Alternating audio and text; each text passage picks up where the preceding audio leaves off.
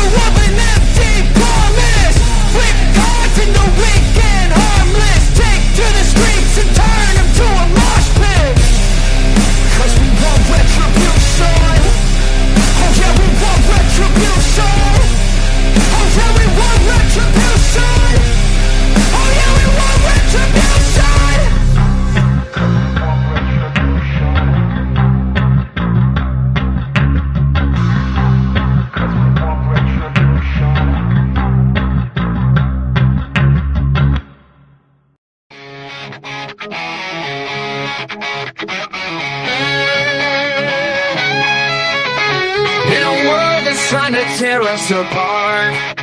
They throw their stones, but I've got a brave heart.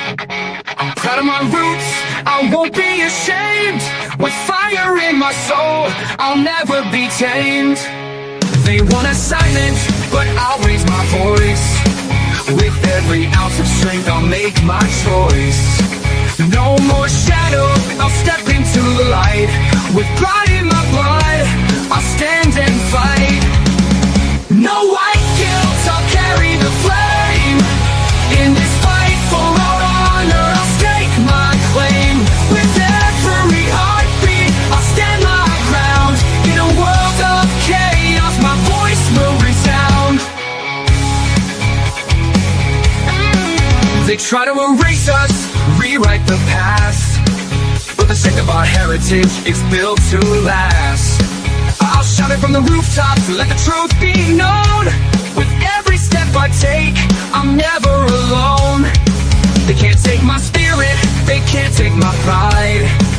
With my brothers beside me, I'll never hide. Together we'll rise, we'll break through the night. With courage in our hearts, we'll win this fight. No white guilt, I'll carry the flame. In this fight for our honor, I'll stake my claim. With every heartbeat, I'll stand my ground. In a world of chaos, my voice will resound.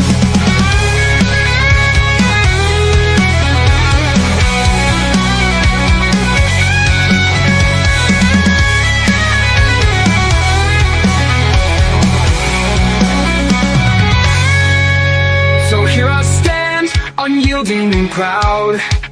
In the face of the hate, I'll shout it loud. No more guilt, no more chains to bind.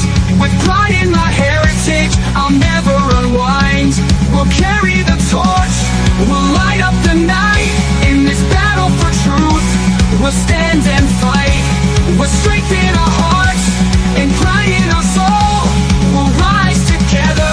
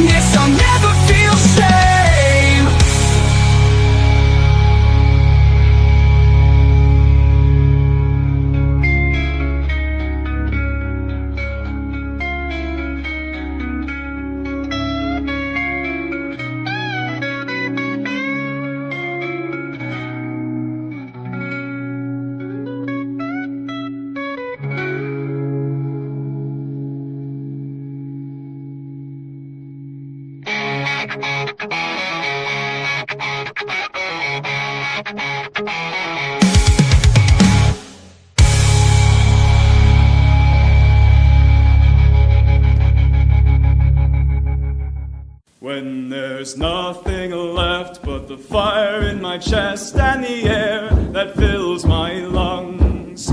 I'll hold my tears and trade my ears for a glimpse at kingdom come. On the other side of misery, there's a world we long to see.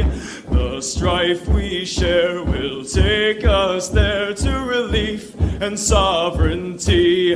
Oh my God, we'll have our home again. By God, we'll have our home. By blood or sweat, we'll get there yet. By God, we'll have our home. In our own towns, we're foreigners now. Our names are spat and cursed. The headline smack of another attack, not the last and not the worst.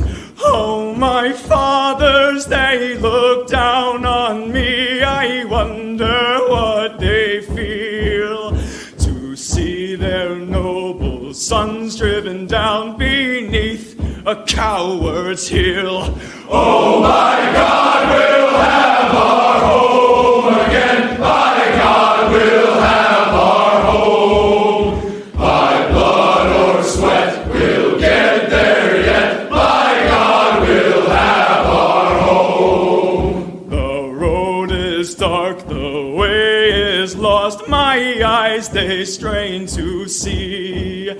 I struggle forth to find a friend to light the way for me.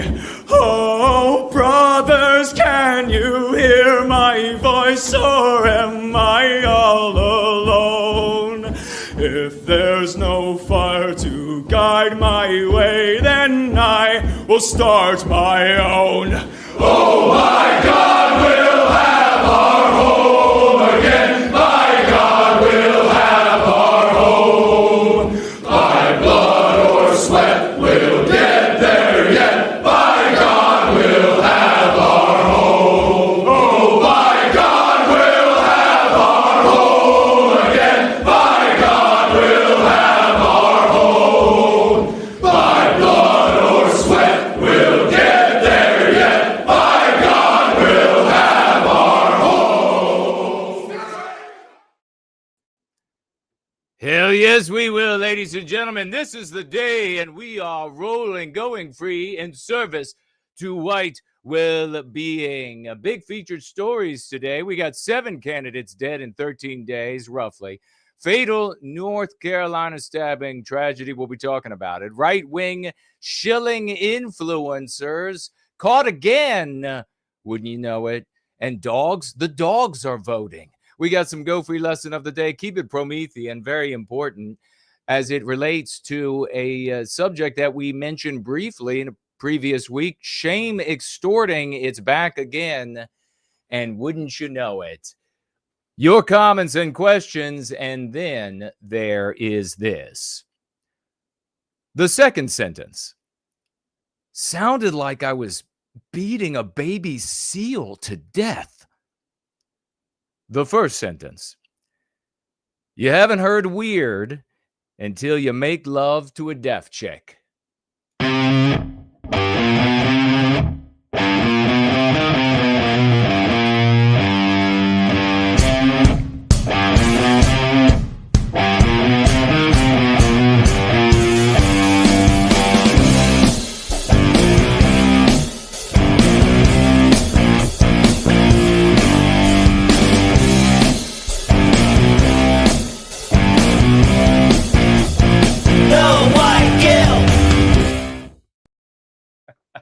Yes, we are going free, ladies and gentlemen. We made it. We're on time. It's happening, and we're here, ladies and gentlemen. God bless every single one of you for being here in service to white well-being. I got to make just a little correction over here. We didn't see it in time, but it's okay.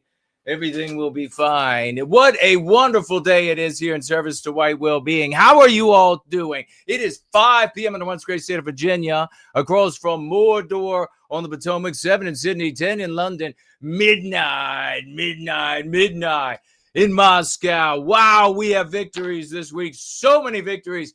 by our swashbuckling generals and captains and admirals, and it couldn't be more glorious. Let me touch the microphone if I can.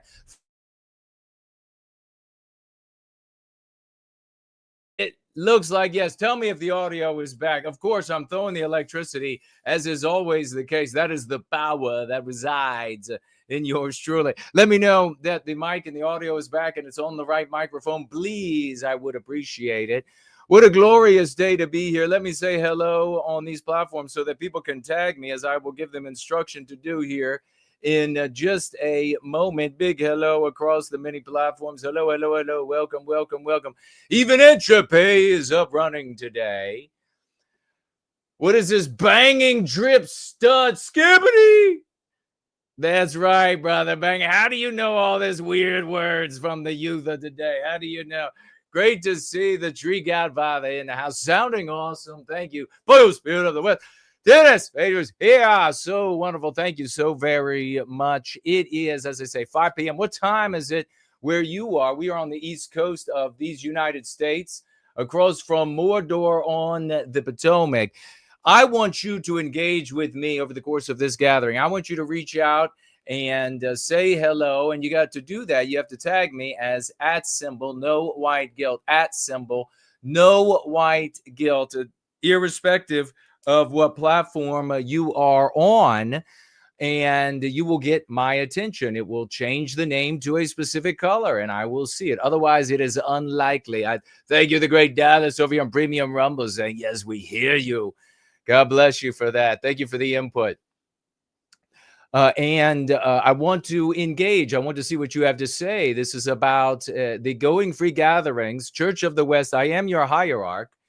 And we read on Wednesdays, by the way, from our hieratic writings. How do you like how I did that? And you can be a part of that. 7 on Wednesdays, Eastern Standard Time. Be looking for you. Actually have a little blurb to tell you about that as we roll through today. A lot of news items to get to today. A lot of big things going on in the world. Base skibbity, true, real. A lot of interesting stuff going on. I was possessed momentarily by the Zoomer idiocy. It just infected me. But I'm back. I'm back, ladies and gentlemen. I can't believe it. It was a very close call to get here and to have everything up and rolling on time. It didn't look like it was a close call. That's all I have to say. But we are here together, Church of the West. I want a lot of interaction. I want to hear from you all, even on Entropy. Talk Heaven Widget is up and running. And, of course, on YouTube. Please switch the YouTube chat to live chat rather than top chat to prevent some of the censorship that we normally suffer from in the community. Please do that. Also, look to the description below in YouTube for clips that we make here. And we have magnificent clip mavens. And you can find glorious work done by these heroes in service to white well-being of the conversations that we share here. If you show up and you say, hey, this is too long for me, it's too long for me. In the background, your wife is saying, it's never too long. It's like seconds. If you say that, then you're lying, because at the beginning of these streams, I point out that you can jump down into the description and find the clips. You can also find so many of the songs that we make here, original to this community, almost 100% of them. You can find them from most of the creators in the description below as well on YouTube. Please do that. It's a very interesting thing. We also have Telegram groups that we would like you to get involved with. A lot of things going on. It's truly remarkable. Big salutes to everybody that is making that happen. You can also donate to a 501c3, the premier institution in service to white well-being, the Foundation for White Wellbeing .org or .com, which is the one that works better. And head on over there, 501c3, and you can tag yours truly. You can identify me with your donation. I would like my donation to go to Jason Kuna, No White Guild, whatever it is, the guy who does the shows on Sundays, whatever you want to add. And the dollars will come to me in donated form. Thank you so much for that. I deeply appreciate it. You can also financially gift while you are here. Head on over to nowhiteguild.org and you'll see a financial gift tab. You'll see some of those opportunities in the description below on YouTube as well. And you will find over on nomoreguilt.org, you'll find cryptocurrency wallets. You will find also over there snail mail address, and you will find many of the items that are listed as well in the description on YouTube, but many more than that. And we will be reading live while we are here together. Live, that is live, from Entropy, the Dude Bro Moment platform that is up and running gorgeously, as well as Premium Rumble and D Live and Odyssey. We still don't know. The app as well that permits the financial gifting of cash up and running. Subscribe Star. And of course, today, the beginning of the month, the first gathering of the month, and we will have our honors roll call, and you can get on the honors roll call, maybe even become an all-star on the honors roll call, and financially gift the work that we are doing. Please take this opportunity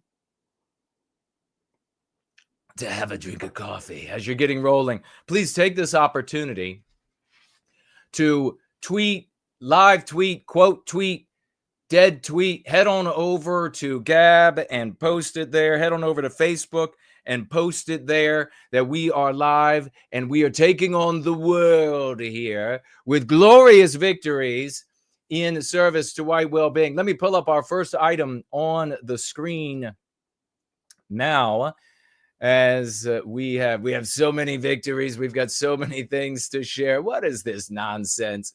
We've got so many victories and so many things to share, and we're going to have a hell of a lot of fun today. Looking forward to our conversation. Wouldn't you know it? Dogs are voting. Our canine brothers, it says California officials have announced that a 62-year-old woman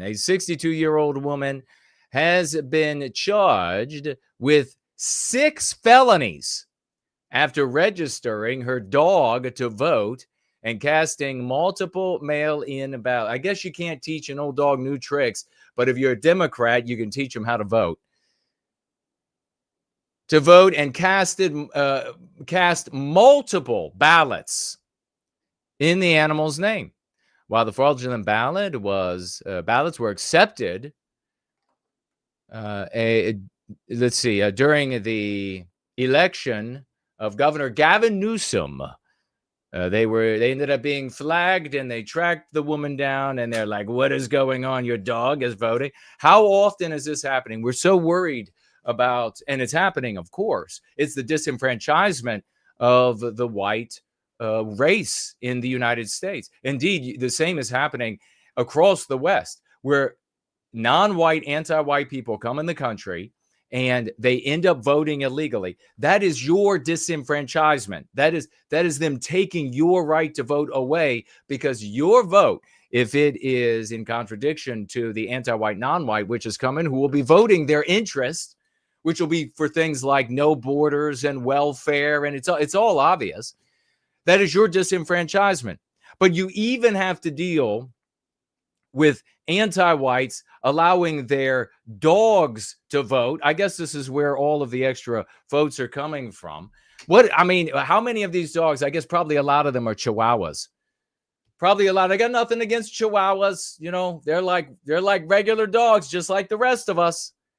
Just right. But I mean, ever since ICE came through, the neighborhood has been a little quieter. You know what I'm saying? I'm just saying, the dogs are voting.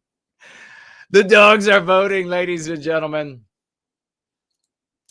What do we have here next to discuss? Before we get into this little item, I do want to mention that our lesson of the day, you're going to want to stick around for that a little bit later in our gathering. Our lesson of the day is, of course, the keep it Promethean. And what does that exactly mean? But it's in connection to shame extorting. Now, where is the shame extorting showing up again? Well, if you've all been paying a little bit of attention, maybe you've seen through the grapevine or heard through the grapevine that one Thomas Sewell got his ass arrested and is facing many charges in Australia, facing many, many charges. And of course, as is the case over the past 3 decades since I've been in service to white well-being, You'll have these people that go out and engage in activities, and we'll be talking about it more, that could do very little to zero to even negative for our people, and very risky behaviors. They get themselves in trouble, and then the community turns around and says, well, if you're not financially giving hundreds of thousands of dollars, it always ends up, it's been millions over the decades to these sort of people wasted on their court cases. If you're not giving tens of thousands of dollars, then it is shameful and something horrible. You're not real. You're not legitimate. So we'll get into it. We'll talk much more about it. But before that, right away, we'll get into Welland man facing child sex assault charges, freed. This is up in Canada, anti-white Canada, the once great country of Canada, charged. He's freed early after a similar attack, victim family says. Take a look at this monster, anti-white monster that should be, in my opinion, executed by the state. I don't know if there's any more news here about this person, or if this is going to be it. They're going to cut me off. Are they going to cut me off here? Well. Appears that's what they're going to do to me. What happened with this POS is that he's been going into people's homes and then assaulting the family. He went recently into a home and raped a 2-year-old or 3-year-old in the house. He just walked in the front door and began raping a child right there. And of course, this child is now in the hospital and suffering grievously from these injuries. This is anti-whiteism, white erasing our norms in policing, in justice, in the courts, etc. Because this guy gets arrested for this. But prior to that, he was arrested for entering another home, and the 3-year-old was a little girl. Prior to that, though, he entered a home and raped right there in the house a 12-year-old little boy. So several weeks or months or whatever was back, broke into someone's home, right into just home invasion, rapes the 12-year-old son. The unbelievable. People were home. People were also home when this monster broke in, just walked in to rape the 3-year-old little girl. He absolutely should have been killed right on the spot. The family member should have killed him on the spot. I know what I would do. That's just my opinion. But here's the reality. In Canada, it's become so anti-white that the police chief in one city says, hide and comply. You all have probably seen the news about this. Hide and comply. MAGA lashes out at Canadian police chief's statement. Here's why. Take a look at this abject cuck. This abject cuck bitch. Anti-white cuck bitch. That's what he is. And juxtaposition this anti-white cuck bitch in Canada to what we just saw. What was it? A month and a half ago now? The sheriff, maybe it was 2 months. The sheriff in Florida that said, if somebody breaks in, we want you to kill them. He literally said this. If somebody breaks in your home, we want you to kill them. It makes our job easier. It keeps the community safer. It prevents break-ins. If they break into your home, please kill them. We will come get them. Juxtaposition that with this absolute abject female anti-white inspired. In fact, this probably is some kind of a bitch right here. This probably is some kind of a absolutely. MAGA supporters in the United States are lashing out at York Regional Police Chief Jim McPussy after his advice to Canadians facing home invasion. Hide and comply. I'm sorry. What? Jesus Christ. Jesus Christ. What is this all about, eh? Anywho. York Regional Police Chief Jim McPussy recently urged people not to fight back if criminals break in. Instead, he advised residents to hide hide, run, lock themselves in another room so that they can wait for the police. Quote, while we don't want homeowners to feel powerless. That's exactly what it is. I want you all to really focus on the reality that the white men have made a nursery room, and we call it Western civilization. And now go to the nursery room in your home, or the nursery where people that take their kids now. And I want you to head on over there, and I want you to watch how the girls behave, how the females were. I mean, goddamn, I'm so sick. This is female behavior. And we're being forced as the West, as the white race, to comply with the behavior of bitches. Shut up, bitches. Hide. What always happens in the nursery room? The aggressor doesn't get in trouble. The kid who defends himself does. Every single time. Primary school, elementary school, we're growing up. Every single time. The bully is attacking you. The bully is spitting at you. The bully is harassing you. You finally push back. And then the teacher jumps in and says, no fighting. No fighting.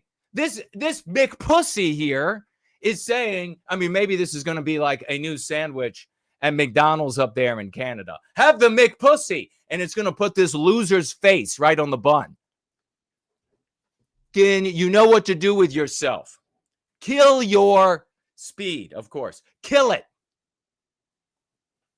Telling our brothers and sisters, I got to say to all the girls out there, I got something to tell you. You are not in charge anymore. You need to shut your mouths. This pussy stuff. And this ends up being in the mouth of a police chief who will order officers to come and arrest. I mean, look at what we see all over the UK. This is the absolute anti-whiteism. Why is anti-whiteism the effeminization of the white race? I wonder why it would be the effeminization of the white race. I wonder. Surrender, comply, hide, lock yourself up. And if it gets right down to it, just do whatever the bully wants. Do whatever the rapist wants. Hey, they come in and they're going to rape your 3-year-old little girl. Hey, they come in and they're going to rape your 12-year-old little boy. Hey, you better lock them up, or you better just let them do it and wait for the police to arrive. I'll fucking kill the cops too. I mean, that's what it's going to come down to. That's what a maverick would say, of course. Not yours truly. Not yours truly. But I got to tell you what, this effeminization of the white race, and you see it's rank in Australia too. It is rank in Canada, the UK, Australia, where the police say, just give up, surrender, let them rape you. Let them rape you. No, I'm sorry. We're doing this redneck style. The female gets to shut up, and if she looks good, she can get down into a pair of Daisy Dukes and sit on the hood of the car while we take care of some business. Let him out. Let this guy out again. We need to have some sort of, you remember that show, The Equalizer? Was that what it was called? The original one. I think they came back with a one where the Equalizer was a black guy, of course, the hero. What a shock. Can't build a 2-story tree hut, but they are the saviors of all white women. They are the saviors of white women. Can't be a faithful father, but they're the saviors of white women. Everywhere you turn. Well, we don't want them to feel powerless. Jesus Christ. Jesus Christ. Recently urged people not to fight back. If criminals break in, instead he advised residents to hide, run, lock themselves. So this is harkens back to, and here is this McPussy. This harkens back to 6 months ago when we saw the Canadian government come out and say, hey, put your car keys on your porch. Hey, ladies, put your car keys on your porch so the criminals can just have your car. We don't want them to come in because if they come in for your key, this is, it's never going to get bad enough. for everyone out there that loves this, well, once it gets bad enough, they need a 2x4 across the head. I mean, anybody with a skull that thick, you're going to need a 2x4 to do some damage. It never will be bad enough to create a people. That's not how it works, you dense motherfuckers. That is not how it works. Look at Rhodesia, now Zimbabwe. Look at South Africa. Bad doesn't make a people. Ideology, and in this case, the psychological warfare that is waged against us needs to be contended with the psychological warfare defense that is superior and supplants it. If you don't have that, you can get a lot of wild anarchy. You can get a lot of wild marches. You can get some ethno-nationalism, but anti-whiteism will still hold the moral ground, and you will lose it all. You will lose it all again. Whatever you think you gain back with some fits of rage will all be taken right back by anti-whiteism. So here you have McPussy. The best defense is to comply. So they were telling you in Canada, hey, just put your keys outside. Next, it'll be just leave the house unlocked. Next, it will be just gather your belongings, put them in the foyer, so the criminals can out. You don't want to anger them and then have two of the children in the classroom combating with each other. That upsets the girls. That really upsets the girls when that girl of both sexes. That really upsets them when the kids are fighting in the classroom. So you just get victimized. Unbelievable. Absolutely disgusts me. It really honestly makes me want to bitch slap this old fool until he begs, until he says, uncle, eh? Until he cries out, uncle. Then we can have some justice. Premier can make his own statement and his own mind up about that. What I would say is, as a police service, we'll follow the laws as they're written. The laws. He can make his own mind up about that. The laws. I can give you a pass on that ugly ass accent if you're just gray matter in the background. Certainly if you're white positive, total pass on it. But when you are anti-white, I'm coming after you in every conceivable way, including that ugly ass, pussy ass accent. Written, the laws change, we'll change with the laws. But as it stands, we know the best defense for most people is to comply, as you've just heard, a number of safety recommendations. We know then the best defense is to comply. Will allow for those that are victimizing members in the community to leave and not harm anyone. It sometimes can fall on deaf ears when members feel like they have to take matters into their own hands. And the only thing I'd say is, if we are going to rely on our community members to take matters into their own hands to solve this problem, we have all failed our community. Now, that is such a gay, Claudine Gay female answer. If you have to defend yourself, then we have failed as a community. Feel shame. It's shame and blame and shame. That is every female argument ever written. No reason and logic, shame and blame. Way to go. This guy doesn't have a dick, you know it. I've been down at Queen's Park. I've provided comments on bail reform. So have many of my colleagues across the GTA. And here we are again talking about it. How do you have a police chief this soft sounding on top of that? Unbelievable. Redneck police chiefs for the entire West. That's all there is. Redneck. I want the guy to walk up like this to the microphone, and I want him to be fingering his sidearm the entire time. I want him to have his hand on his sidearm, kind of stand like he's getting ready to draw on you. And he comes up, and the first thing is like he says, comes out of his mouth is, "We'll kill them some bitches." That's what I want for a police chief. And girls, if you don't like it, too bad. We'll take away your right to vote.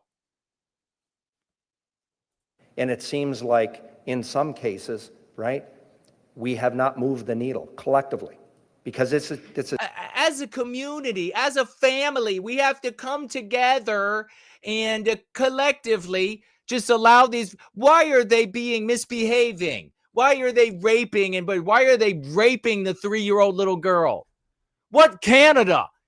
Kill that motherfucker. What are you doing? Why is he going to be allowed out again? That's what a maverick would tell you to do. It's not just a police issue. Unfortunately, when it becomes our issue, it's too late.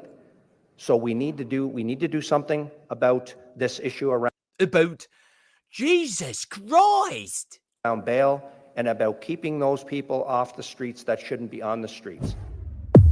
Gay. Let's jump to some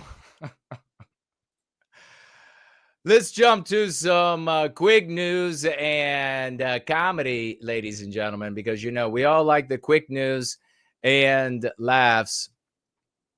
And we'll begin with a completely true video. Well, I just wanted to apologize for every single fucking version of Windows that sucked, which is basically all of them. Also, sorry for creating viruses just so I can profit from selling you the antivirus software. And on that note, sorry for spreading real viruses by profiting from vaccines and shit. Also, sorry for sterilizing so many of you. There's just too many of us, and some of you are not nice. That's why I'm trying to block out the sun. Anyway, I just came here to ask for a pardon from all the Epstein shit. Thank you. All right. Obviously, that's completely real AI. Obviously, it's not real.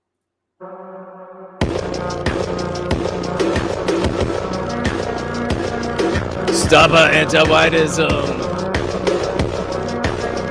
Epic clip.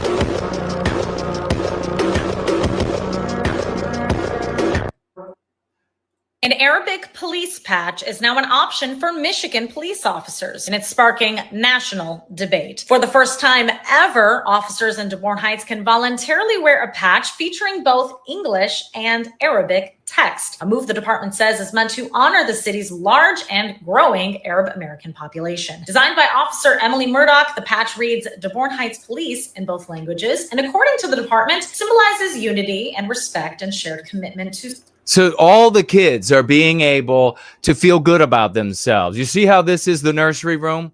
Oh, ladies, are you happy now? All the kids they feel all good and included, and white erased our community for them. Service. But not everyone sees it that way. A Florida congressman slammed the move, warning of Sharia law, while Dearborn Heights officials maintain it's simply a gesture of cultural recognition, not a policy change. Still, the decision has ignited national controversy over whether cultural gestures and identity politics belong in law enforcement at all. No, they don't. No. Redneck police chiefs saying, we'll kill them sons of bitches. That's what law enforcement is supposed to be. Breaking, massive protests have begun in D.C. over President Trump's crackdown on crime. Take a look at what ideology does for you. Take a look at this. They literally are not happy with the lack of rapes and murder of white people. This is how much the anti-whites hate you. They literally enjoy the possibility of themselves being raped, carjacked, maimed, beaten, etc. It takes place numerous times every day in Washington, D.C. So much that they are objecting to you not being raped and bludgeoned and have your car stolen. They would rather live in that fear as long as the white race is being victimized. That's what you're up against. Imagine being so re-vegetableized that your natural predator is a train. Every day, 34 to 40 Indians die from train-related accidents in India. Almost 30,000 deaths per year. Almost 30,000. The train is on a track. How do you not get out of its way? It can't get off the track unless it's crashing. How do you not escape the train? This is dumber than deer or camels that will run straight down the road rather than veering off to get away from the automobile. This is dumber because train tracks are narrower. Train tracks aren't flat. You have to try to have a train hit you. I want you all to remember, too, think about this. All of these Indians that are coming to the West that are on the right side of their bell curve, just think about this. All of them that are on the right side of their bell curve, we know from genetics, at least if you want to believe that sort of thing, maybe I do or not, that the children regress to the mean, the average. So even if they're right of the center on their bell curve, the parents that come over, the children are going to regress to the mean, and then they're not even going to be able to escape trains. Wisconsin Governor Tony Evers, anti-white extraordinaire, just issued a new administrative rule replacing the term father with, quote, other parent, and removing any form of the term pregnant woman, instead using pregnant member. Pregnant member? That sounds disgusting. That's actually does sound pretty disgusting. The pregnant member? That sounds like some sort of STD for a guy. Like some sort of parasite got into him.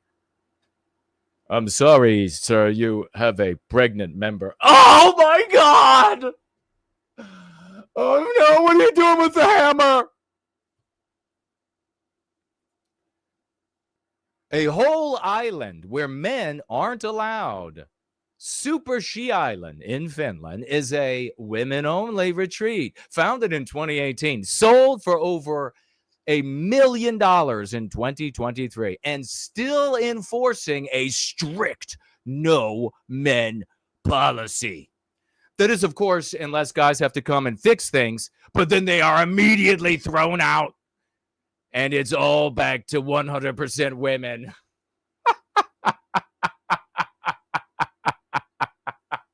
Oh.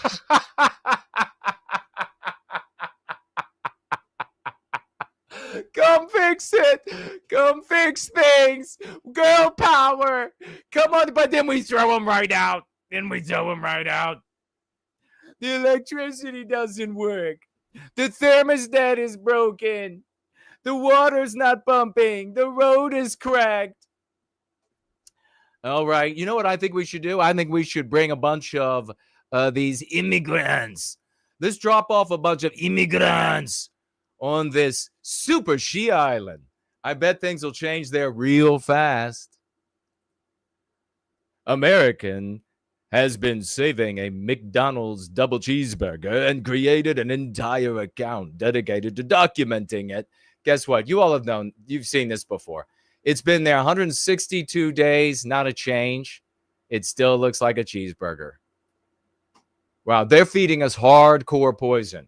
And of course, we have RFK, a little clip from him a little later to hear a little bit about that. 76.4% or something like that in America today have a chronic disease. But guess what? Nothing's going to happen to McDonald's. Nothing's going to happen to the people at the CDC. Nothing's going to happen. Nothing's going to happen to the people at Big Pharma. Nothing is going to happen because of anti-whiteism.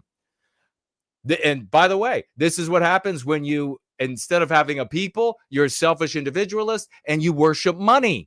And making more and more money is a good. Everybody could come to America, and what matters is that you can make money. Do you hear that, you fellas? You can make money. Step right up, have the right opinion, and you're an American. Doesn't matter where you're from. You say you're a pygmy rapist from the dark jungles of Africa? Well, step right up over here. You too can be a millionaire American.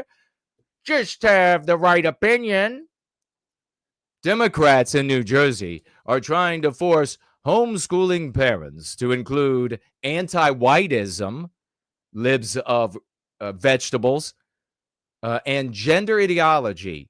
So anti-whiteism and anti-whiteism in their homeschooling curricula. It's curricula. By the way, libs, I just noticed that. In the curriculums. This is how desperate Democrats are to indoctrinate and groom, you mean pedo groom, for God's sake, your kids. So this is what's happening, and it's going to be everywhere. You're going to homeschool, and they're going to force you to be anti-white and teach anti-whiteism. You're going to have to beat it another way. Okay, family bought this vibration plate for themselves, but the one who uses it the most is the cat. I'm confused. A pussy on a vibrator? I'm not even going there. It has been revealed that the Hyundai battery plant raided in Georgia, being operated almost entirely by illegals, is the same facility built with $5 billion of your tax dollars as part of the Biden administration's investment to bring jobs back to America. This, I came unglued. I was volcanic at this news. Absolutely volcanic. Because the conservatives, the cucks out there, they are just, it's all about the money. If you say, hey, we're gonna create some, just like Trump right now, we're gonna make so many great jobs.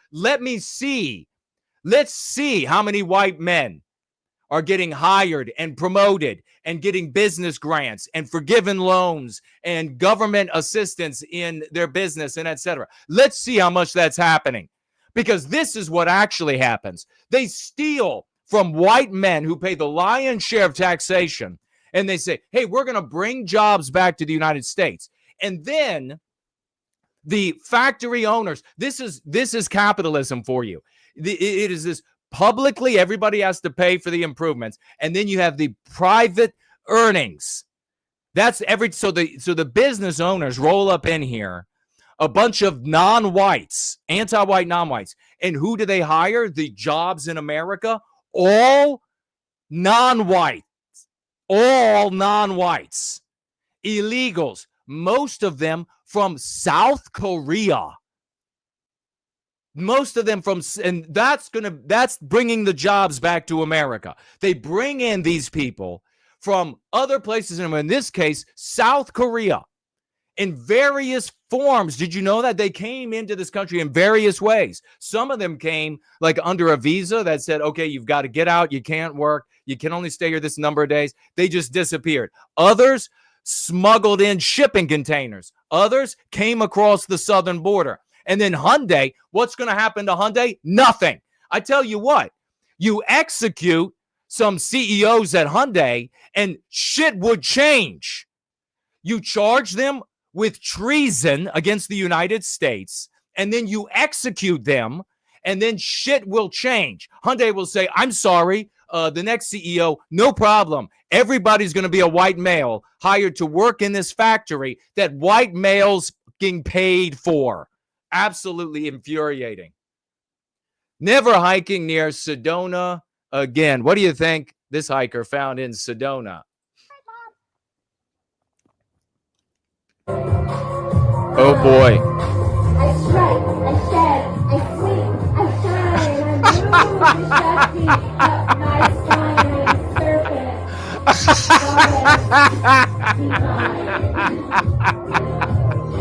I strike, I shed, I sleep, I shine, I move the shafty up my spine, I strike, I shed, I sleep, I shine. I move the shafty up my spine. I'm a serpent. What? God is divine.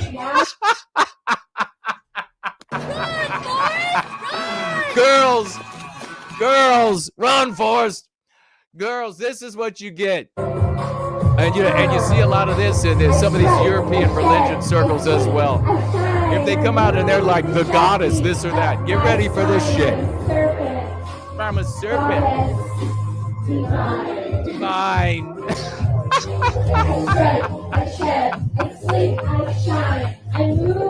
Hey, honey, you need something fixed? Did something break that you need fixed? divide. I wonder who set the tent up and the speakers and the microphone and the stage. I wonder who built the roads out there. I wonder who built the campsite where they've all set up there to have this asininity. They're all probably paying like 10 grand a piece for this shit. Keep that in mind. I'm poor, you're poor, but they're probably paying like $10,000 with their expendable income from their 6-figure salaries that they got because a white man wasn't allowed to have it. I strike, I stab, I scream. This is why we burned you at stakes. This is why. Spacing is important.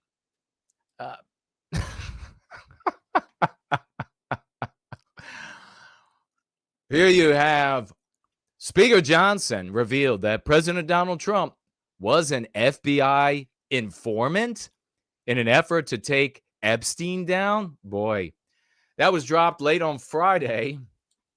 I guess there's more news to come. Take a look at this. Modern problems require modern solutions. Here you got your robot wife with the robot baby growing in the robot womb. And here you have current women. I'll cook, I'll clean, I'll whatever. I'll shut up. I'll have your babies. Too late. Can you believe this is a real video from Paris?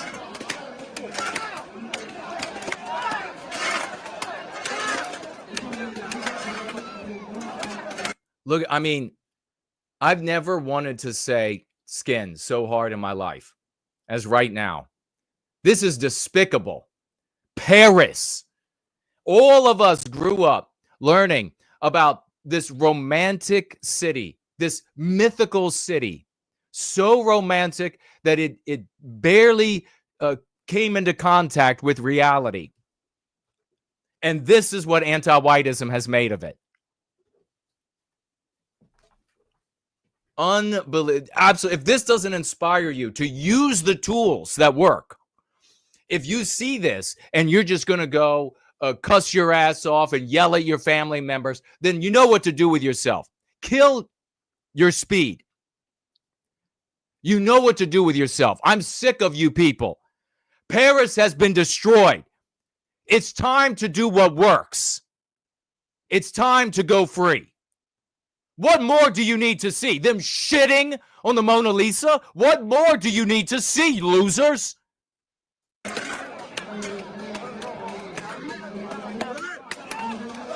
Just absolutely despicable.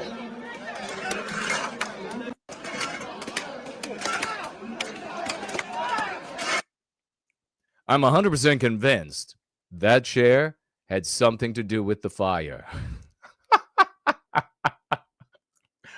Me too.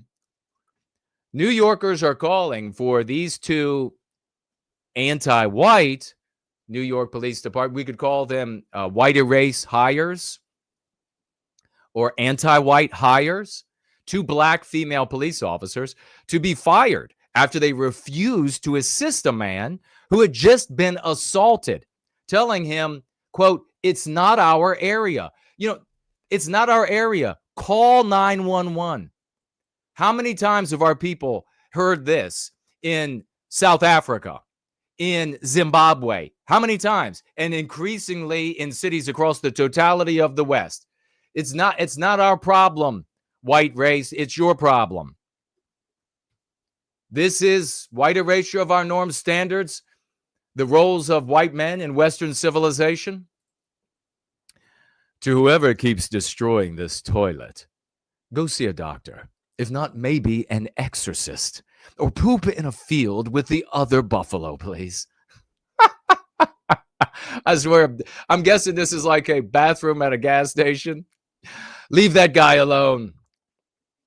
President Trump is reportedly mulling a proposal that prevents tech firms from outsourcing all their workers to India. Well, I guess we'll see. And if he decides to do that, then the next day he'll probably say 400,000 Indian college students will be allowed in the country. Walk through Nottingham with me. Okay, let's see. What's this all about? Oh, my goodness. Woo! Wow, okay. Uh-oh. Oh no, I'm more beautiful than you. Baby ain't nothing but mammal. Oh boy.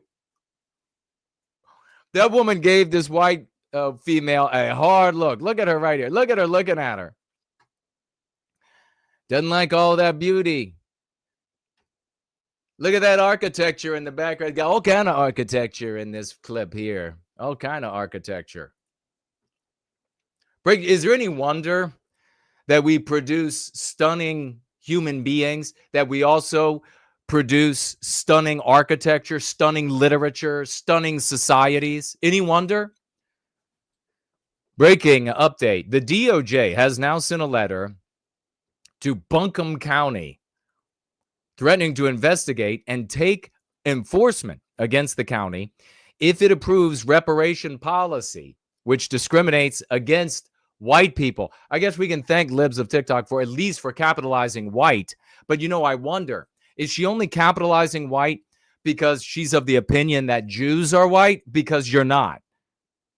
So I wonder if she would leave it a small W if she weren't of that opinion. But this is North Carolina, not Southern California. This is anti-whiteism everywhere on planet Earth. They have approved reparations for blacks. Revise the affordable housing strategy in light of the affordable housing strategy. So any white people getting into it needs to support the black population. No affordable housing for any white person. It doesn't matter how poor you are or how poorer you are than blacks. This is North Carolina. North Carolina. Identifying funding sources and allocate a budget in order to sustain and expand rates of black home ownership. So you white taxpayers, you will pay for more blacks to own homes. You will pay for their equity. You will pay for their generational wealth because they can't do it. They can't do it on their own. So therefore, you will have to, so everybody can be, quote, equal, and that means that the white race is below everybody else. Create targeted funding and develop a budget to address specific affordable housing needs for the black population over the next 3 years, ensuring geographic, regional, and specific populations receive the appropriate housing intervention. So you white people will be forced to come to the aid of blacks who are defaulting. You will have to install them in neighborhoods where there aren't enough black people and you have a bunch of white people that fled. They're not going to be installing them in Indian neighborhoods or in Asian neighborhoods. I know because I live in a really multiracial, once great Virginia, and I know what they do. Develop timeline goals for collaboration with local, state, and federal entities. On and on. Reparations. Just another word for anti-whiteism. You had enough yet? Tired of not being able to go to the mall because everybody thinks I'm Taylor Swift. You misspelled trailer. I don't know. That might have messed it up. You can't see it. Trailer Swift. And look at this absolute demented POS. Surgeon pleads guilty after purposefully amputating legs for sexual fetish. This is a surgeon who was performing amputations. And the entire time, how many of those times did he recommend amputation to people who didn't need it because it got him off? Because he's sexually, this is a psycho in my book. And he's so much of a psycho, he poisons his own legs, I understand, with dry ice destroying the flesh so that they have to be amputated because this does it for him sexually. His own lower legs. Absolutely disgusting. And finally, we have this. It's an oldie. It's an oldie, but it's a really goodie, ladies and gentlemen. Check it out. And happy birthday to Nick Gurr, if you're watching. Someone in chat wants me to say that. Happy birthday, Nick Gurr. All right, we do have also honorable mentions. And happy birthday to Nick Gurr. You see when her soul leaves her body. Say that. Happy birthday, Nick Gurr. I can feel their eyes looking down on me. The ones who built this land, who set us free. With every breath, with every step, I carry the pride, I carry the debt. I know the cost, I know what's right. I'll give it all, I'll stand through the night. For my people's future, for their name, I'll burn with honor, I'll face the flame. For those who came before, I'll never turn away. Their blood runs through my veins, I'll fight every day. I'll sacrifice all, I'll give everything for the future of my kin. I'll rise like a king. For my people, for my blood, I'll fight through the storm. With my ancestors behind me, I'll keep marching on. For the ones who paved the way, I'll carry their flame. I'll make sure they remember our name. All right. We got a lot of stuff to cover, a lot of good things. We have just two perspicacious comments from you all to read today. We have the news of the beautiful young white woman in North Carolina. Tragedy, we'll be getting to that. Being murdered because of anti-whiteism, but the effects that you all are having in promulgating Go Free, the lexicon, is absolutely atomic. So we'll be talking about that. We'll dip into the conflict with Venezuela very briefly. Conservative influencers taking money from India is the charge. You can't trust anything except what you get right here in service to White Wellbeing. Ladies and gentlemen, we'll actually bring a video up of Jeremy Hambley talking about that, and we got some video from the very one and only Benny Johnson, really coming around because of y'all's work. It's truly amazing. Lauren Chin showing back up. Remember her tenant media, they were funded by Russia, as so many others. We know that little pipsqueak is funded by Iran, obviously. And of course, we have Germany's far-right AfD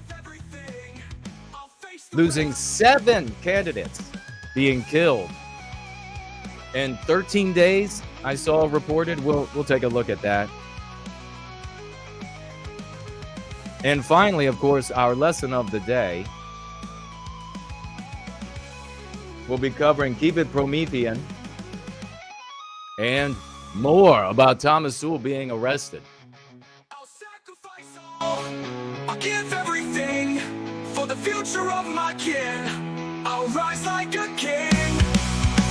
For my people, for my blood, I'll fight through the storm. With my ancestors behind me, I'll keep marching on.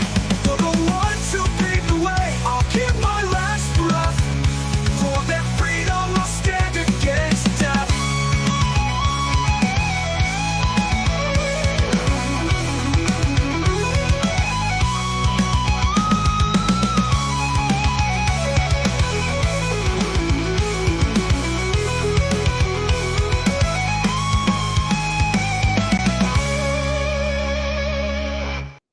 Anglo-Saxon NWG, ladies and gentlemen, big hello to everybody showing up here in the live chat on Twitter.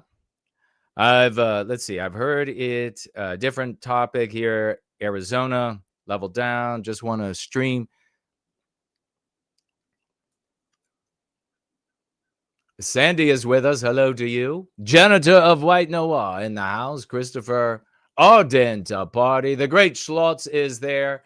sharing that he retweeted, reposted the stream. Thank you so much. We want to bring as many people in as we possibly can. Savage Monday is with us. The German politician number is up to 16.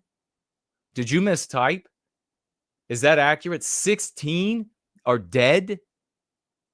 All from AfD, or are you counting all of the parties? I guess on the right.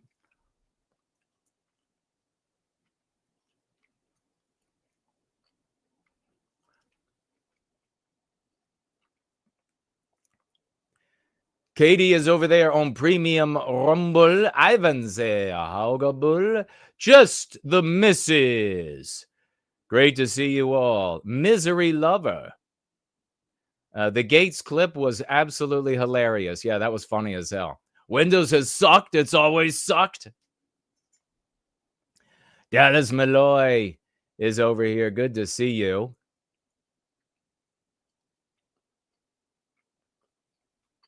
Looking for any tags.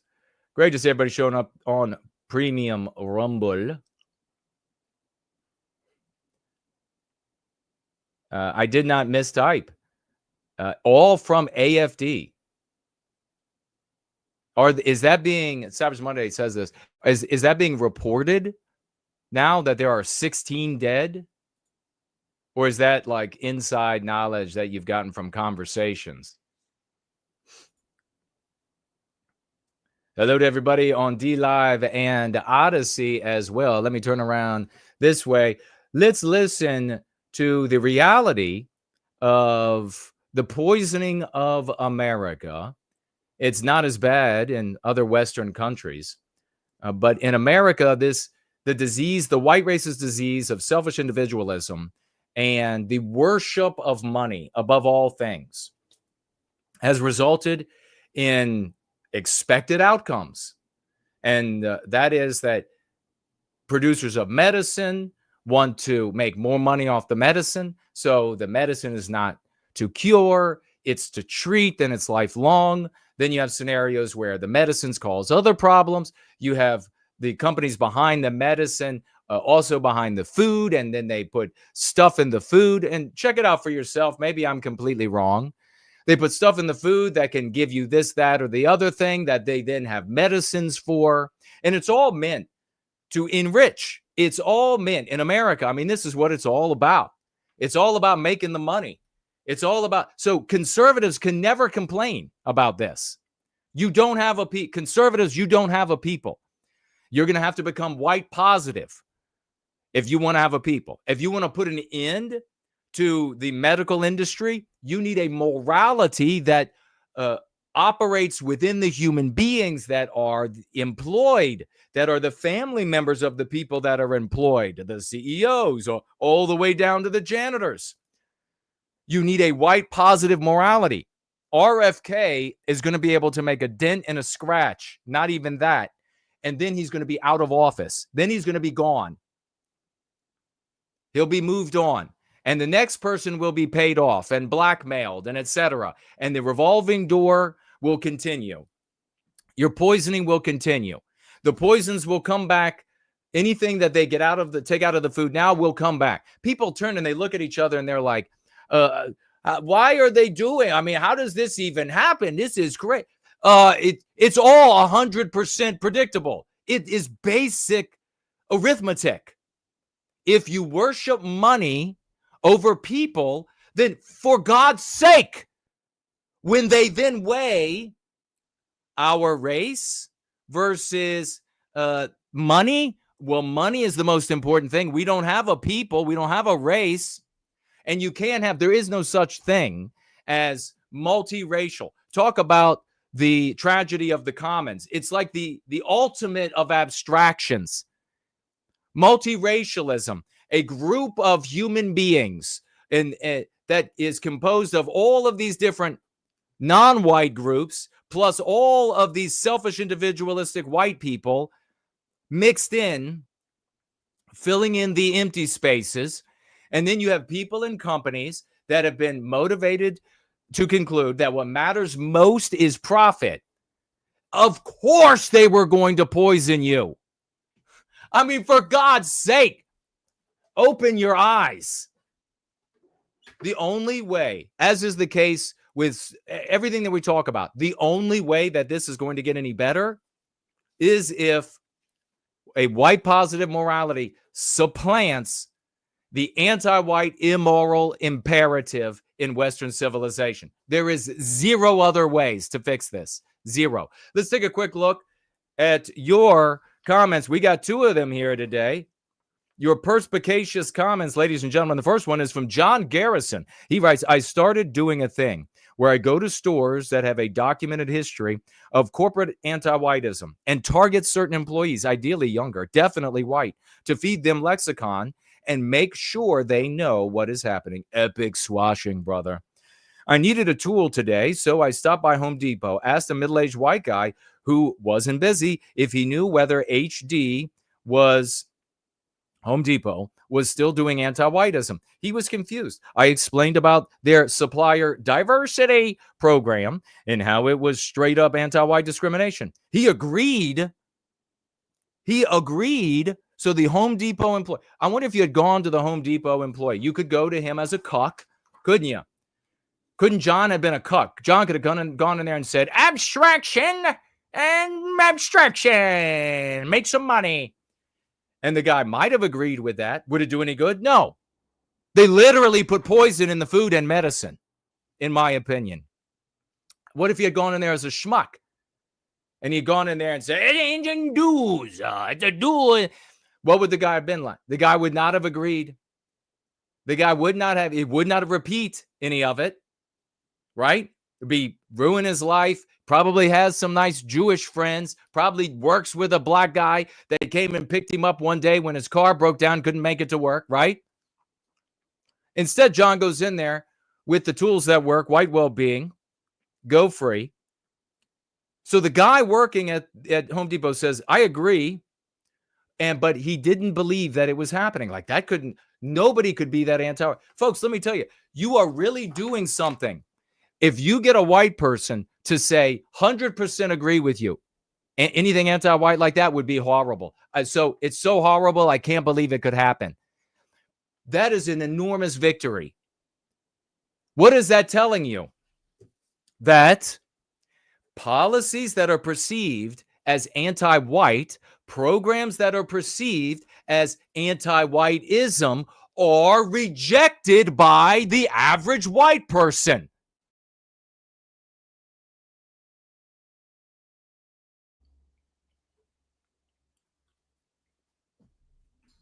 Rejected.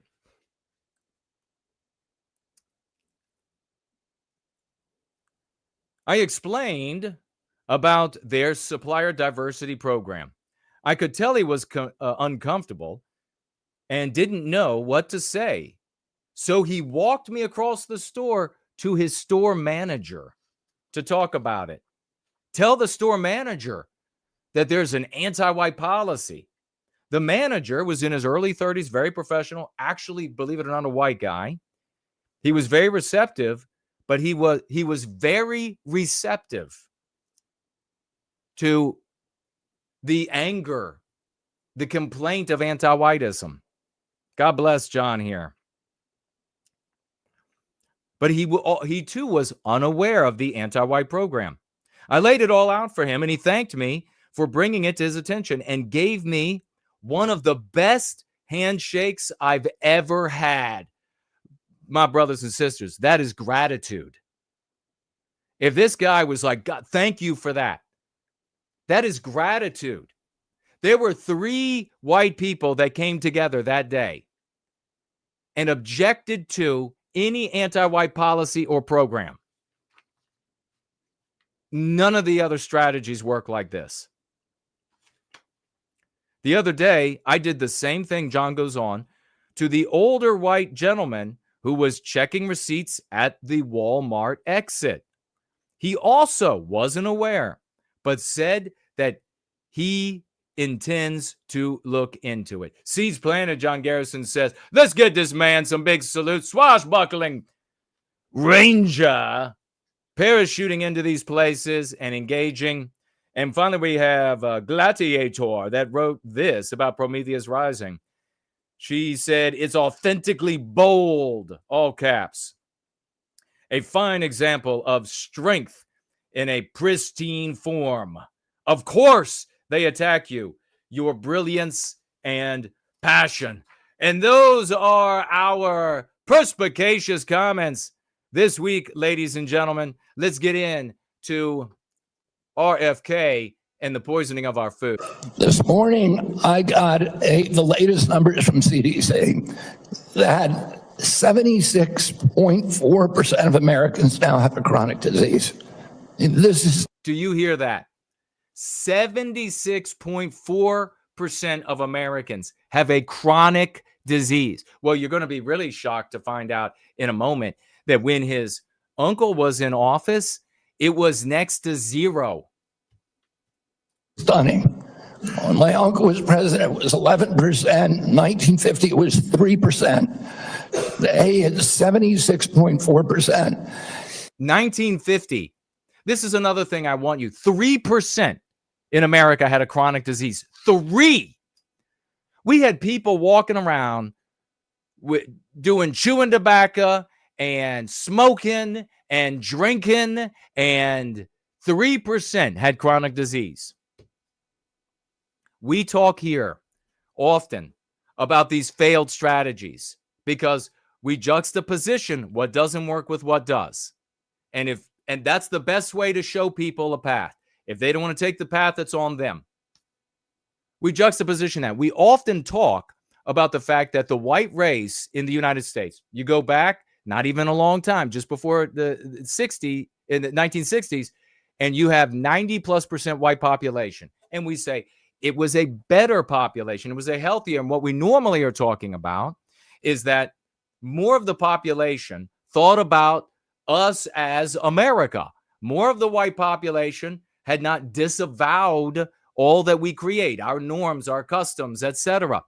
But they were also infinitely healthier physically, mentally. We have this sick, deranged, psychotic population that are cutting their own legs off to get off. That's where we are today.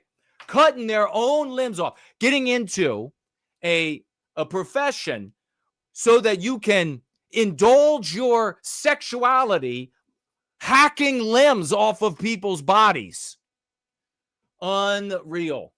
And you think you're going to go back to the population that had 3% chronic disease, where your cuckery and your schmuckery didn't work, and you're going to continue with them at 76.4% diseased with the same cuckery and schmuckery? Good luck. Good luck to you. That ain't working nowhere. 8 out of 10 of our kids cannot qualify for military service. This is a national security issue. When my uncle was president, we spent 0 on chronic disease. Today, we spend $1.3 trillion. 0 on disease when Kennedy was president on chronic disease. 0. Now we spend 1.3 trillion with a T, tango, trillion on chronic. So not only are everybody sick, not only are they all diseased and deranged, but we have to pay for them. Talk about an opportunity cost. What would we be doing with all of that money if we weren't paying for everybody because they're all deranged and diseased? Thanks to what? Conservative mindset, selfish individualism. Money is what's important. People, the white race doesn't matter. We all should just be selfish individuals. We'll just keep demonstrating our selfish individualism in our mindless pursuit and worship of money to the non-white masses, and then they'll be just like us one of these days. You're all going to be dead. What about this? How many times have I joked about these, well, we're going to have to fight a physical revolution, or we're going to have to wait until it all collapses, then we'll take it all back. And I mock that because I say, where are your drugs going to come from? Do you need any more evidence that you're not going to survive any collapsed or even reduced state? What population are you going to go to? You have all these people with this body-wide arthritis. You think they're going to be able to help you? You have people with these heart conditions, lung conditions, liver conditions, kidney conditions. They're getting endless drugs just to get by. And you're going to take it back, or you're going to have a physical fight for your revolution? I mean, give me a break. Give me a break. We have the most pathetic white population that has ever existed. 2 in 10 can make it into the military at the reduced standards. The current military standards in the United States are below what the high school standards for physical fitness were in the 1950s. Unbelievable. It's the biggest cause. It's increasing. And all of the arguments that Republicans and Democrats have about single payer, Obamacare, or the various ways of allocate the health dollars, they're all like rearranging deck chairs on the Titanic. If we don't end this chronic disease, we are the sickest country in the world. That's why we have to fire people at CDC.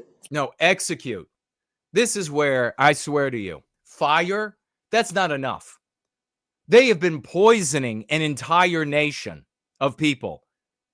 There is no justice because the white the norm of justice has been completely white erased. We got to fire them? You mean so that they can take all their money and run? That they can continue living the good life? That they can go get a job someplace else? This is treason. If it's illegal and punishable by execution or life imprisonment to kill a single person, poisoning a nation, generations of people who suffer day in and day out, should warrant multiple executions for each of these bastards. There's no manliness left. The only manliness, they're not even a manly. There is some violence left, but there isn't manliness left. There's violence, but of course you can get violence out of a rapist. You can get violence out of a burglar. But there are no men left in the West. They're showing up here and there's nothing else. There are boys playing with toys, whether they are rifles or Jeeps or whatever it is. Or they're violence. They want to go out and get into a brawl in the streets somewhere. Whoopee-doo for you. There are no men left. There's no manliness left. Unbelievable. People need to be fired. And they won't even get fired. Much less arrested for treason.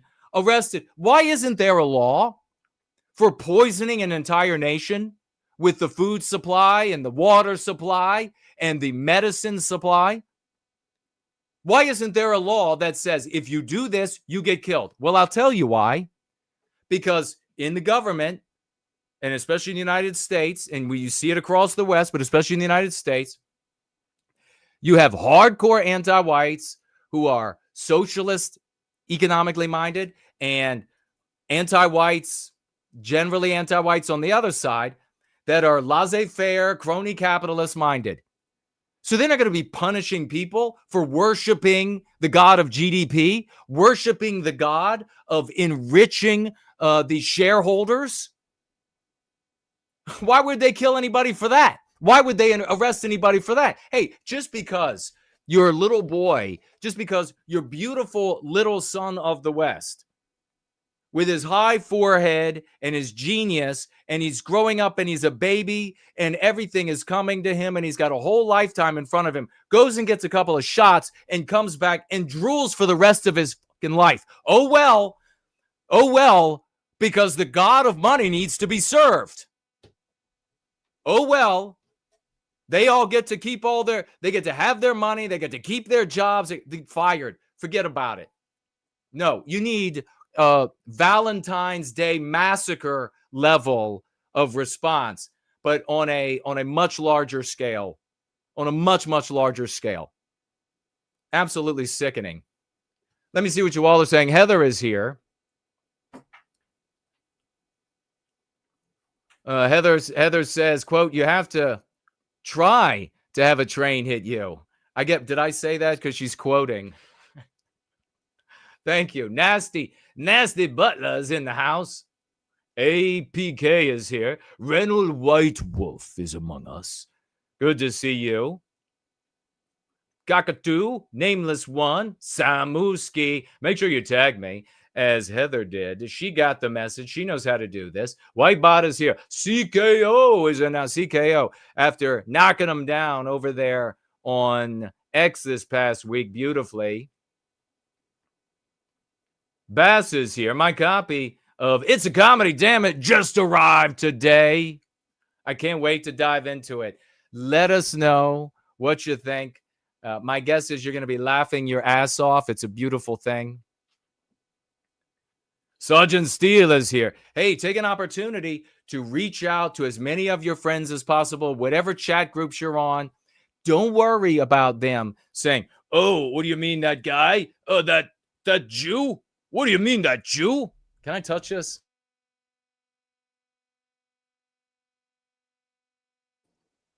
I can't believe I'm throwing off so much electric today. My personality is electric. My horizontal activity is electric. I'm just electric. That's how I come. But I shouldn't have put that word so close to the other statement, but it just happened that way. Let folks know. Don't worry if they say like, hey, Odin Sire, I just saw us in the house. Odin Sire, cheers. Prost. My brother Azimuth Clark is in the house. I'm breaking it out, folks. You know what it is today. It's beast mode. Sexy beast mode is unlocked today. Beth says that his copy of It's a Comedy, Damn It has arrived. You're thoroughly going to love it. Let us know what you think. Cindy Byrne is here. Ardent White is here. Good to see you.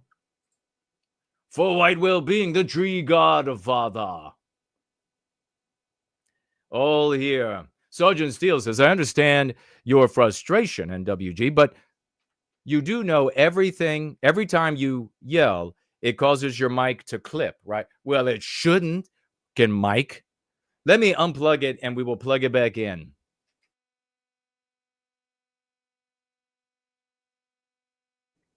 What microphone am I coming? Am I coming through this one? Shall we do a little Ask Mister? We'll do a little bit Ask Mister.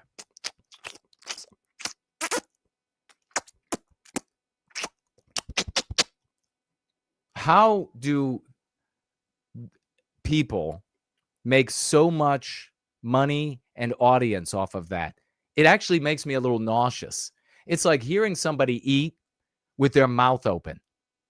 I have been this close, and I'm not even kidding, to hitting people eating with their mouths open.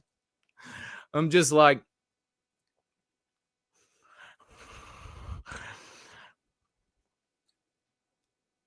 all right. Windhammer is here.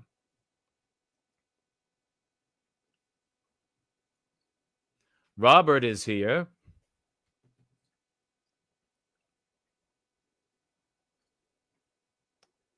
Let me scroll and see. Did you all have a change? Do some mental grunting. Mazumik is in the house. Franklin is here. It clipped. Did it clip while I was doing the As Mister? What the hell? Rhodium Maiden is in the house. Scott is here. Kaiser is here.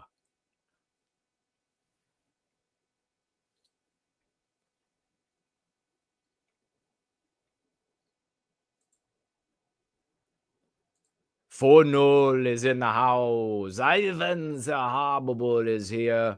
Good to see everybody. Remember, tag me as No White Guilt. And this is in our state, in our country, in an environment we created. Disgusting that white anti-whites would do this to the rest of us, says the great Samuski. Scott saying, yes, Jason, we did produce stunning societies. Then, but not anymore. No, not infected with anti-whiteism. We don't. A lost pilgrim's journey is here. Well, howdy, pilgrim. That's what we need. We need more John Waynes. Well, howdy, pilgrim. Pull out that revolver. Have you ever watched those competitions where they have the 6-shooters where you have to pull the hammer back? And the guys that have the fastest reflexes are like 90. How does that even happen? White males are just pretty amazing, right? They can pull a 6-shooter out of the holster and get off several rounds, literally faster than the human eye can blink. Amazing. Viking Warrior is here. Remember to switch your chat to live chat. Oh, going to clip I get it. The mic's not clipping, but you're going to clip the as mister that I did there. Of course, I need to get like a rubber ear to put over the microphone. I saw a clip of that. It was the most disgusting thing. The girl was licking, and all I could think about was that is repulsive. Like that is an inanimate object. What are you doing? There are like germs and everything on there. I don't care if you're wiping it down with alcohol. Nasty. Nasty, nasty. Dr. Spider, Heroes Habit. No clipping. Glad it's coming through. All right. I think that's about. Why don't we keep going? Remember, tag me as No White Guilt, No White Guilt. And we have Entropy is working beautifully. And looking for tags for me over here. Misery Lover Jason, you are fantastic. And white positivity just comes out of your pores. Thank you for that. I appreciate it. I exude the power of white well-being. I appreciate it.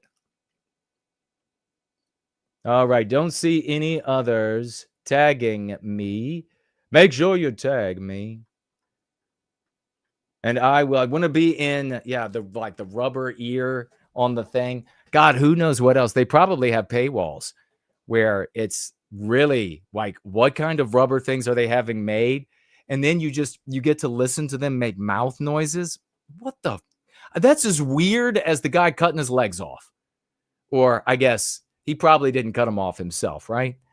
He just poisoned his legs so that someone else had to cut them. I bet he asked to be awake. You can't even do that joke properly now. Surgeon says, sir, you're going to have to stop touching yourself. And guy says, what? For how long? At least until I'm done amputating your legs. Corey is here. Cool, Papa J Magic. Barilla. Stumbling. NWG is worth paying for X verification. Is it worth paying for X verification? Probably not. Probably not. Let's take a look at, it hasn't done me any good. Let's take a look at some of the other accounts out there that are very large and see if it's mattered. I've seen accounts without verification that are colossal.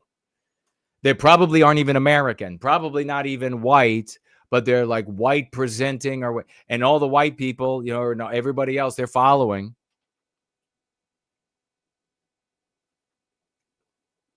Trigava says, at least the ear would be apropos. That's true. Because she's like whispering. She's whispering slobbery nothings into your ear. Yuck.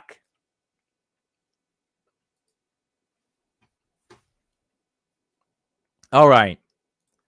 Very, very briefly, Venezuelan military aircraft flew over U.S. Navy ship in highly provocative move. Perhaps you all heard about this. U.S. Navy ship conducting, I think it's called the Jason Dunham. They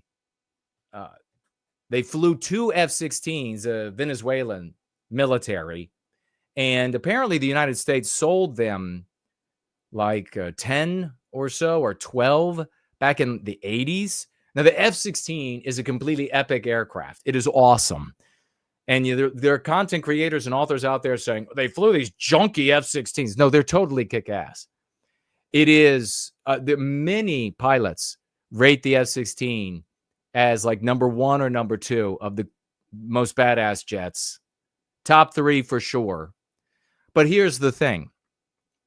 All aircraft need to have parts replaced and repaired and everything. So it might be that the only 2 F-16s still work. The other ones, they've been cannibalizing because apparently the United States has not been working with Venezuela. These jets flew over the Jason Dunham, loaded with weapons. So that's a bit even further than normal. The United States doesn't do this. No, at least nowhere in the same way with nations like China or Russia, etc. Because more often than not, they'll shoot first. So they're taking advantage of us because the United States will just watch it happen and they'll say, okay, thank you for the provocation. I think the Jason Dunham could have shot them out of the air. Other ships nearby could have easily shot them out of the air. But they didn't. They should have, in my opinion. Military aircraft flew over the vessel, according to the Department of Defense. The maneuver described by the Pentagon as highly provocative comes 2 days after the U.S. forces attacked Tren de Aragua drug smuggling boat in the Caribbean Sea, killing 11 narco-terrorists. I want to point out, for that juxtaposition purpose, that so many of the so-called like alternative America first, like the not Donald Trump community, the not supporting Donald Trump, the antagonists to Donald Trump, America first, those people are hating that the drug terrorists, anti-white terrorists, that are poisoning, killing over 100,000 Americans, many of whom are white, every year.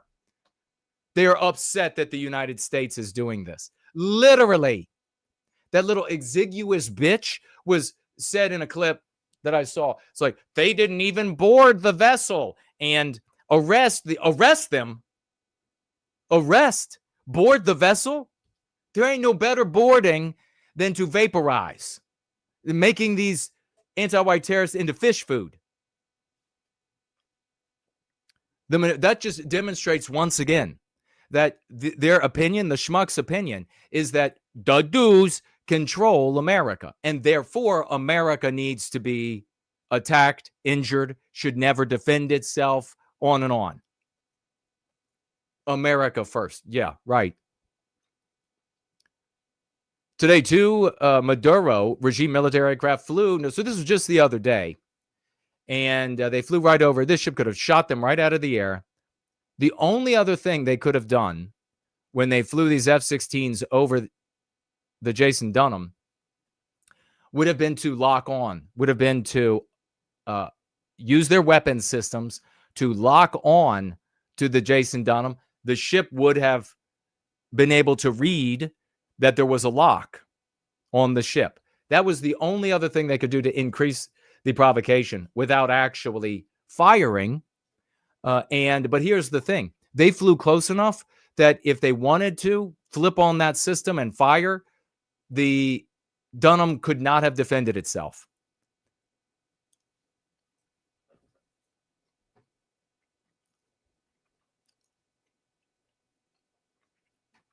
So, what did Donald Trump say?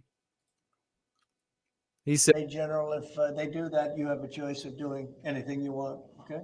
If they fly in a dangerous position, I would say that you can, you or your captains can make the decision as to what they want to do. All right?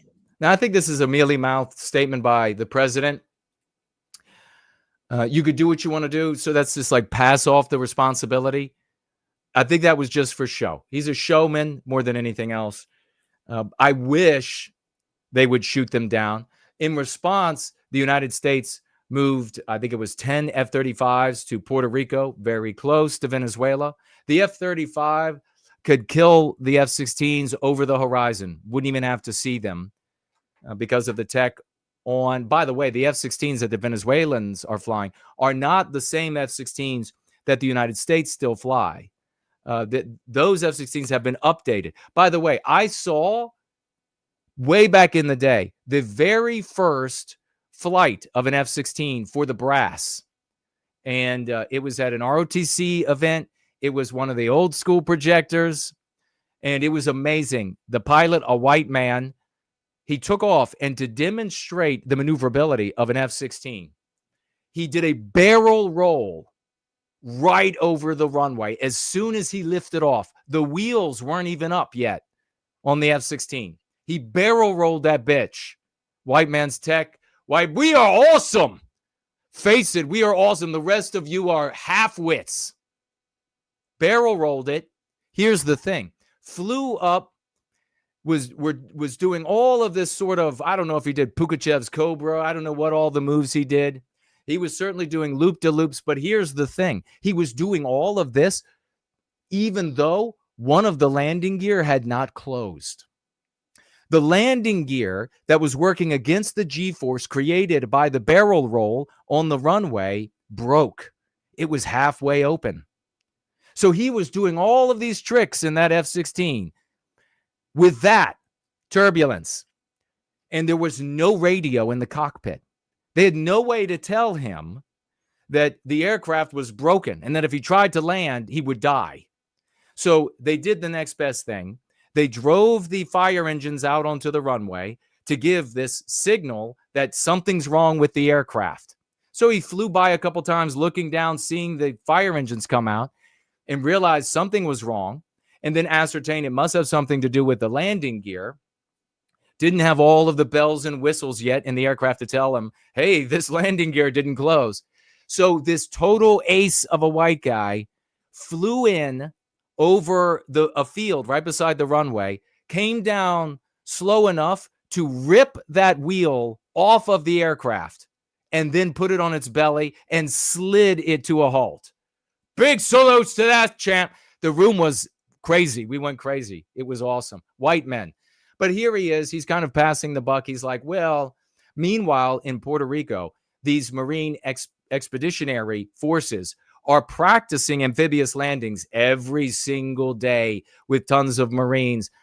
Please, Trump, take them all out. All of these weapons of mass destruction being shipped in to the United States by these drug cartels, killing the white race. Anybody who is against this is an enemy of the white race.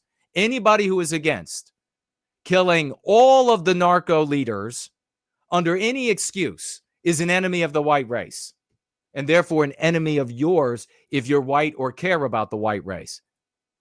Remember, tag me as no white guilt. We're going to get into the right wing, the conservative, the right wing content creators that have been taking money from India or Indian people or groupings of Indians to give positive spins on India and Indian people on X. I've told you all for years, and finally at the beginning of 2025, I said we can mark the beginning of 2025, that it's completely over on the internet. It's totally over. All the peer-to-peer communication is manipulated. Content creators on X, on all of the different platforms, wherever they are, it doesn't matter, are able to be controlled and paid off. And imagine if you are, and I'll get to that in a second, by state actors, by individual groups of people who support states or support particular peoples in the world. They can all come in to an audience. They can finance. They can show up and say, hey, we'll give you money. We'll give you X number of dollars to say this positive spin on X, Y, or Z. But the better way and smarter way to do this is just when a creator says anything, any large creator says anything that a state or a group of people or what have you endorses, to heavily finance them in that moment. And then the human animal will realize, if I go this direction, money will pour in. Then they don't even know they're being manipulated. They might figure it out as they observe. But why would they stop, especially when the god of money is all that matters? Tim is with us. Good to see you. Orbital Hub is here. C is here. If white people in general could muster the courage to take the moral high ground by defending against our victimization, the change could happen overnight. Precisely. You're 100% right. Goofus, that's Samuski. Goofus says, challenge unlocked. Go for dinner with a group of people from China. Try not to laugh if shocked disbelief at the open mouth chewing. No, thank you. Wow. No wonder Bush Sr. puked.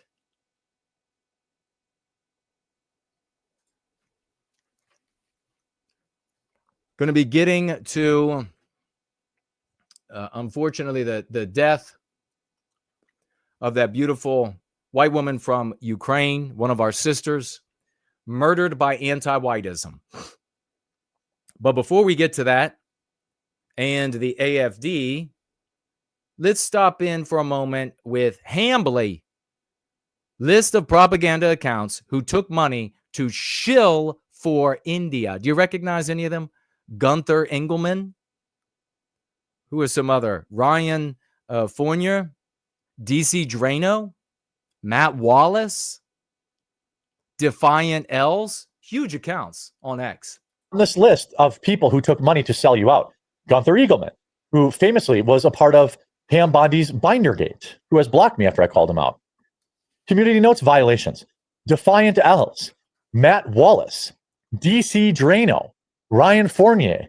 And I'm going to guess that a lot of these people aren't even American. These people aren't even American. If they are American, they do not support America. They took money to run undisclosed ads for America. Here's DC Drano. The Chinese Communist Party is truly the enemy of America. The CCP spies on our citizens, steals our intellectual property, wages cyber warfare, and they love getting involved in our domestic politics and try to distract us from their egregious actions. Notice how we're never involved in carbon emissions and pollution? Well, that's interesting. The media wants... I got to point out, too, look at yours truly. Look at what has always been the message, what will always be the message. I'm not going to show up and suddenly start saying, like one little exiguous bitch did a couple of years ago, until the money suddenly stopped when the attention got put on Russia giving money to content creators. Isn't that interesting how that works? He suddenly quit shilling for Russia after that happened. And we'll talk about Chen here in a moment. And she named him several times, talked about him several times on her show. I wonder how that all worked together. But here you have a situation where I'm never going to start saying Iran good, Russia good, China good, etc. I'm always going to be white positive. I'm always just going to be for the white race. So as a consequence, you're not going to have the money pouring in from any of these entities. Where are you going to go for your white well-being?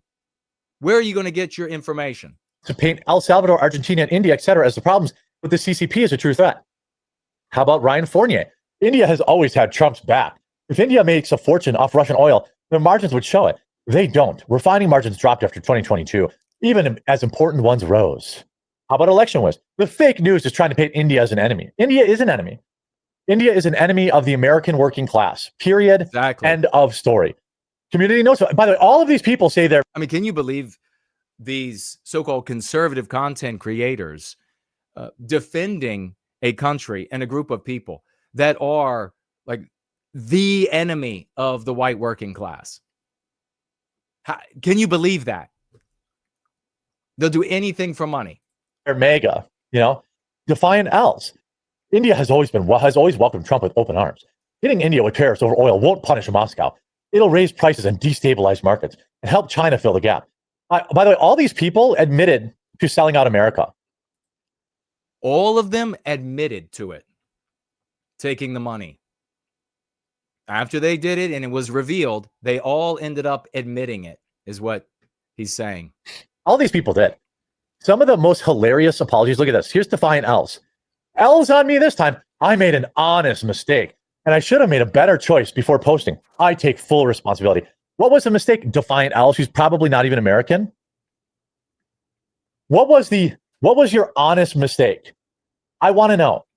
Because how did you mistakenly post anti-Trump propaganda on your account, get paid for it, and then not disclose that?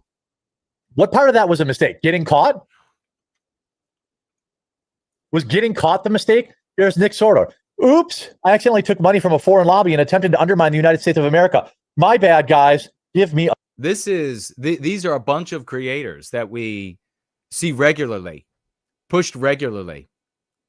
A break. And when you have a big group or certainly a state actor that is endorsing and supporting a content creator to manipulate opinion in America, Canada, UK, etc., wherever that's happening, it's not just dollars coming their way.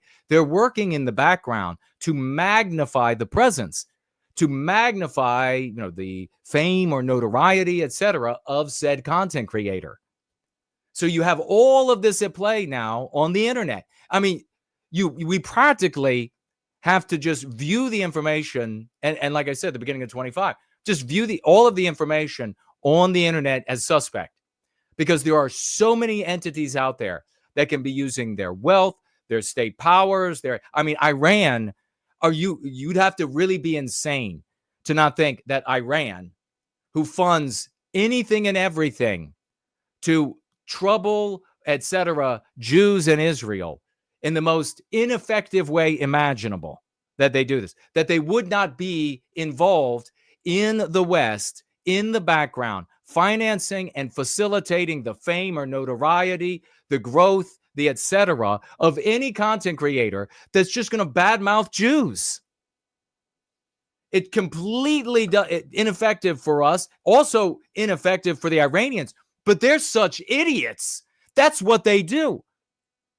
They've had decade upon decade upon decade now, 50 plus years to figure out how they're going to situate themselves relative to the United States, the allyship between the United States and Israel. They haven't chosen a single intelligent path except just to vex. So, of course, they are involved. Shoeonhead, who offered you money to tweet it and how much? Disclose. If you're really contrite, come clean as to who paid you, so we can figure out if the Indian government was involved. This is an FCC violation because it is an undisclosed ad. This is a illegal. I forget what it's a 4-letter acronym. FARA. I don't know. Where like foreign actors can't be doing political ads in your country. Okay, this is illegal on every level. Yet Elon Musk lets them keep their blue check marks and their monetization. Big sorter. Beware, large accounts are being paid to attack Trump's tariffs on India to their, quote, mega audience. Posts with the exact same talking points went out at practically the same time. And of course, no disclosure. Many of the. Am I hearing something? It's very annoying to me. It's like this weird chirp in my ear. Is he still saying mega? These accounts are foreigners and don't fall for this crap. I would honestly say every account should show where they're located, the nation in which they're located. And you shouldn't be able to use a VPN. If you want to be monetized, how about that? If you want to be monetized, the people need to know where you're from, right? If you want to stay truly anonymous and you don't want people to know what country you're from, then you don't apply for monetization. Because most of these are Indians, by the way. Most of these people are Indians. Did you know that?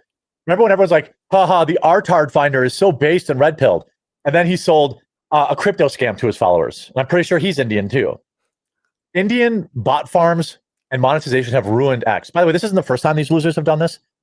Mega influencers come. And Trump, I'm not Trump, but Musk loves him some Indians. I guess Trump does too. Loves him some Indians. Red-handed shilling for big soda. Is there anything more beloved universally than the Maha movement? I think you could argue that Doge probably was. That Doge was really popular. Yeah, I remember. Do you remember that? They were shilling for sodas. And then you have all these sodas should be in the schools. Remember that? Mega influencers, the same guys, DC Drano and all these. Yeah, he is saying mega. That's probably because he's a fake. People, the exact same people, shilling for big corn syrup. Now, the most egregious part about this is that any one of these losers could have just ran any kind of ad, right? Like, why wouldn't they just say, hey, Jeremy, would Coffee Brand Coffee want to sponsor me? We need to, I'll sell you a tweet. No, they can't do that because that doesn't manipulate the audience. If you're openly saying, hey, here's an ad. Hey, we should be good with India. Here's the ad for it. That doesn't manipulate. 1.6 million followers to promote Coffee Brand Coffee. Well, they're going to make arguments like the years and years back now. The new form of advertising that companies were exploring was peer-to-peer.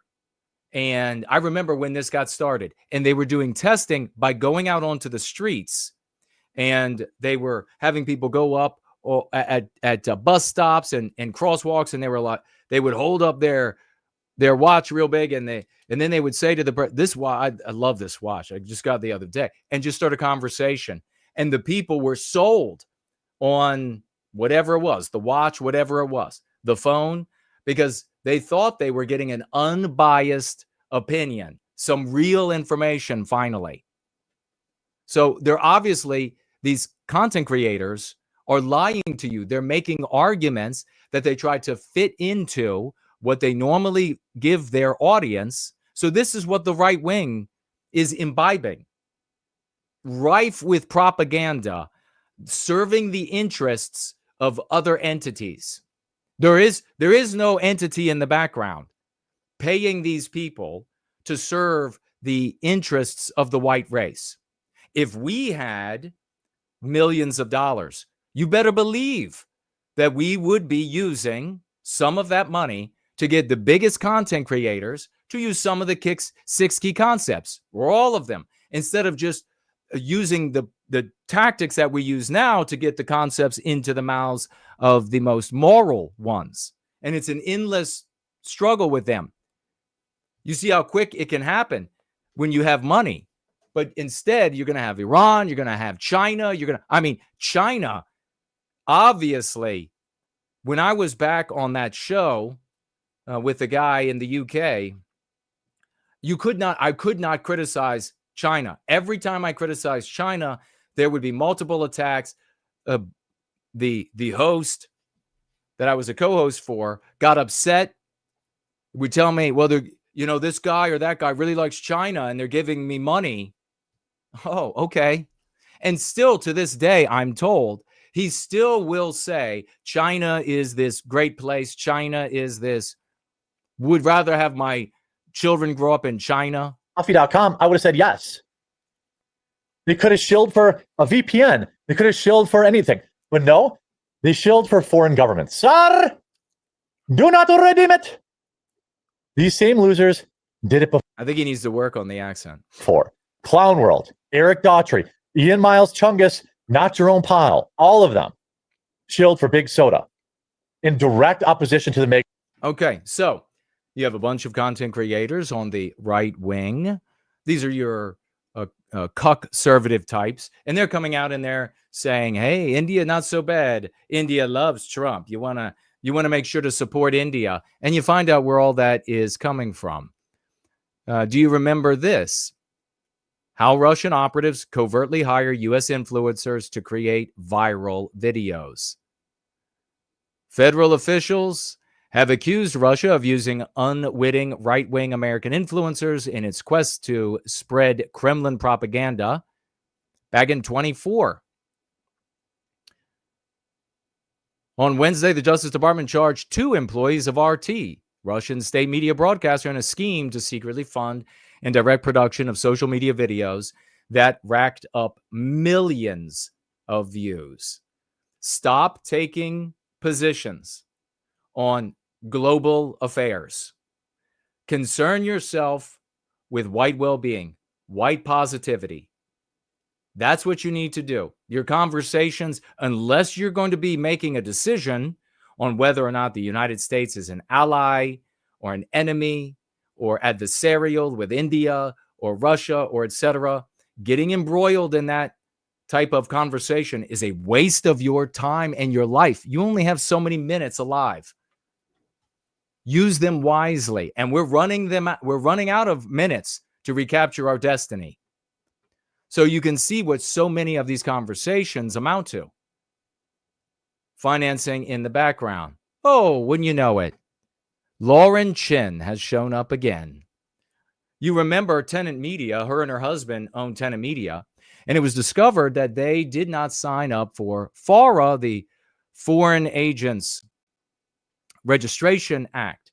Now, they were openly taking money, or the documents say, from Russia, and that you remember the colossal sums of money that were revealed in this. I mean, it was really unthinkable. What were was it maybe Tim Pool, or who was it that received? I guess people don't never ended up saying for sure. Was it Pool or one of the others? Received like $50,000 up front, and then $10,000 for every show where they were positive on Russia.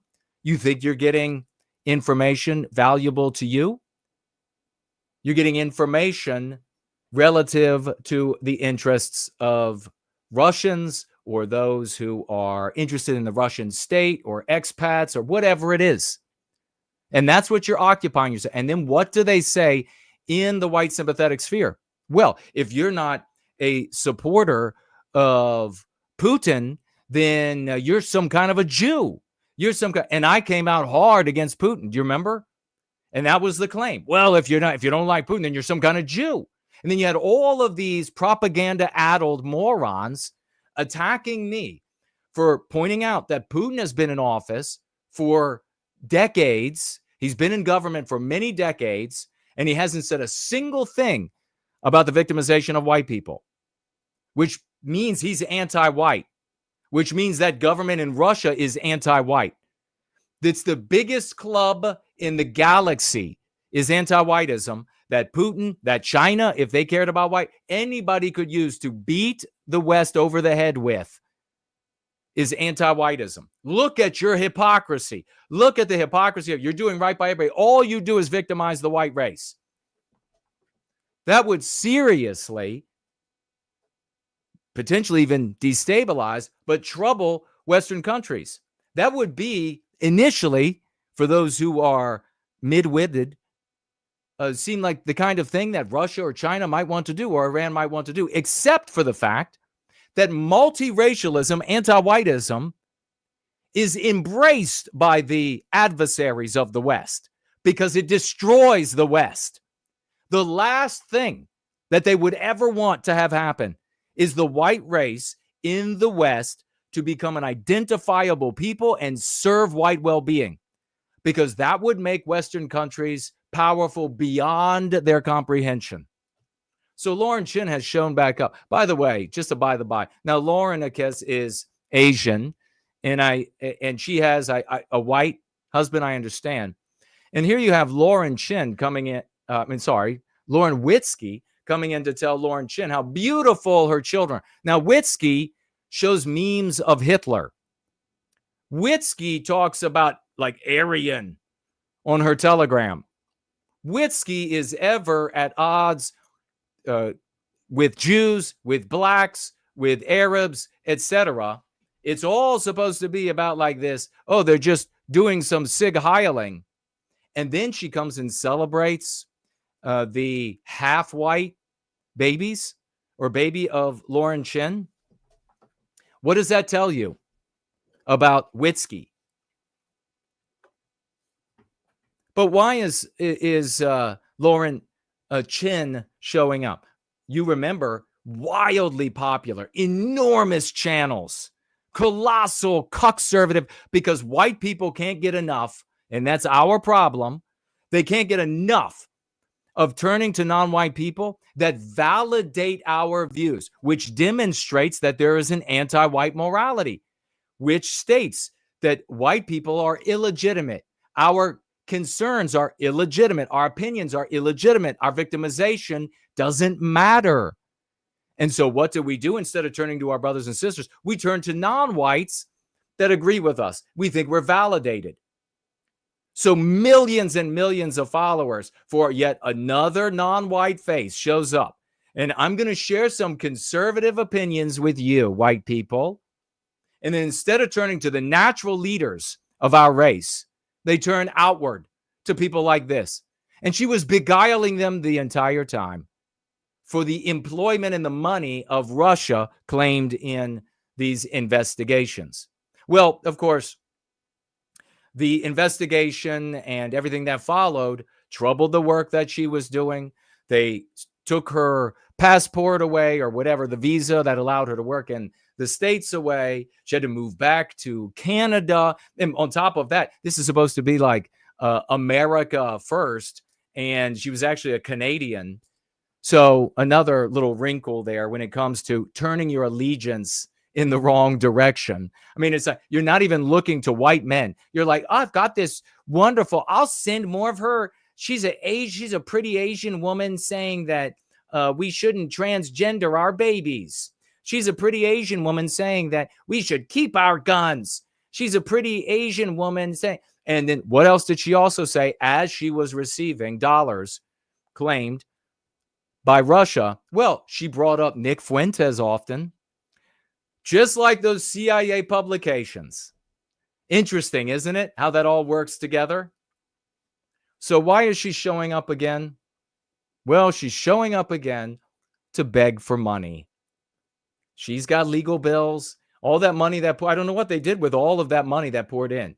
Well, I could live for a very long time with the kind of dollars that she and her husband were pulling in. A very long time. What was she doing? Well, now she needs more money. She's showing up and she says, hey, I need your dollars. Here's my baby. Look at my suffering baby.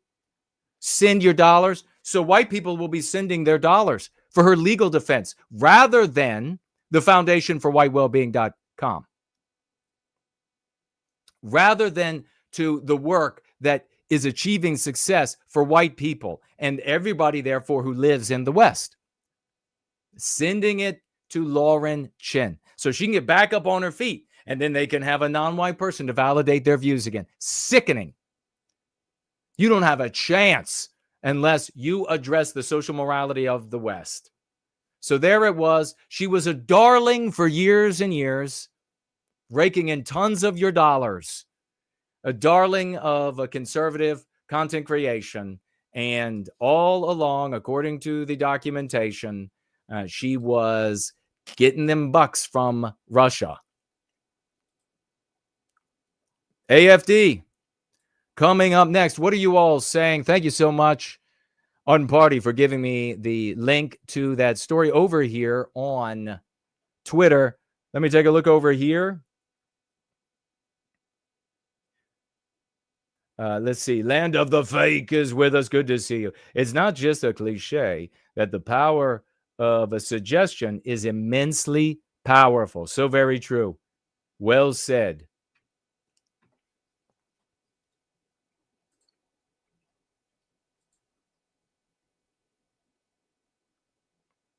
Looking for tags over on YouTube. The people who thought Kanye West was a hero for his anti-Jew rap aren't allowed to criticize anyone else, says Corey. 100%. Their opinion is tarnished forevermore. What they say has no value whatsoever. Anybody that would turn to Kanye West is garbage. End of conversation. Ardent Party pointing out that the Indians hate the Chinese.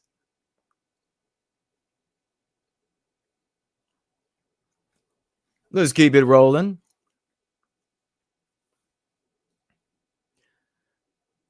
President Bo Biden is with us. Mestizo is in the house. Good to see you. Goofus is here. Did you hear about this? Are the deaths really up to 16? First, the government attempts to ban the AFD party because it's too right-wing. Then, their domestic intelligence agency labels them as an extremist group. And now, 7 AFD candidates die mysteriously right before local elections. Make it make sense. Join my Discord to talk about it. Well, German far-right AFD suffers series of candidate deaths ahead of local vote. What have we said here, ladies and gentlemen? Not by voting or violence will we recapture our destiny. Voting is downstream of the morality, the social morality. The social morality of the West is anti-whiteism. It is the anti-white immoral imperative. It is what causes white people to look to non-white conservative content creators for guidance, to legitimize their opinions, to legitimize their sentiments. And how do they do it? Not as, they don't legitimize the sentiments as the white race as a people deserves to not be harmed on the basis of their birth. No, it takes the form of abstractions, as is true for cuckery, continuing to lead us down the road to perdition so that we get more scenarios like AFD, so that we get more scenarios like Iryna in North Carolina. It won't end. It's worse every day. It's worse every week. So we have a party, and what's also really comical, it's so bad in the West.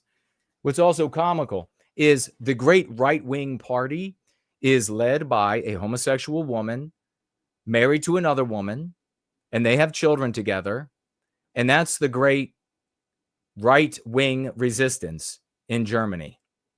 And people in Germany, our people, are coming together because they object ultimately to the victimization of our people on the basis of our birth. And that means all of our projections, but they don't know how to put the right words to it because we haven't gotten to them. And we are delegitimized by so many on the right with silence or slander, the scurrilous garbage that the vituperation that they speak of us with. So these people don't know how to articulate it. It ends up being, well, it's the damn Arabs, the damn Muslims. And then you have this right-wing party comes along and they say, well, we will, and then other verbiage that is non-productive, not starter, or less productive, repatriate. We will close the borders. We will, for what? For how long? You're dealing with the symptoms, not the disease of anti-whiteism, which is in white people. That's the hard pill. You get a party together, and you get enough white people full of angst, full of misery. They can't get work. They have no dignity as a consequence of what everyone in the West is taught about the white race, and therefore everyone who is a member of the white race. And it doesn't matter how much they disavow that membership, how much they disavow that whites have ever done anything good or anything at all. They're still white. So they plod through the world with this zero dignity. And trust me, the ones that will crow the loudest, that they don't have white guilt and that they feel dignity and all, those are the ones that are concealing the most shame, the most self-hate, the most white noir. That's how they conceal it. That's how humans do it all the time. You get a party together and they get enough votes. And what has Jason told you? And I cannot believe when I saw this news, I can go back in my memory to meetings and conversations and arguments.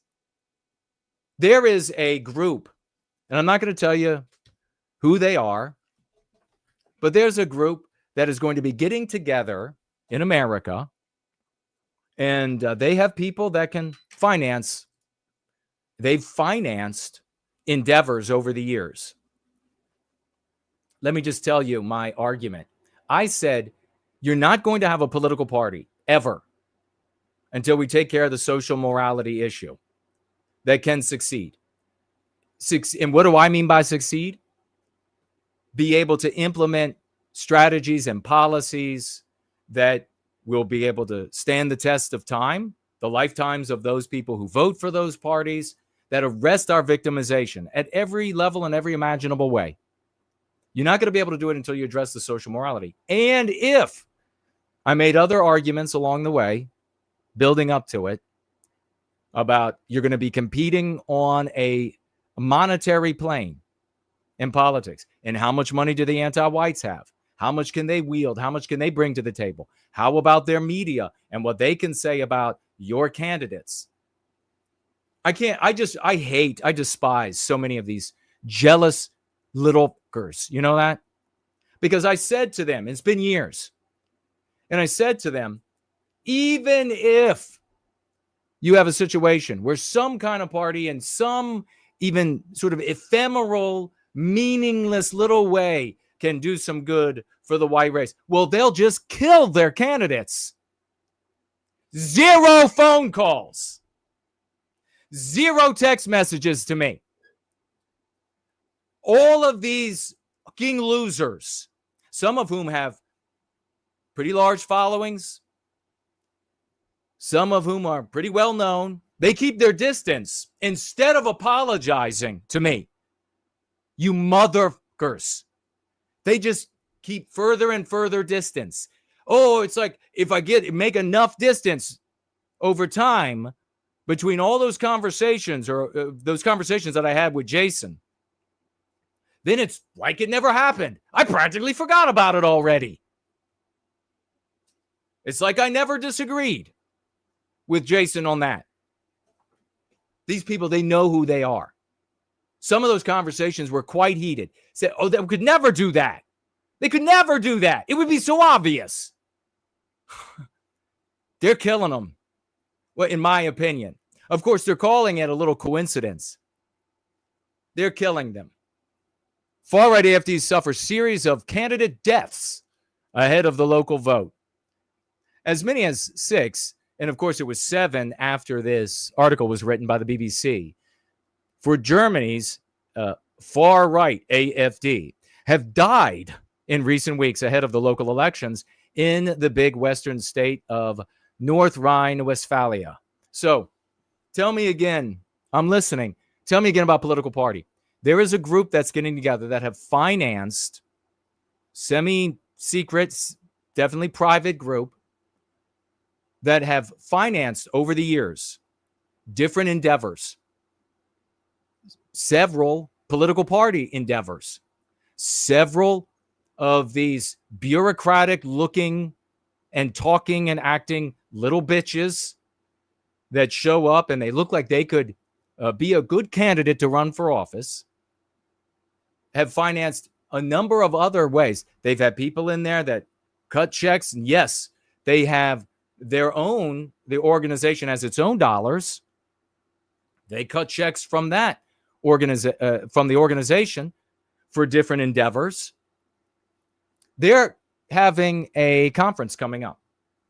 And this one is going to be even better. You see, it's going to be even better because they have all of these ideas. They're going to have these panel discussions for the audience so you can hear all of these new ideas, the same ideas.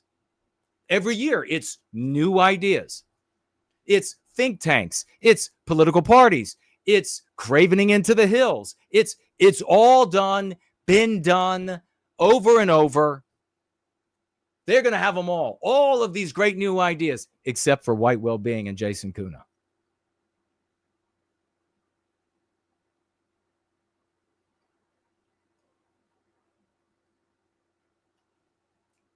The only thing working.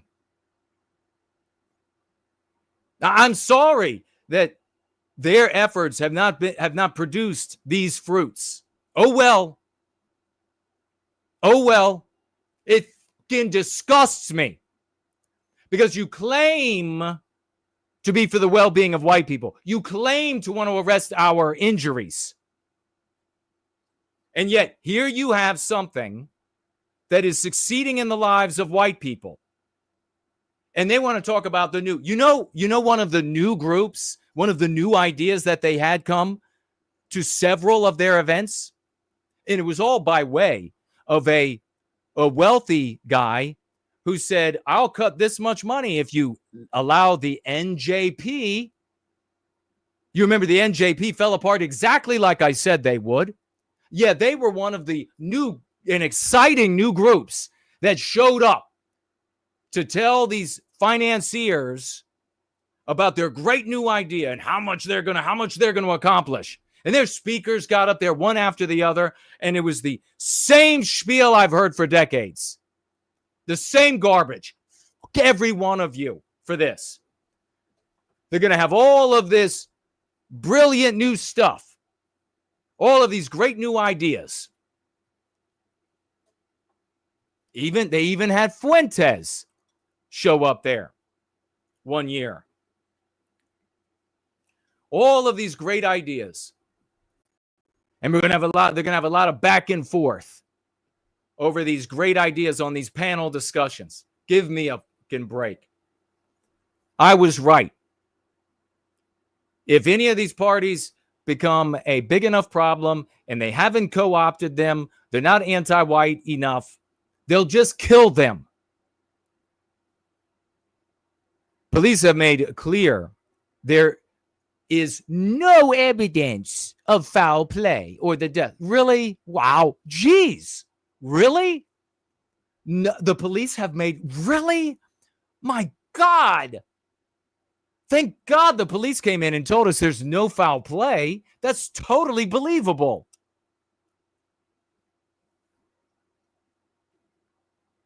But it does mean that new ballots are going to have to be printed up. North Rhine-Westphalia has a population of 18 million people. And they reported 20,000 running for various offices. Is that accurate? The number of deaths have nevertheless raised questions. Really? Holy, you mean knocking off, whacking 7 candidates, at least, and maybe we have more now, from the AFD? Raise some questions? The state's Interior Ministry has pointed out that the candidates from other parties, including the Greens and Social Democrats, have also died. So if you take all of the other parties together, there have been a couple deaths there. For some reason, the AFD, 7+ right before the election. And I read, and correct me if I'm wrong, that those 7 died over a 13-day period.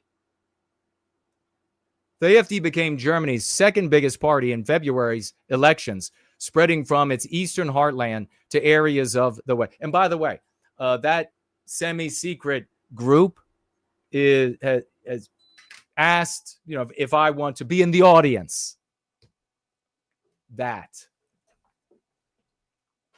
What an insult. What an absolute indignity.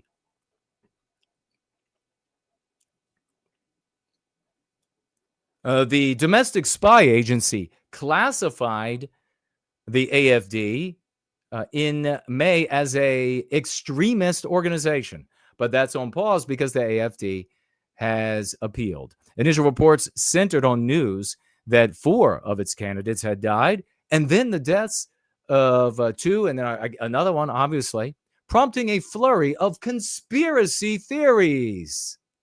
This is where we are. And they told me it couldn't happen. They told me it couldn't happen. What would you do in my position? What would you do in my position? How insulted would you be? Let's hear about another think tank.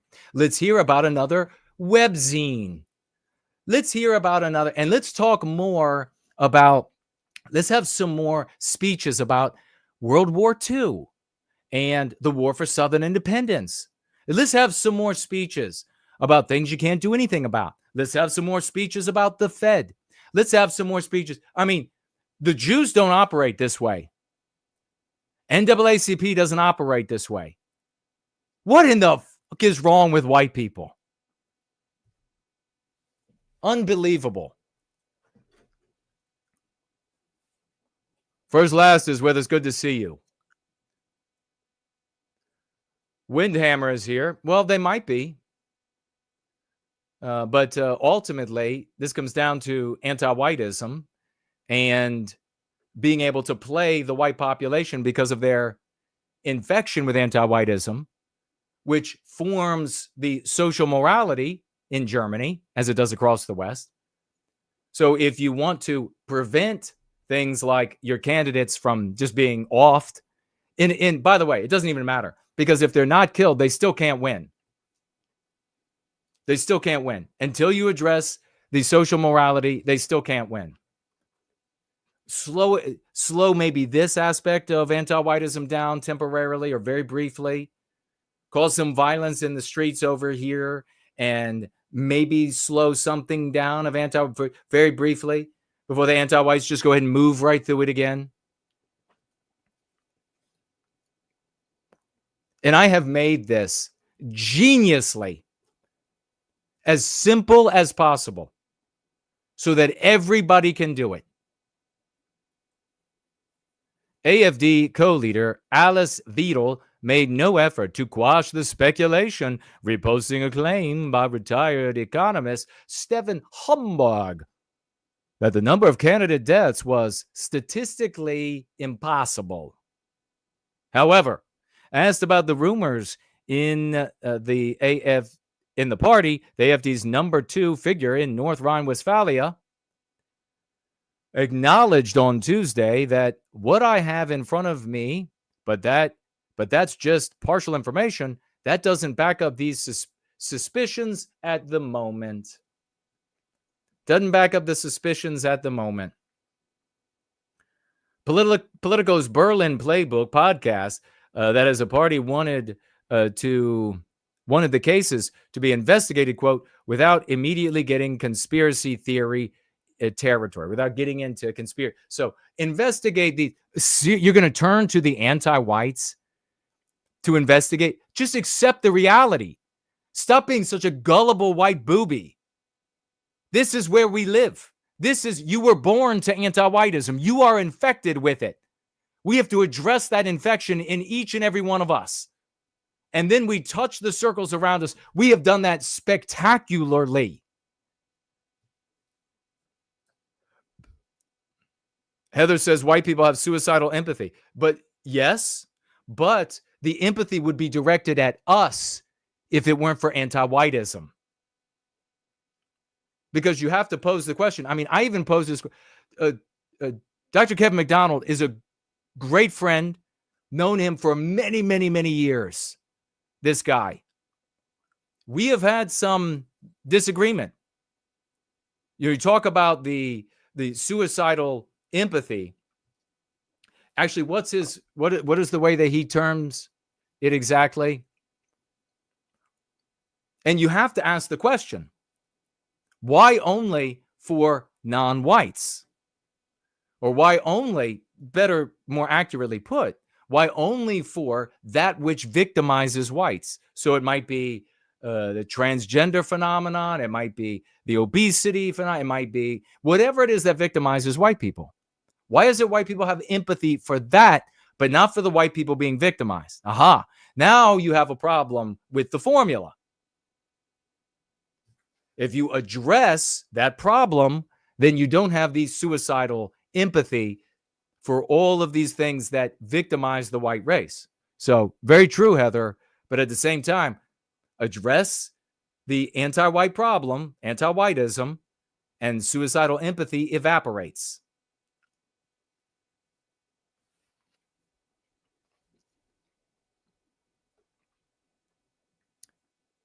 Police told Germany's DPA news agency that the 4 initial deaths, these deaths were not a conspiracy.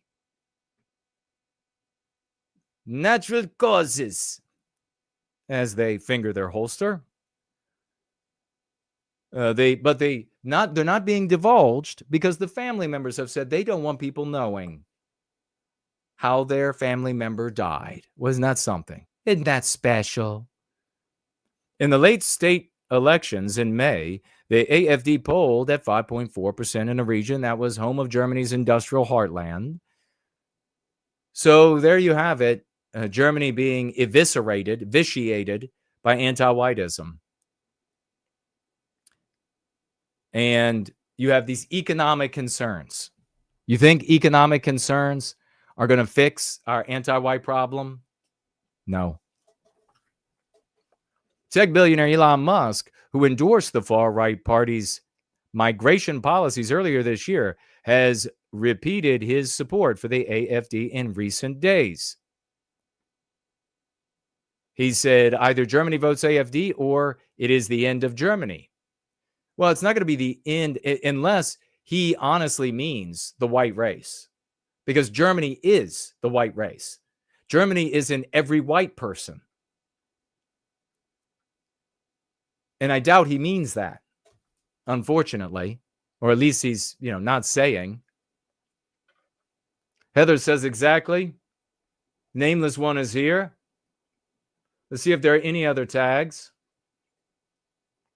For yours truly, we're going to be getting into Iryna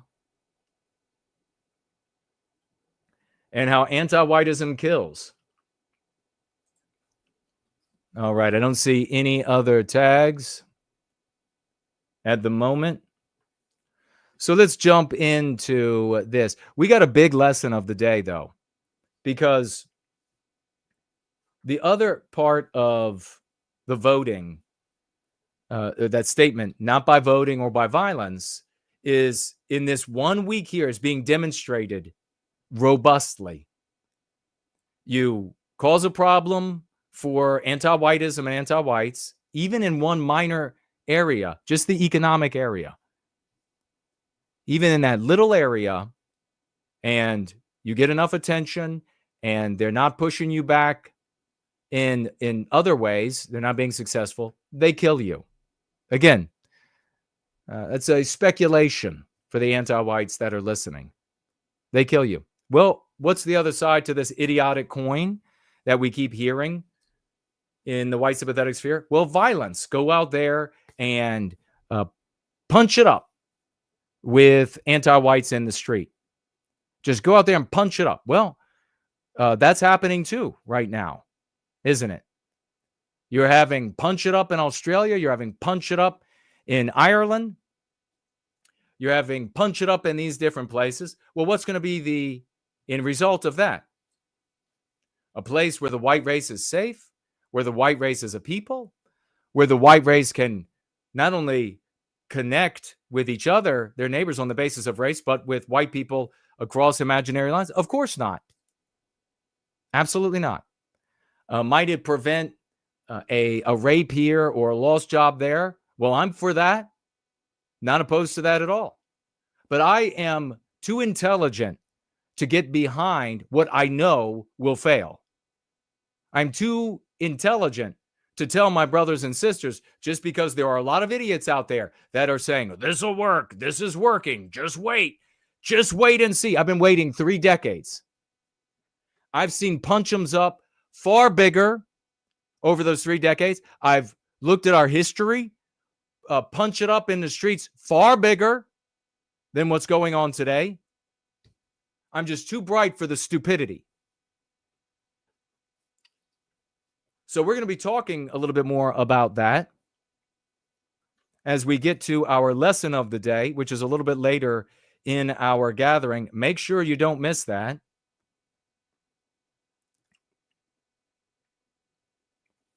We've got some announcements as well a little bit later. Big victories this week. So stay tuned for Keep It Promethean and Shame Extorting. So let's hear how anti-whiteism destroyed. And don't, please, nobody be, I better not look up at the chat and see. After I've explained exactly how these things can't work, I don't want to see anybody then say in the chat, well, then nothing can be done. Or, well, then what can be done? I can't even tolerate you. Yourself.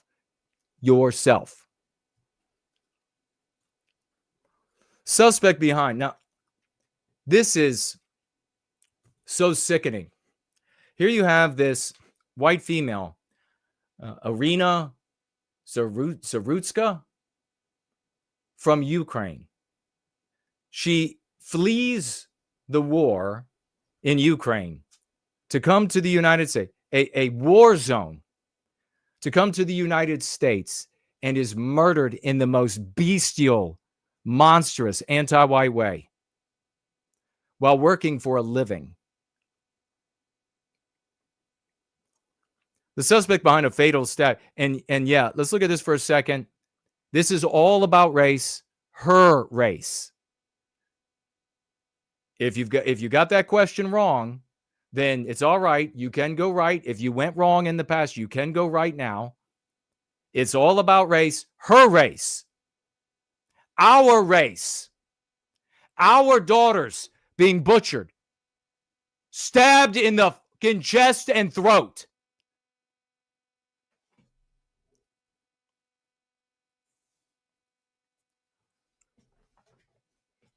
I can't. And this group is going to be getting together to talk about the same old shit.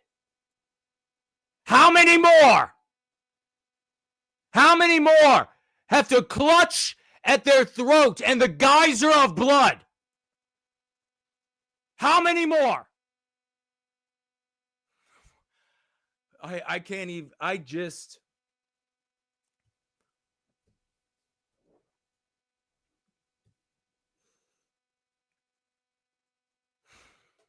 The suspect behind the fatal stabbing in a North Carolina train, which left a Ukrainian woman dead, was there, and that's just making it so just simple, complete, just dead. She's dead. You mean she struggled for her life as the ice cold pain and fear washed through every fiber of her being? Is that what you mean? Seeing the life shoot out of her neck. Is that what you mean? Let's talk about another think tank. God damn it. There is nothing out there for us. There is nothing.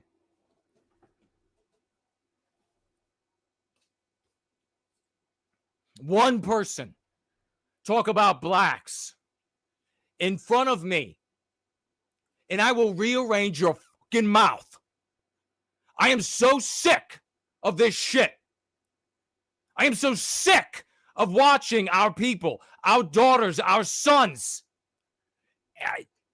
anally raped in Canada by some anti-white monster, and then the police chief saying, comply. So sick of watching them sit down after a long shift, working as a waitress, and then stabbed in the chest and throat for being white. You want to talk to me about blacks are bad. What else will be bad is when you wake up in the hospital and you say, oh, what happened? Well, we're sorry, sir. You're undergoing facial reconstructive surgery because you complained again about rather than talking about remedies for what's happening for the white race to a man of the West. That's what happened. So the anti-white monster arrested and charged with first-degree murder. DeCarlos Brown, piece of shit, was reportedly arrested and charged with first-degree murder. And I'm not even, the anger I have, this is just another anti-white to me. This is where you need to be. The whole white race around the world. This is just another anti-white. Just another anti-white victimizing us. Your rage should be directed at those who purport to be for white well-being, pro-white, and who have nothing to do with that which has actually produced results. That's who your anger should be with. Now, it can be in the schmuck sphere. It can be in the cuck sphere. But that's where your real rage should target. That's where it should be focused.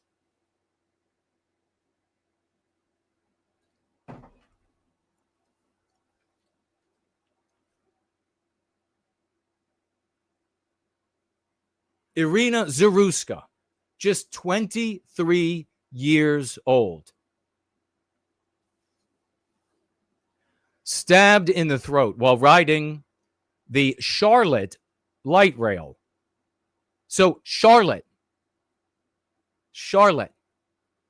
not the inner city of Miami, Chicago, Los Angeles, Charlotte. Per the outlet, recently released footage shows the moments leading up to and following the stabbing. I see these people on Twitter and they're like, you should see the full video. You should see the gruesome gore of this white female being stabbed to death, and then not giving any direction to white well-being. Just, you know what that does to you? Do you know what that does to you? If you instigate that sort of anger and stress hormone release in your body without an avenue to do something productive with it, it eats you alive. It absolutely eats you alive. I have watched what feels like countless people come into the white sympathetic sphere, get outraged by this sort of crime, this sort of anti-white bestiality, just monstrous behavior, bestial behavior, and then say, I can't take it, I've got to leave. Why can't you take it? Because you don't have an avenue to address it that works. They're doing that on those accounts to grow their accounts for themselves. That's why they're doing it. That's why they want to put the hideousness of this attack, the monstrousness of it, up on their accounts. That's why they talk about it at all. If they're not directing you to the thing that has benefited white people, all they're doing is shilling for themselves. You all will remember this. I pray to God, I feel in my bones and with my efforts that we're recapturing our destiny.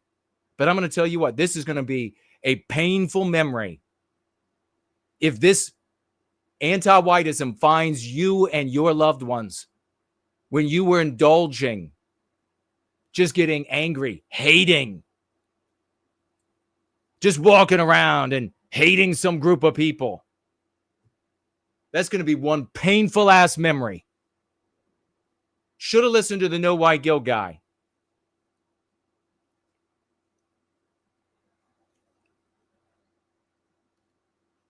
Brown is seen sitting behind her on the train.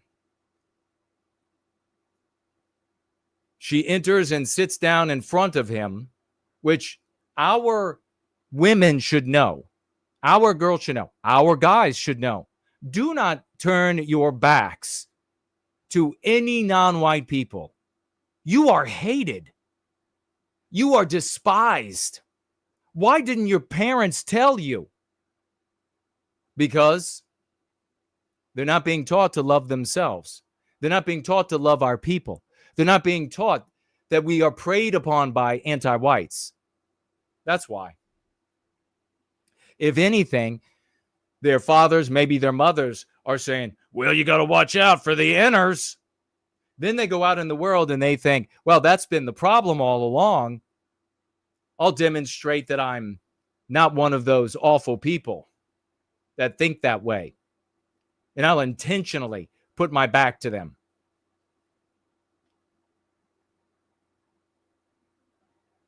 The clip shows the stabbing, and then this Brown, this anti-white terrorist monster, wanders around the train with his butcher knife.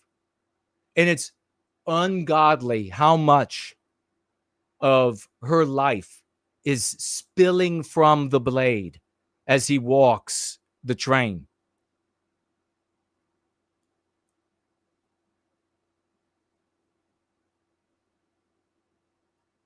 He attacks her within minutes as she sits down after her long shift and begins looking at her phone. She's tiny. This woman is tiny. She weighs nothing. She was killed. She was murdered because she was white. And our successes in this community,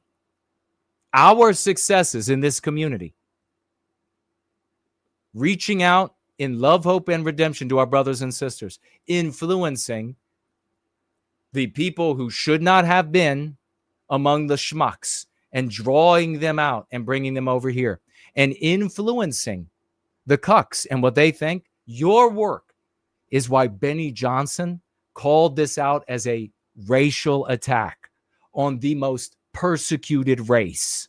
Yeah, you heard me right. We're going to listen to that video in just a minute. No one else has done this. Heather McDonald, an actual intellectual, one of the few females of high caliber intelligence, and that can actually have these conversations in the highest echelons, the most erudite and urbane of conservative or patriotic talk, has picked up anti-whiteism because of us. And you want to talk about all the fresh new people and the fresh new ideas that the backers can cut checks for. Fucking sickening.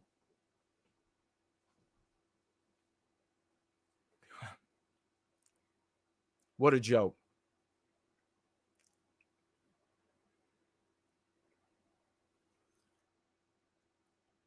Lyles continued to express that it was a senseless and tragic loss. There was nothing senseless about it. It was targeted, anti-white, race-based. Even Benny Johnson. So, what does this mean? I mean, you have, I think a lot of people have said,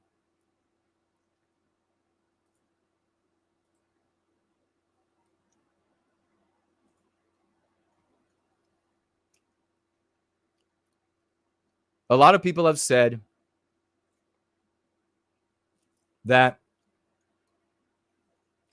she flees Ukraine, war-torn country, to come to the United States and ends up dead. That's true. Ends up dead by what? Anti-whiteism. But what else is there about this? Why aren't there marches? Why aren't there thousands of people filling the streets? Benny Johnson even asked the question. I'll answer it now. Because to white people, white lives don't matter. You have a gruesome, sadistic murder like this, and white people shrug. Of one of our daughters, they shrug. At least it wasn't mine. That's the problem. To white people, white lives don't matter. You really think you're going to build a party or build a media empire? I'm sure that'll be also one of the other. I mentioned Webzine, but maybe there'll be other such talk at this meeting, this conference that's coming up, of uselessness.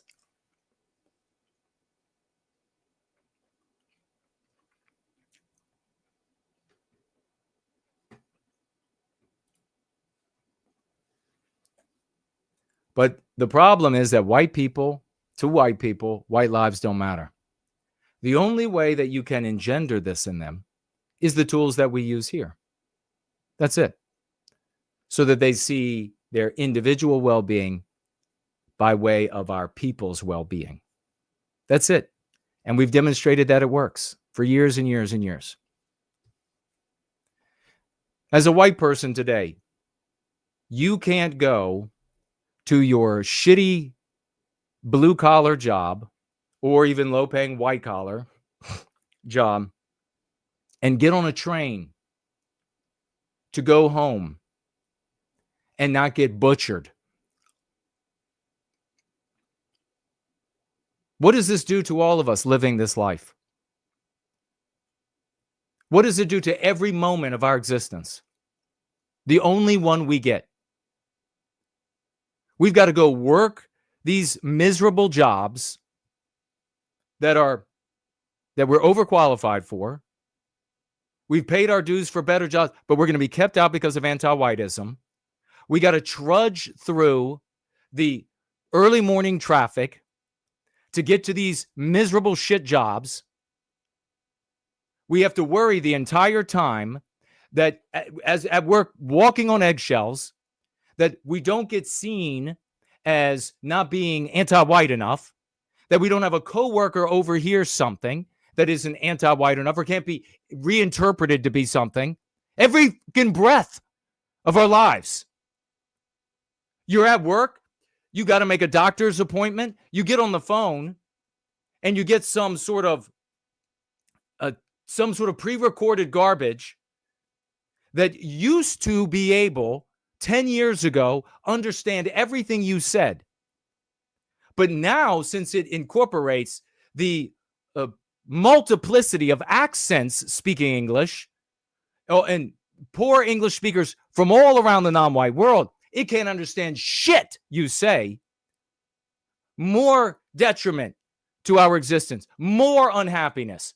And then you finally get on the phone with somebody, and it's going to be some entitled, anti-white, non-white bitch that's not going to want to help you, that's going to be totally incompetent, that's going to be on the verge of hanging up on you. Then you've got to go for the anti-white obedience training at work. And you've got to endure the indignity of the anti-whiteism being taught there about how everything in your life is so good. And we have to concern ourselves with all of these non-white people and women and people who don't know what sex they are and obese people. And look at all the horrible things that you've done. And the boss squinting at you all the time with the pressure on him or her to get rid of you and replace you with one or any group out there. You endure that all day long at work, only so that when you get off work, you can head on over to a filthy subway train that should be nirvanic if our society was 90 plus or 100% white in some of our European countries, would be gleaming like the dawn of time. Instead, you walk up to this spray-painted, tagged by gangs from Venezuela and Mexico and etc. that hate you.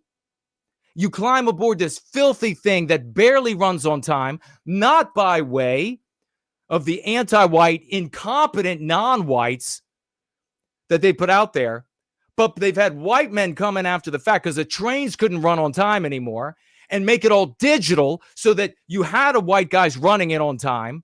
Then they were white erased from their jobs to be replaced by incompetent anti-white non-whites. And then white men come back and make it digital. So now you just got somebody in a welfare job, non-white, sitting at the front of the train, reading a book, or not even that, of course, texts, listening to Cardi B on their phone as the train chugs down the tracks by way of the white man's tech. And you sit down on this filthy subway behind some actual animal, anti-white animal, who decides in the blink of an eye that you are white and you need to die. And the next thing you know, in deep confusion, you're clutching at those points of pain in your chest and throat, and you have no idea where they've come from. You have no idea what's going on. You have finally been able to escape into your own thoughts after that miserable day at work.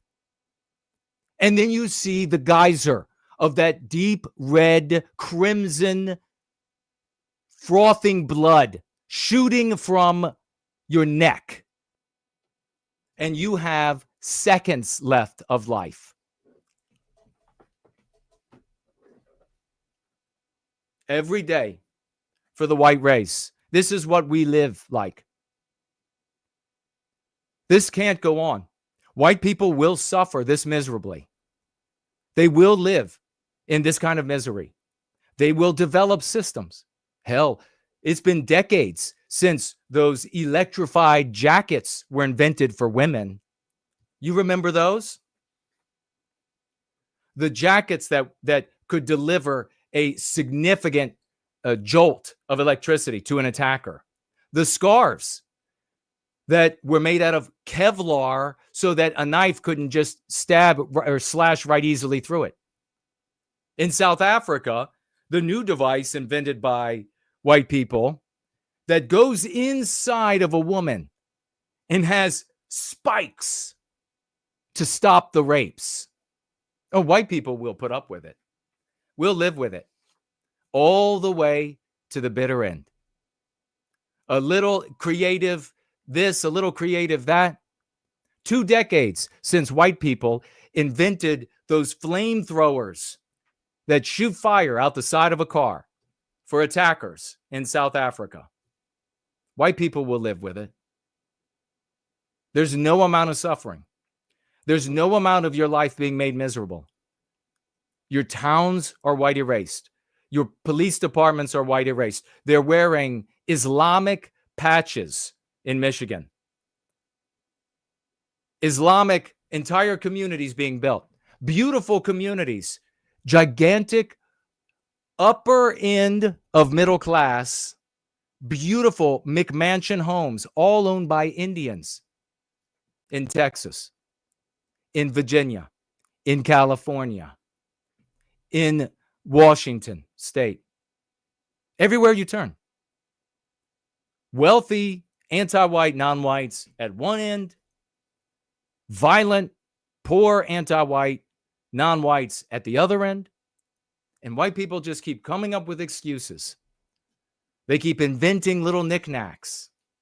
They keep holding these classes. I see them all the time.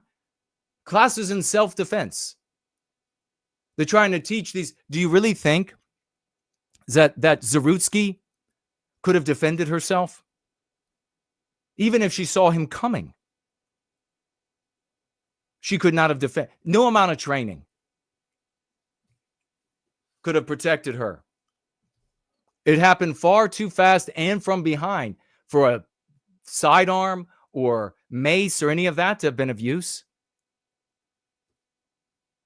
And these little socialized networks across the West of, we will stick together in this little area here and we'll teach everybody, especially our based Black and our based Hispanics, how to defend themselves.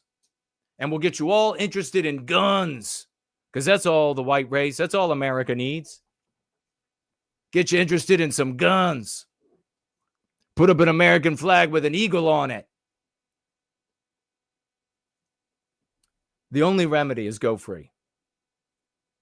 Maybe there'll be something else in the future, but there's nothing else yet.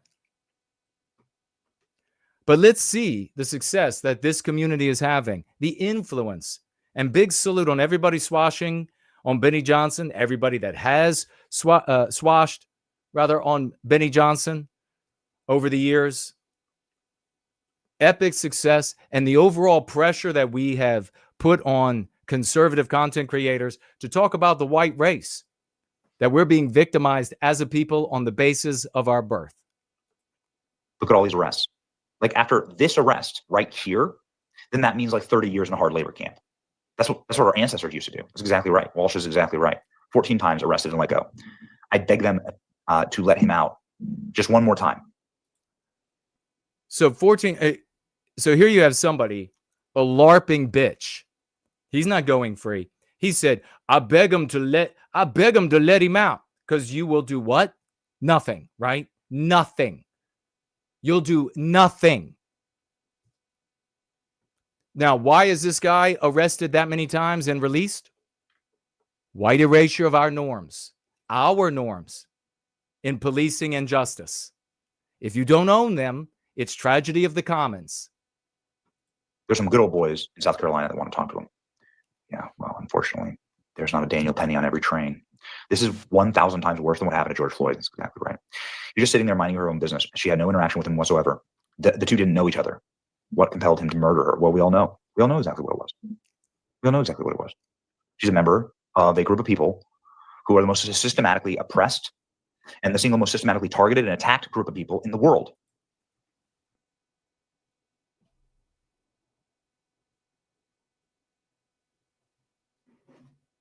You're welcome, white race.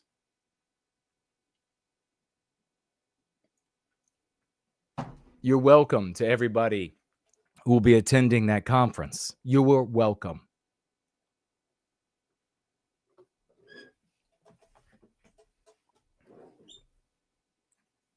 Tell me again how complaining about Jews and blacks and saying that the white race needs to be national socialist and all of this nonsense contributes to what we did here. Tell me how it wasn't this community. Tell me again how, even though with all of your arguments, you never got conservatives to talk like this before this community, that now magically it's not the work of this community, but it's you all.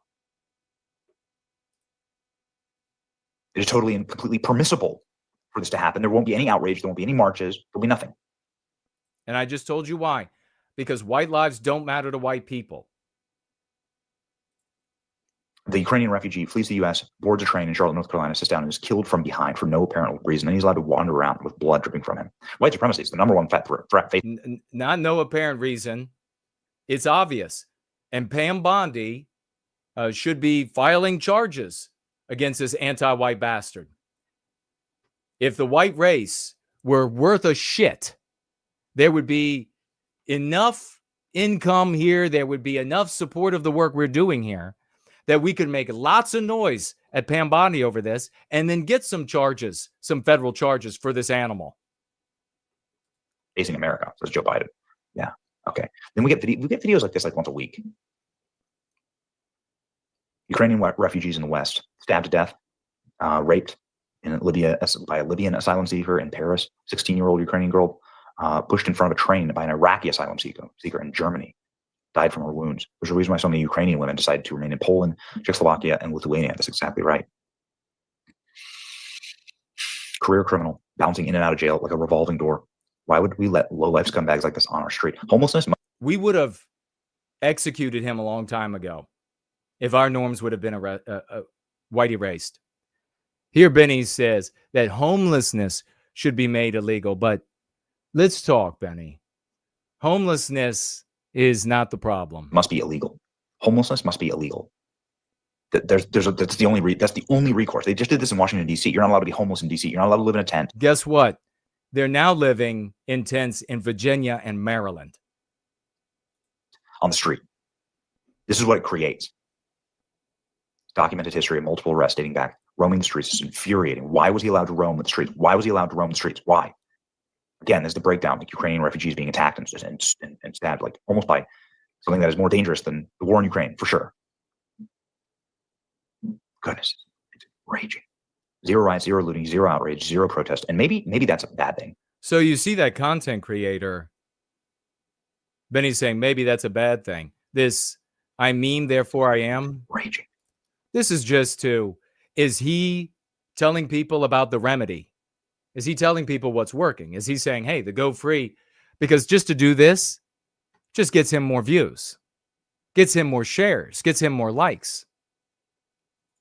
Zero riots, zero looting, zero outrage, zero protest, and maybe that's a bad thing. Maybe there should be some protest, right? These people should start like talking about this stuff. It's beyond ridiculous. This monster. Yeah, Benny, we can start. Talk with me. We can talk about this. I've been doing this for 3 decades. We can absolutely talk about this. I've been permanently locked up. The state is responsible for her death. That's right. That's exactly right. It's always described as a senseless attack instead of what it really. That was I am yes, friend of the community. Big salute to him. Is a premeditated hate crime against the single most systematically targeted and dehumanized population. Back it up. This is Benny Johnson's tweet. Always described as a senseless attack instead of what it really is. A premeditated crime against the single most systematically targeted dehumanized population on the planet, the white race. He didn't say the white race there, but it's said.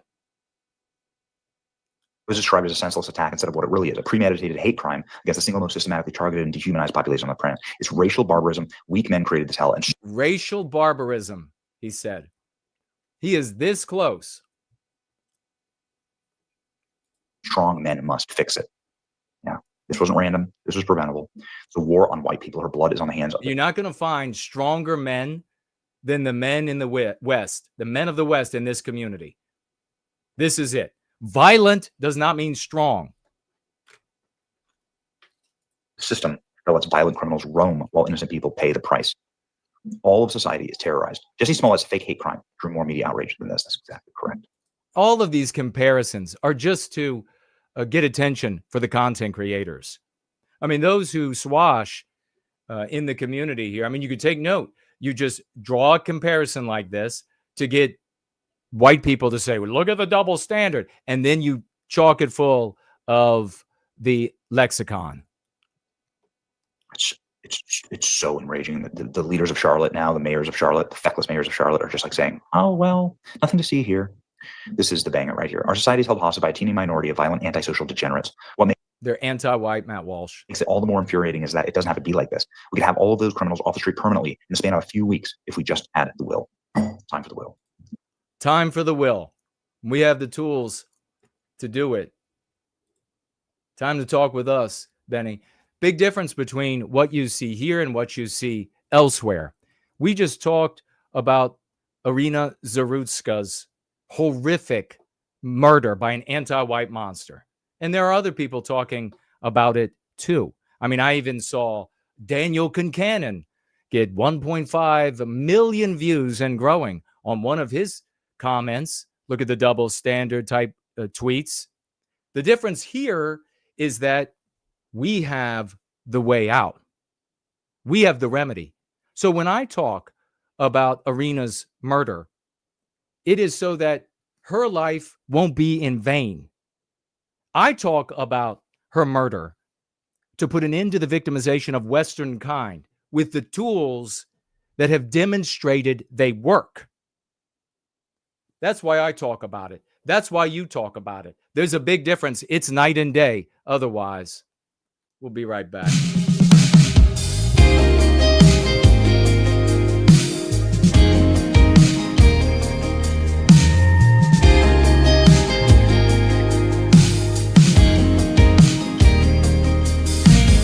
All I ever knew was this wonderful place. Everything I've been through, they can't take that away.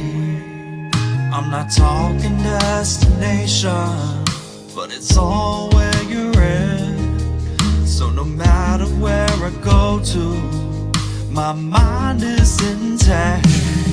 'Cause I'm a man of the West, even across the sea, upon the highest mountain, or wherever I'll be. I'm still a man of the West, as far as the world can reach. And oh, I've been blessed to be a man of the West.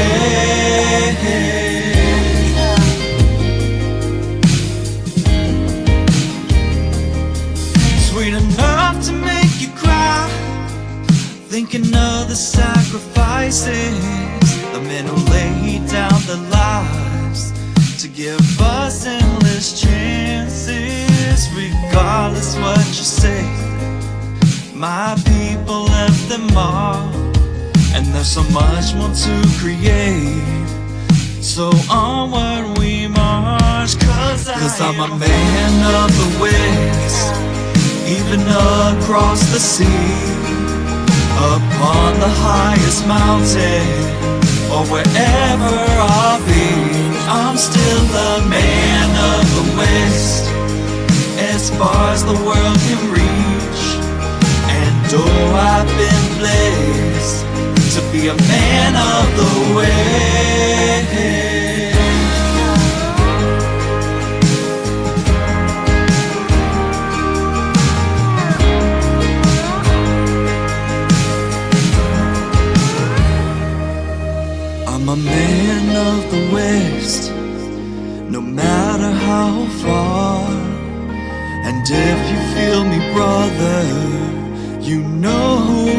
are. You are a man of the way. Even across the sea, that biospirit's in me. Upon the highest mountain, still me. Or wherever I'll be, I'm still a man of the west.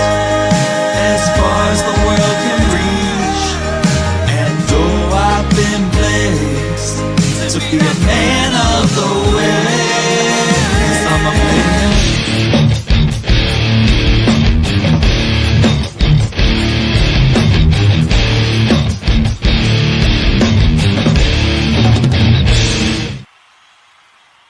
All right, ladies and gentlemen, you can hear the audience already cheering. We are going to be celebrating our successes before we get on to our lesson of the day and a little bit more that we have to talk about. To make sure you get excited, get out of your seats and begin cheering for the great Biospirit of the West and Franklinator for all that they do in service to white well-being, and in part in this moment celebrating them for finding so many of the victories that we have. We got so many victories this week as well. It's amazing.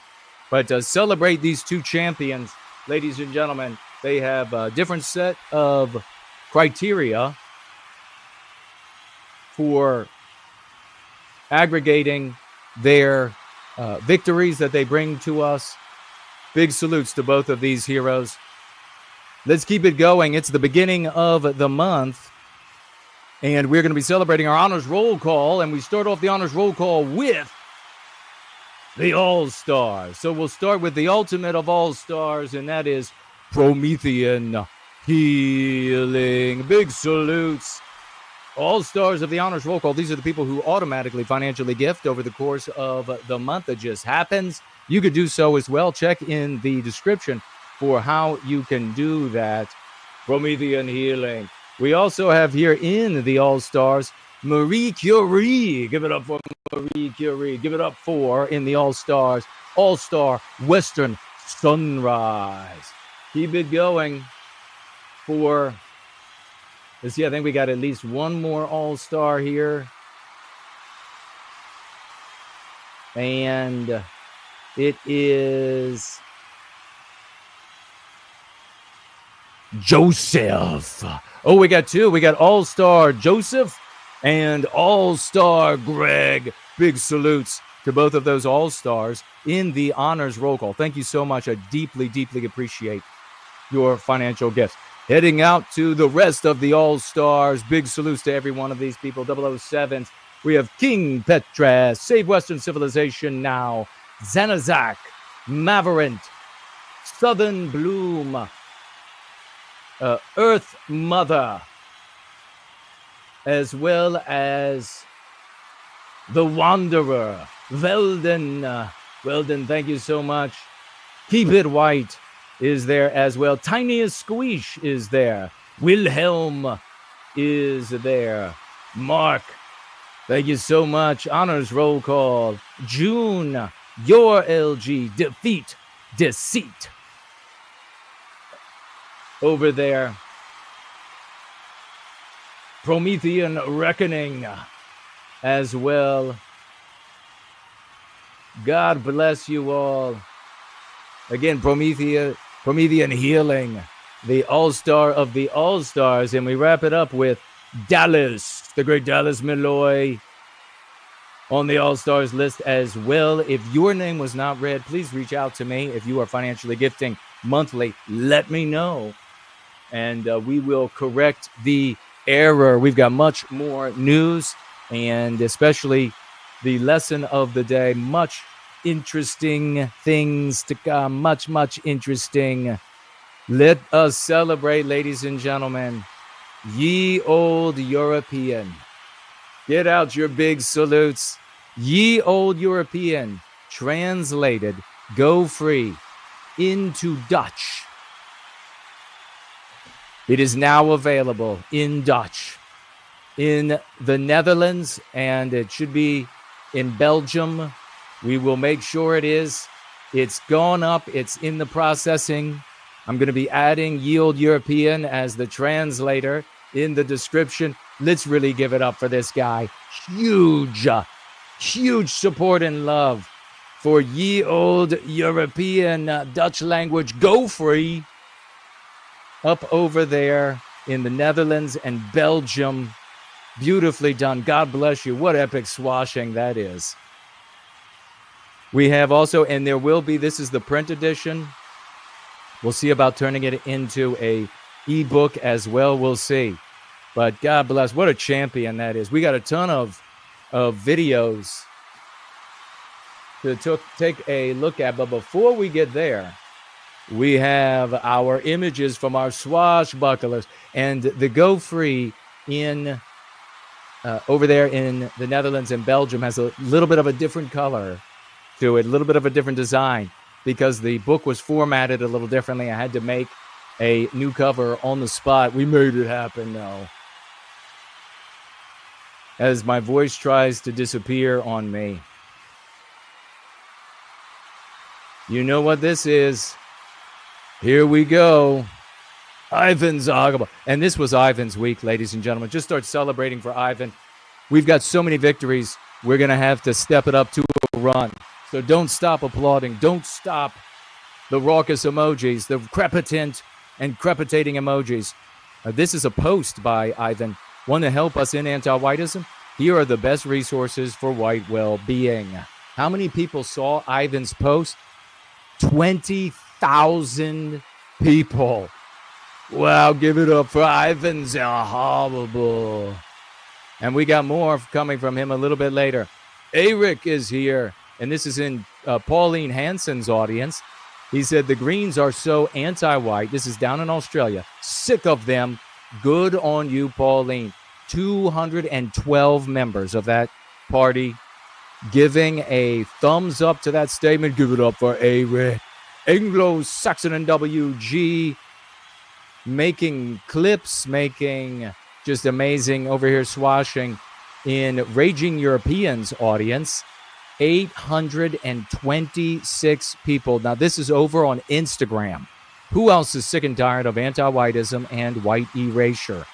826. But Dayton, your community didn't do this. It's showing up everywhere. It's just organic. It's organic because we're organic, bitch. Anglo-Saxon and WG swashing on Canadian Patriot. How many people did he empower over there? 1,500.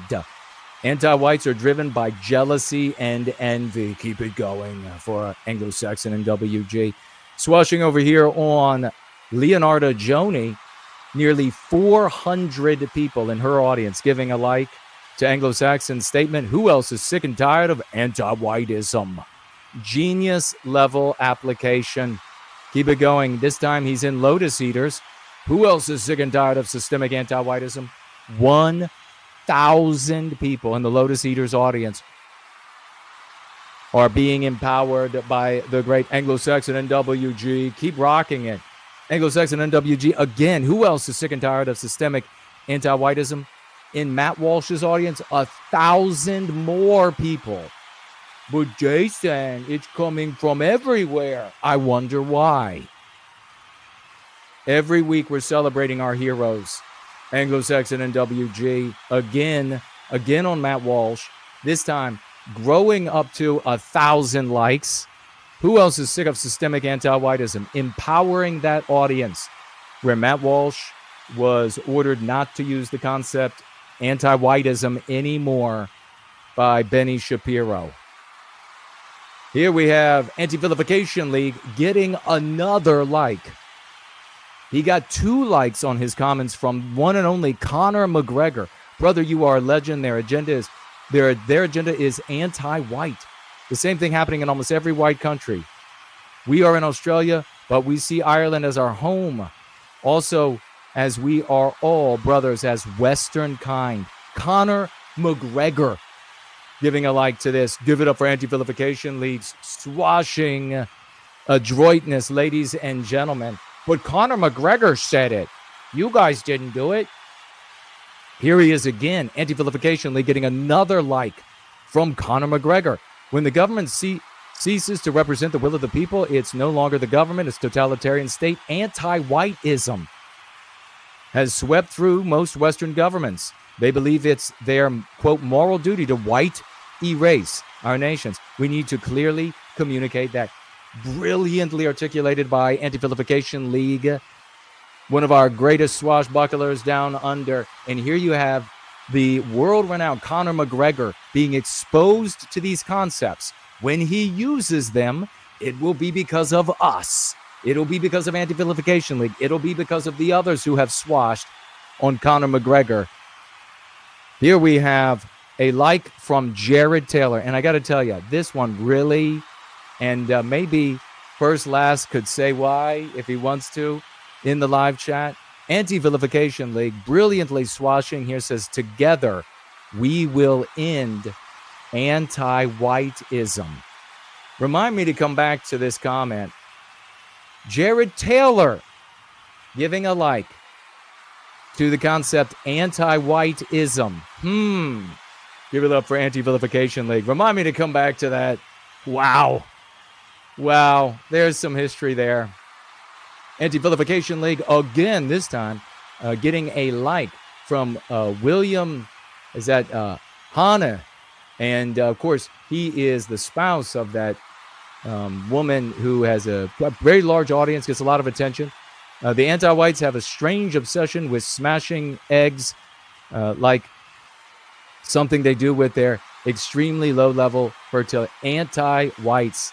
And here you have William giving it a like. Anti-Vilification League. Everybody on your feet for Anti-Vilification League. Brilliant swashing, getting the eyeballs and the likes from notable individuals. Well done. CKO in her battle that she had this week, 5,500 views. Saw this glorious meme. Look at this.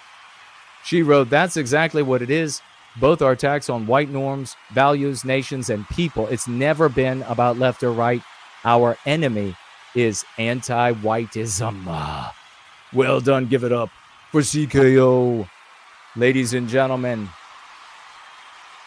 this was found by Cool Papa J Magic, and we love these because this is the evidence of the work that we're doing. Here you have this video. I think, what was this over on maybe Facebook? And somebody wrote, they just keep posting white erasure propaganda. Oh my God. Big salutes to that person. Look at it, ladies and gentlemen. Drink it in.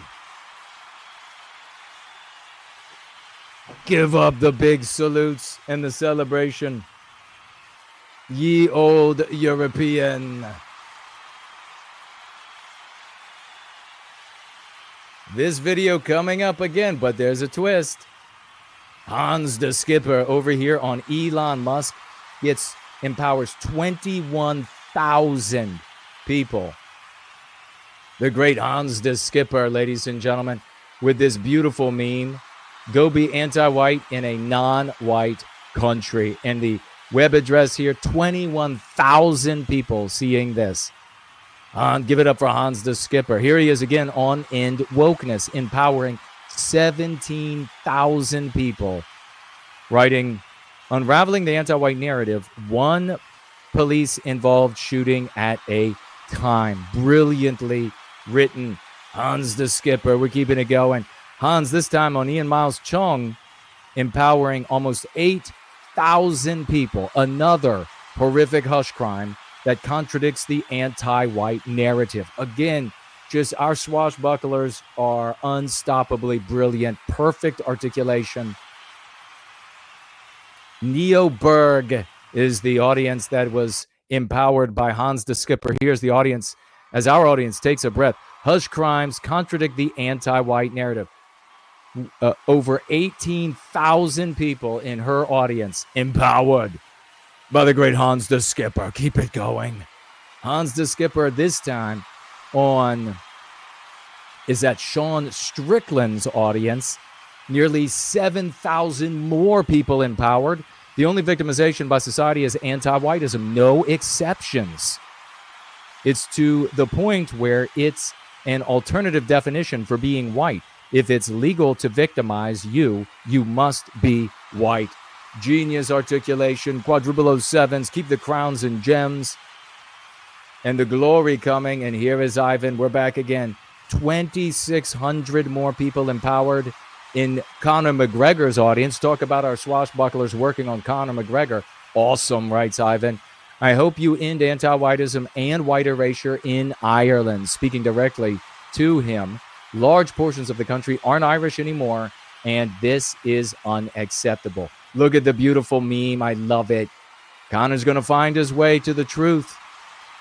He'll be the first one over there with that level of popularity. Ivan here again. 3,200 people empowered in Daniel Concannon's audience. Any creature that says, quote, stolen land outs itself as anti-white unless you are literally Homo erectus.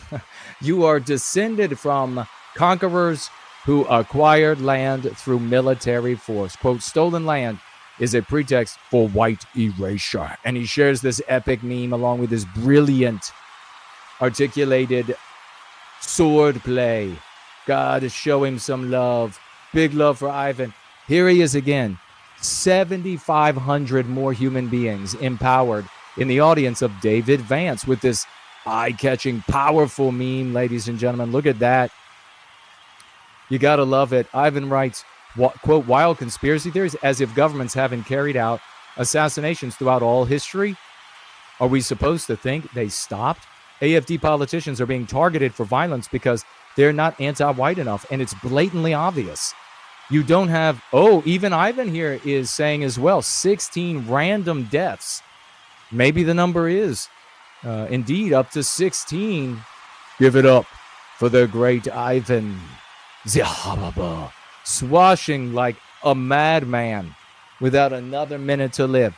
6,500 more people this week empowered in the audience of End Wokeness by Ivan the Huggable. I'm sick of all this anti-whiteism, he writes, with this beautiful meme directing you right to the website. Keep it going. We got to keep it going. Keep the applause. Keep the raucous emojis. Keep the crepitant emojis. Show the love to these people. 5,000 more people this week by Ivan the Huggable, empowered in Kathleen Tyson's audience. Whites, quote, whites are the most likely to rape, close quote. Blatantly incorrect.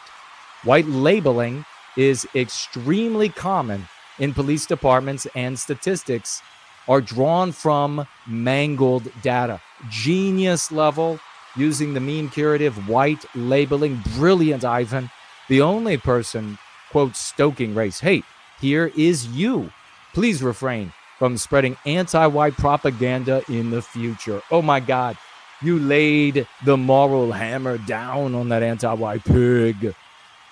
Here he is again in the audience of Libs of TikTok, empowering 4,000 more. I mean, just the multiplicity of audiences, the number of people in total, the different backgrounds and interests that our swashbuckling generals are hitting. It is really, truly something special to behold. Diversity is an anti-white euphemism. Diversity, in quotes, perfectly written, is an anti-white euphemism for white erasure. Brilliant love for the swashbuckler. Ivan again, over 2,000 more people empowered in the audience of Matthew Harding. Epic meme with the website on it. Check it out. We both know you wouldn't say that in response to an all-black group or an all-Chinese group. Thanks for letting everyone know that, quote, diversity is nothing more than an anti-white euphemism for white erasure. You are dismissed, anti-white. Oh my God. He leveled the atomic weapon of white positive morality on the anti-white bitch. Give it up for the Ivan. Janitor of White Noir gets in there this week. 2,700 people he empowered in the audience of Kevin Sorbo. Anti-whites. Now, when Kevin starts using our lexicon, we have swashbucklers over there. Anti-whites put our families in harm's way with the promise that submission will keep them safe. A father executed, a girl raped, Telling Western kind to comply with intruders is anti-white. Big love. Look, showing the cover of Born Guilty and everything, that's going to get Kevin's attention, folks. He's a moral guy. Janitor of White Noir back again. 3,600 people empowered and climbing in the Michael McCarthy audience.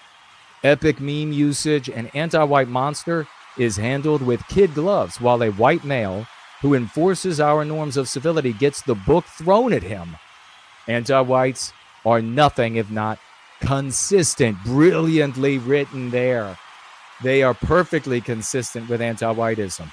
Julia getting into the fight this week in J.K. Rowling's audience, empowering, working on 6,300 people. Look at that, 600 plus likes and retweets. You, J.K. Rowling, are to blame as well for promoting anti-whiteism. Maybe you shouldn't have pushed multiracialism and argued for migrants. Big salutes to Julia for this. Exactly. J.K. Rowling. She's one of these anti-white of the feminist stripe. And so now she's complaining about the mistreatment of females. Too damn bad. Julia is pointing out it's your fault that's happening. Oh my goodness. King Dice is back. Here we have the Stefan Malanuator himself. It's part 2 about other races. Is part 2 about other races? Or is she just, ironically, a shitty anti-white? He tacks on racist. He does put the hyphen in anti-white. It's all right. We just had Anti-Vilification League on there with him. And Molyneux is a moral guy, ladies and gentlemen. This is epic. 13,500 people seeing this post. Big salutes to everybody swashing on Stefan Molyneux. And big salutes to Stefan Molyneux. Olav here. Swashing on Homath, pulling in late in the week 400, working on 500 views. Sharing this totally beautiful, eye-catching meme, has the website, brilliantly articulates the reality. Race is not a social construct, he writes. Society is a racial construct. Give it up for Olav. Big base swashing. My brother, well done. Princess Noodles, the wife, the female wife of the Ivan, getting in as well. Over 5,000 views in Ann Coulter's audience. 5,000 plus people empowered. White erasure is wrong, and Trump should be ashamed of himself for doing this. A perfect meme for Ann Coulter's audience as well. Well done, Princess Noodles. Oh my God. One of our favorites, Andrew Branca, is here. Oh, and he's here again. Here we have Senator Babbitt. No group is hated more than heterosexual white Australian men. Anti-Vilification League's been swashing here, ladies and gentlemen. Senator Babbitt, let's celebrate the both of them. Big salutes. We'll get our concepts into the mouth of Senator Babbitt before you know it. Big work, great work. Well done swashing. TM getting in here late in the week as well. Anti-whites pull random stats. Quote stats, perfectly done there, TM, out of their ass in order to push their anti-white narrative. And this is in the audience of delusional takes. Who knows who will come away with the argument and the meme curative. Well done, champion. Tree Godfather here. White labeling is indeed a huge problem, and another part of the systemic anti-whiteism we face today. Almost 3,600 people empowered in the audience of Homath. White labeling, using that meme curative brilliantly. Well done, the Tree Godfather. Tree Godfather back again, this time in the audience of I Am Yes, with, gotta love this meme here. Over 17,000 people in that audience, hundreds of likes, empowered. Quote, diversity just means white erasure. Genius level. Pithy and powerful, give it up for the Tree Godfather. Tree Godfather, he ain't done. 2,500 plus more people in the audience of New York Post. Hundreds of likes. He writes, yet another symptom of the massive white erasure happening in America. This is about the feces being in the water. So true. Look at this Tree Godfather footage. And again, and we'll get to it, Double V in here on Swashing Majesty. Justice isn't two-tier, it's anti-white. Another anti-white interpretation of the law. He writes, 1,400 people empowered in the audience of Memory Hole. I think we have had a large number of different content creators that we swashed on just this week. A really large number. Well done, team. Biospirit of the West coming in again, this time in Eric. Is that Mathy? What is it? Math something. It's a little blurry. Matheny? Beautiful meme he uses. 5,500 people empowered in Matthew's audience, writing simply anti-whiteism. Genius. Well done, the leader of the OT. Let's give him some salutes for being the leader of the OT, organizing, running, operating. On top of everything else, the man deserves a standing ovation. Dealing with the headaches with the banks, you all have no idea. Biospirit of the West back again, this time over 10,000 people empowered in Trucker Friends audience, over 1,000 likes. Biospirit of the West gets the average young male you speak of is white. Non-whites are the angelized in our systematically anti-white countries of the West. Look at this. So you've got a guy whose audience is craving what Biospirit of the West said. Give it up for this hero, being there at the right time to swash and save these individuals, most of whom are going to be young white guys. Biospirit of the West.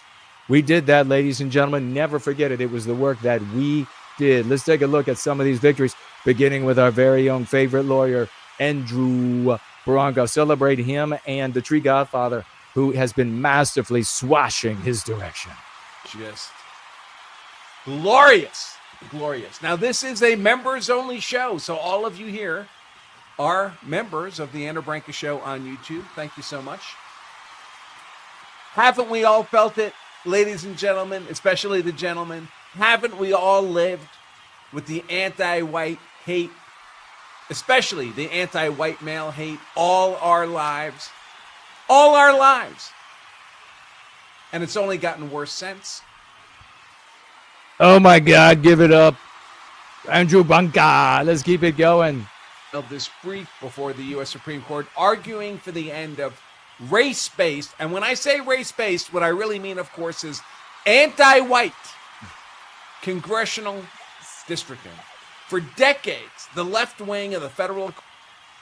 Oh my God, loving it. Andrew Branca and our very own Tree Godfather.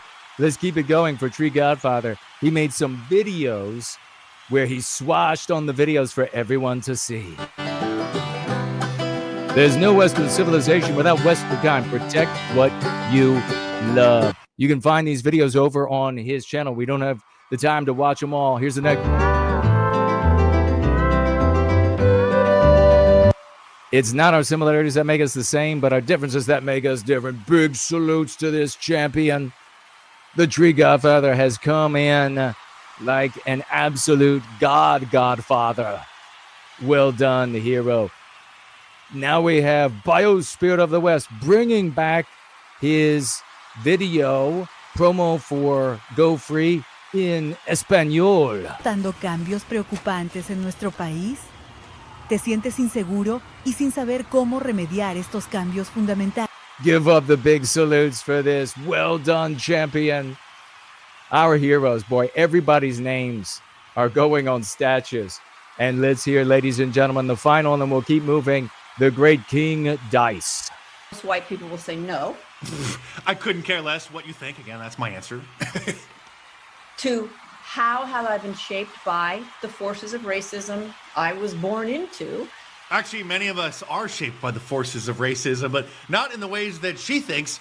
we're shaped by the anti-whiteism, the growing and systemic anti-whiteism, which is why you're finally seeing even the normie mainstream conservative hosts starting to denounce anti-whiteism. Oh my God, show the King Dice some love. This has been an unbelievable week of victories, ladies and gentlemen, and we'll be right back.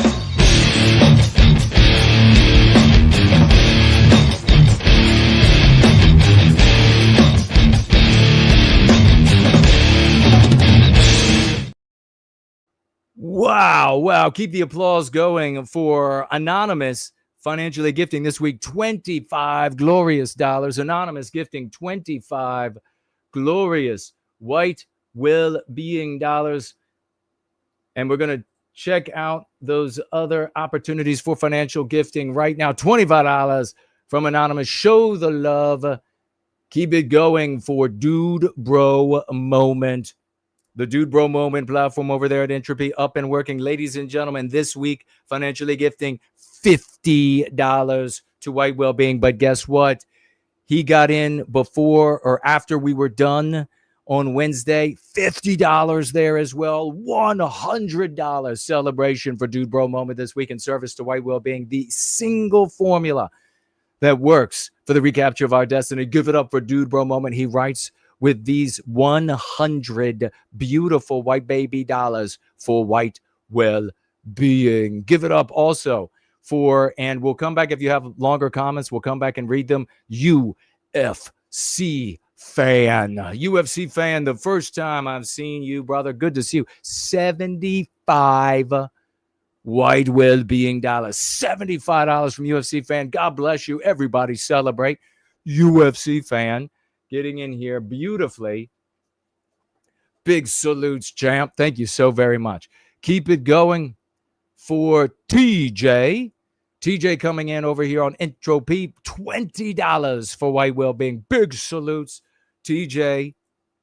Raucous emojis. Keep it going. Another $20, this time from Scott. God bless you, Scott. $20 on Entropy from Scott in service to White Wellbeing. Thank you so very much.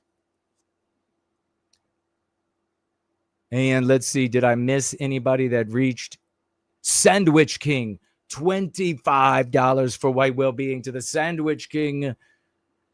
God bless you, Sandwich King. 25 US dollars. He says, great show. Respect to all the swashing heroes. Amen to you. Amen to you.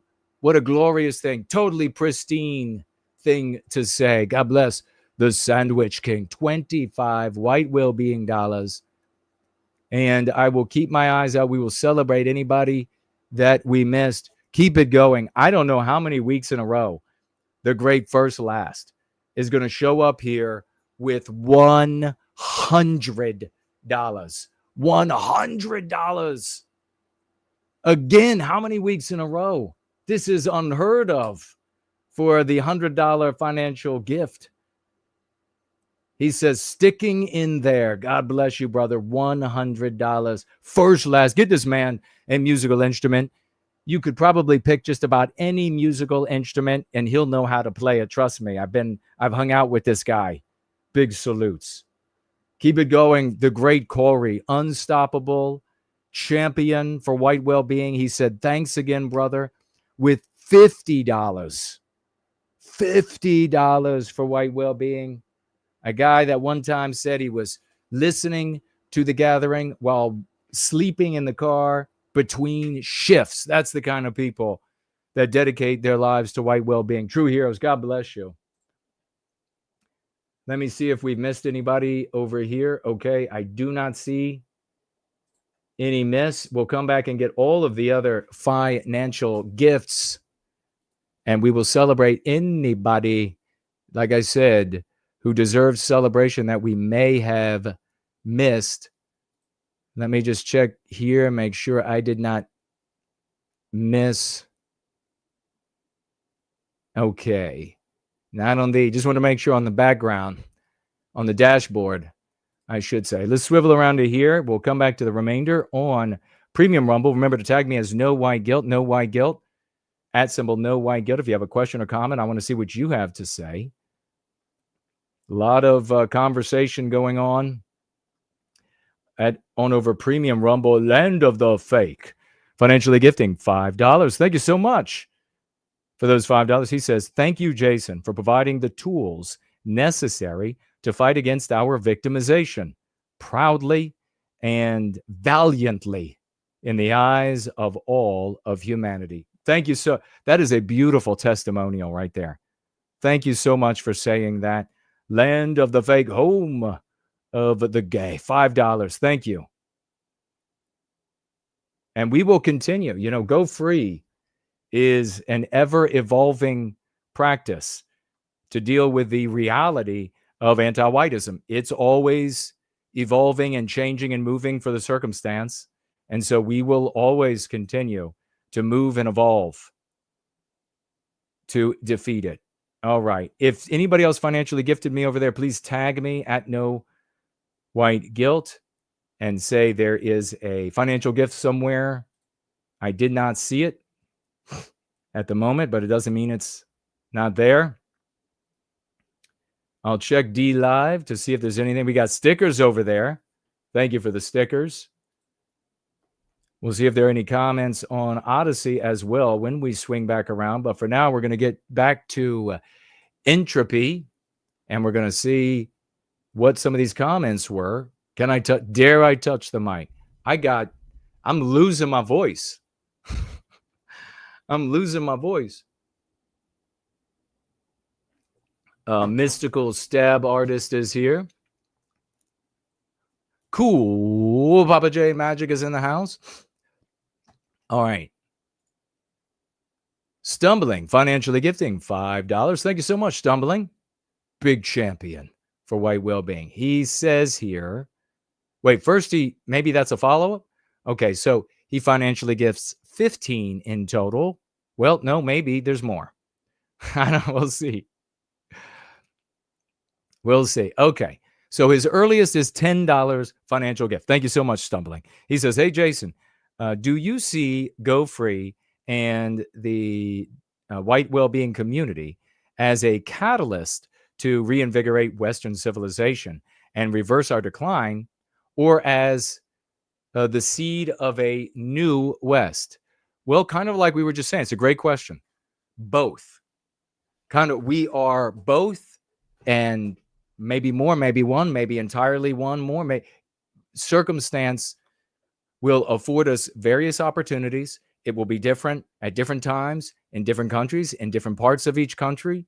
And it will unfold in a dynamic way that society is wont to operate. That's the only way it operates. Great question. And it's why we have to be everywhere and nowhere. It's why we have to be amorphous where we need to be, rigid where we need to be, and take those forms at either form at various times. So it can recapture the West as we see, but also remake the West as we are. So thank you so much. Great question. I mean, I hope it doesn't sound like it's a reality. I hope it doesn't sound like it's evading the question. It's literally both. Thank you so much, Stumbling. Stumbling also here for $10 more. So let's get out the Raucous emojis. Celebrate the Stumbling. $20 minimum for celebration. Big salutes. 007s for Stumbling. And he's swashing all the time. He's a great champion. Good to see you, brother. He says, Iryna's brutal murder has hit me harder than most for several reasons. It was extremely unprovoked. Even in Austin Metcalf's case, there was at least a confrontation that insulted the murderer's anti-white ego. It was such a brutal, up-close attack. He would have smelt her perfume before he killed her. And your focus on her, that's a sign of your health. Your focus on Metcalf, that's a sign of your health. That's a sign you're going in the right direction. That's a sign you're going to access more of your latent physical, mental, and spiritual potential. You're looking toward the spirit of our people for that strength, and you will find it. Great question, And I know it's a really difficult and challenging thing to deal with. And nonetheless, it is a sign of great health. It's a sign that you're going in the right direction. So if there's anything that you could take away from the horror of the loss that you feel for her and how she was butchered by this anti-white monster, it's the reality that you are becoming the man that we need to put an end to this sort of anti-whiteism. Well done. Everybody can follow that path. Stumbling back for another $5. God bless you, champion. $25 total. He financially gets today. Thank you so much. He says with these 5, she was a beautiful young woman of the West, no doubt targeted for her beauty. She was fleeing a war and should have been safe in America. I know, that's so heartbreaking. That aspect crushed me as well. She would have been safe if it were not white erased, if America were not white erased. Exactly. I hope we can honor and commemorate Iryna in some way. Well, you did. That, what you felt, that you told us about, that is the highest honor. When you grieve like that for a member of our people, that's the highest honor. I know you're probably also speaking more about, can we remember her name, put her on a meme that we share with anti-whiteism so that she didn't die in vain to anti-whiteism? Yes, we can do that as well. Thank you. Thank you, good brother. You can see, folks, how to be a hero here. And it's taken years for so many of us to get this polished, women and men of the West. But here we are. Time for you to join what's working. All right, let's see what else was written over here. The Sandwich King, with his gift of $25 that we read earlier, said, great show. Respect. Oh, we got that. Read that. Respect all these swashing heroes. Yes. Big respect to that. UFC fan, $75 financial gift that we read a moment ago. Good evening, he writes. I don't have much of an internet presence, but have had some success in my local community in the anti-white stronghold of New York using a white positive approach. Awesome. That is fantastic. He says, your work is terrific. On another note, I would love some recommendations for fiction books that aren't anti-white to help me pass time on my long train ride. Well, your long train ride, is it to and from work, or are you going on a trip, or whatever it is? Well, Prometheus Rising. You can get it at Amazon. You can go to nowhiteguiltcollectibles.com to get a signed copy. It's a Comedy, Damn It, also available by yours truly on Amazon and my website, where you could get a signed edition. That's just 2 to begin, and I'm sure there are others in the live chat over on YouTube or Rumble, or even on the live chat on X. I could give some other recommendations, but I assure you, you'll have a hell of a time reading the 2 I just mentioned. And It's a Comedy, Damn It is a lot of fun because you'll be done with it in no time, and you'll have lived through a very bizarre and hilarious situation. UFC fan, thank you. A big testimonial using Go Free, white positivity up in New York and having successes. You're not going to find that elsewhere. Definitely not. Thank you for that. TJ had financially gifted $20 that we read, and I'm coming back to him writing, keep up the great work for Western Kind's well-being, everyone. Thank you. And you too. God bless you. Thank you for that. And thank you for all of your service to White Wellbeing. TJ, $20. Thank you so much. Scott over here, we read earlier his financial gift of $20. Thank you so much again, Scott.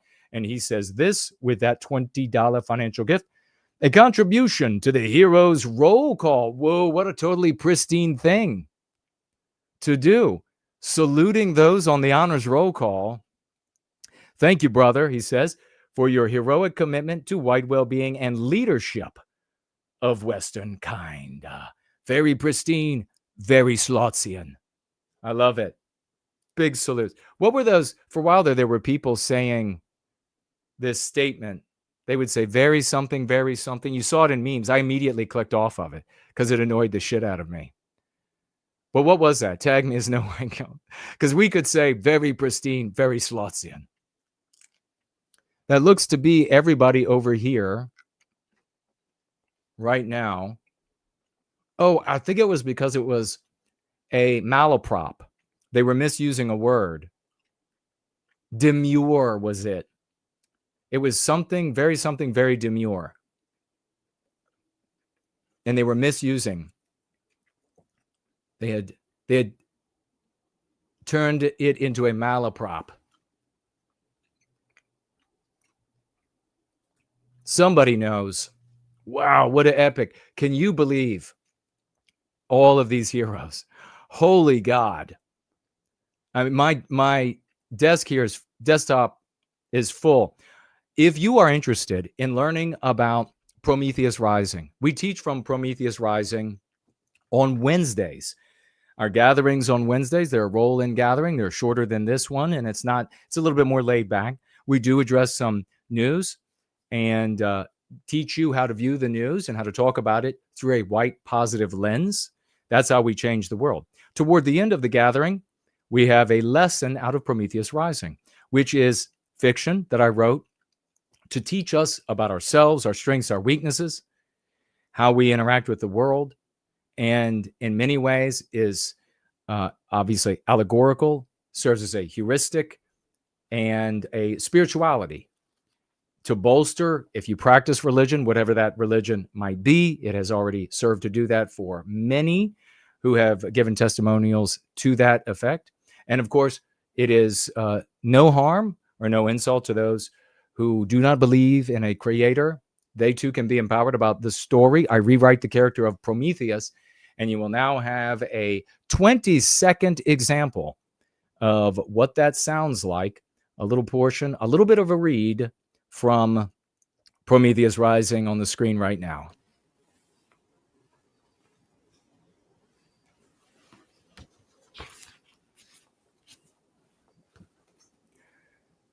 As day drew to dusk, and the stars bloomed in the dark soil of the wheeling sky, Prometheus withdrew himself to the edge of the forest.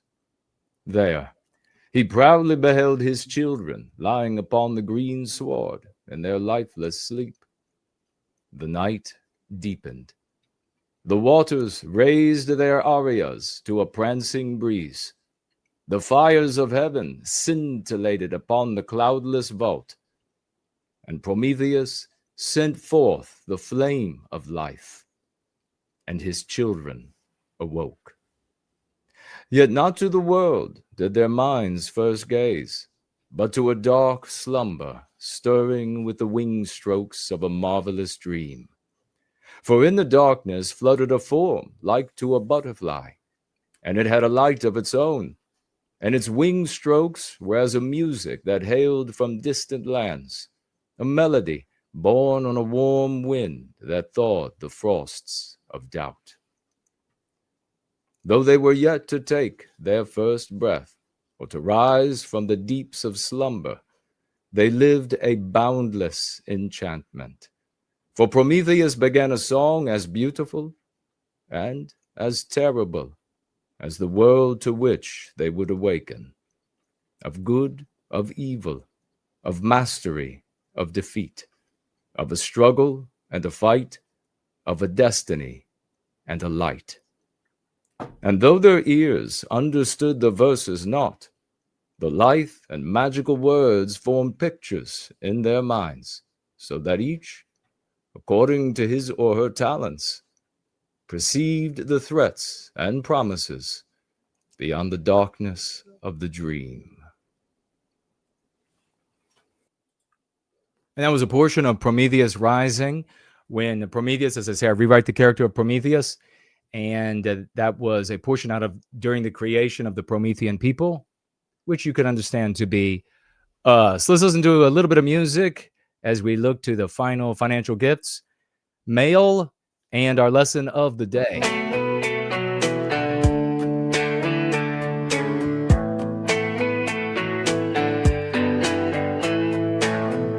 Taught my kids to rise each morning, work hard for every dollar earning. Pride in family, that's what we do. Stand tall, stand firm, and stand true. No need for shame, no need to hide. Just love that comes from deep inside. Got my children, got my faith. That's all the treasure I need today. Got my children, got my faith. All right, let me know that you can hear me okay over the music. Please, please. Raymond Foster, he's here, ladies and gentlemen. Now's the time to get your tags to me if you have any questions. The @ symbol, no white guilt. The @ symbol, no white guilt. And I see that I have Dallas Malloy is tagging me over here, and I'll read that in just a moment. Before we get to that, though, we have some mail in the mailbag. And who do we have in here, ladies and gentlemen? Get out your Raucous emojis, your 07 salute for the great Randy. Salute, Randy. Sound is good. Thank you, Corey. Salute, Randy. $20 financial gift. God bless you, Randy. I always love seeing your mail in the Prometheological mailbag. Awesome, brother. Thank you for your service to White Wellbeing. $20 from the great Randy. Says enough is enough. No more Irynas. No more. We also have Douglas financially gifting $10. Thank you so much, Douglas. He says, keep the lights on. Thank you so much, brother. $10 from Douglas over here. We have, finally, here's the Unifier financially gifting $5. And she says, weekly quote tag for White Wellbeing. Thank you, Liz. Teaching kindness to one another. Future's bright when hearts are free. Love's the only legacy. No need for shame, no need to hide. Just love that comes from deep inside. Got my children, got my faith. That's all the treasure I need today. Got my children, got my faith. That's all the treasure I need today. That's all the treasure. We got some announcements today. I want you all to pray and give positive energy to Mrs. Jess Horst, who continues to go through cancer treatments. They're very challenging. Send this woman some love. Keep your prayers and your positive energy going for our tree godfather as well, who just suffered a health issue, and we want him to stay strong and be strong forever and ever and ever. Prayers for Mrs. Jess Horst and the tree godfather. Positive energy. Keep them in your prayers, and we will bring them back to full health, ready to take on and take down the anti-white world. I deeply appreciate all of that. We also have one more announcement here.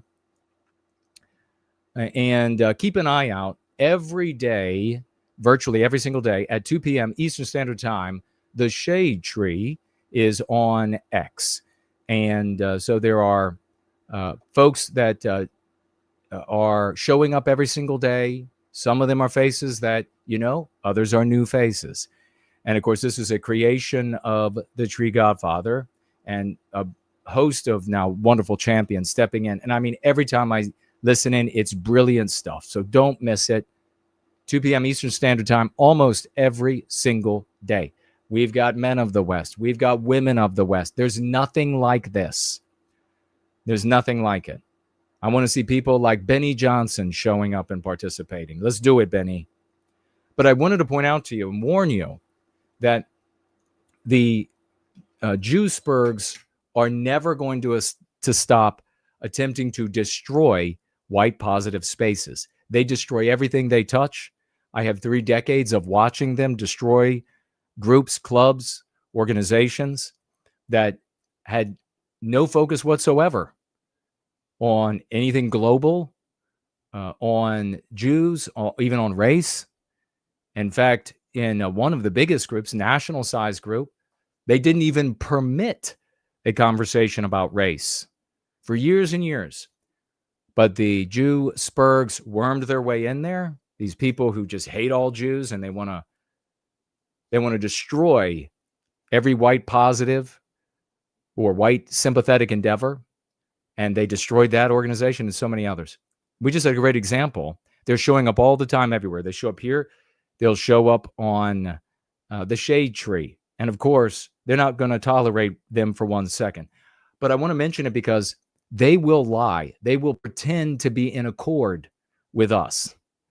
Just like this in Fuentes following Jewsburg with a list of Hitler and SS and this kind of stuff in his profile. He's actually a Mexican. I'm not going to tell you all the stuff that I dug up, but he's actually a Mexican. He lives in America, but he's a Mexican, another Mexican. I no doubt he's not a white Mexican, but he's got white blood in him.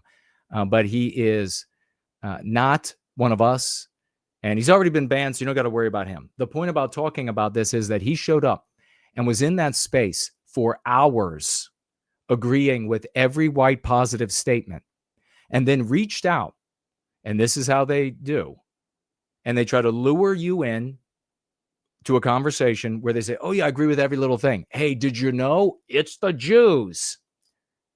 Why aren't they talking about it's the Jews here? Be aware, this never ends. It never ends.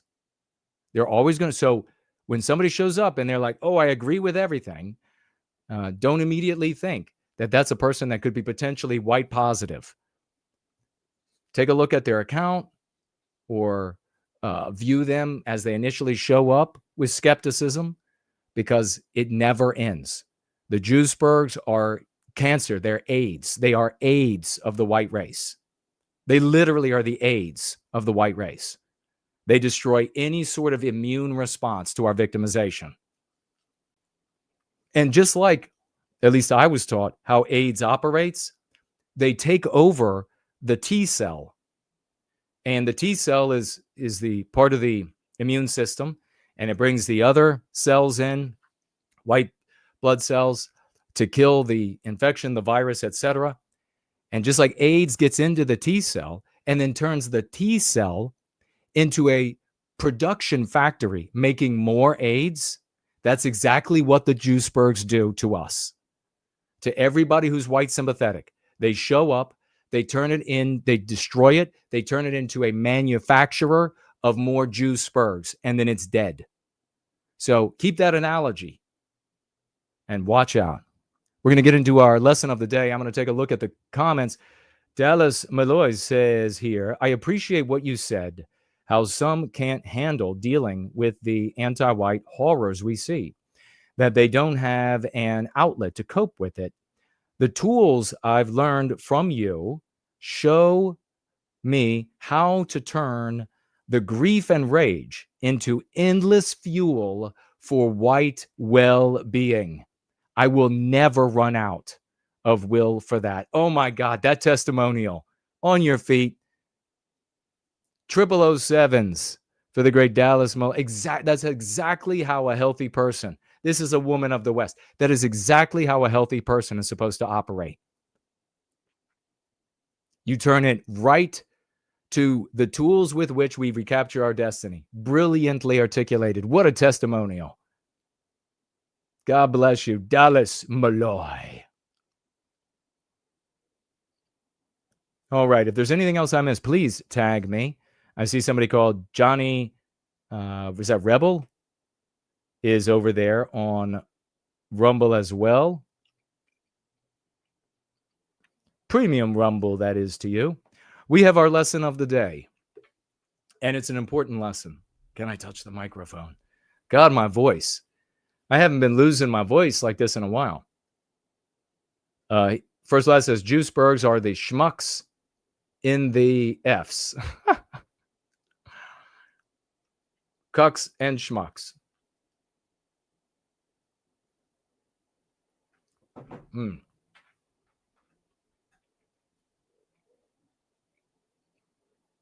I did want to mention, Scott says, hey, Jason, what's your opinion about Charlie Kirk? He needs to go free. He needs to use our lexicon. He's another conservative making a living off of the abstractionary argumentation of cucks.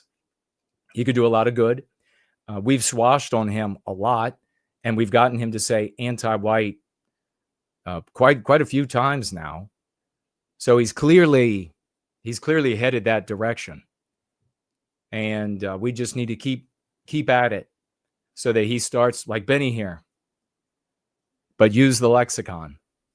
Talk about we are the most persecuted, exploited, dehumanized, browbeaten group on planet Earth. We need to be talking about whites being victimized. If Kirk did that, I would love him. Trust me, I would find a crown for him just like we got one for Dice. Corey says the Tree Godfather has been restreaming the Shade Tree. Oh, yeah, great point.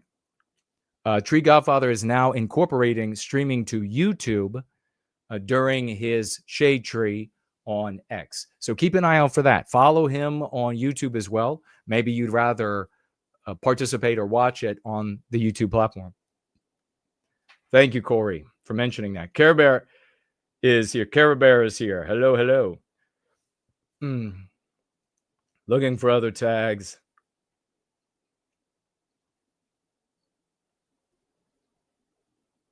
Misty Zokarf. Was it very demure?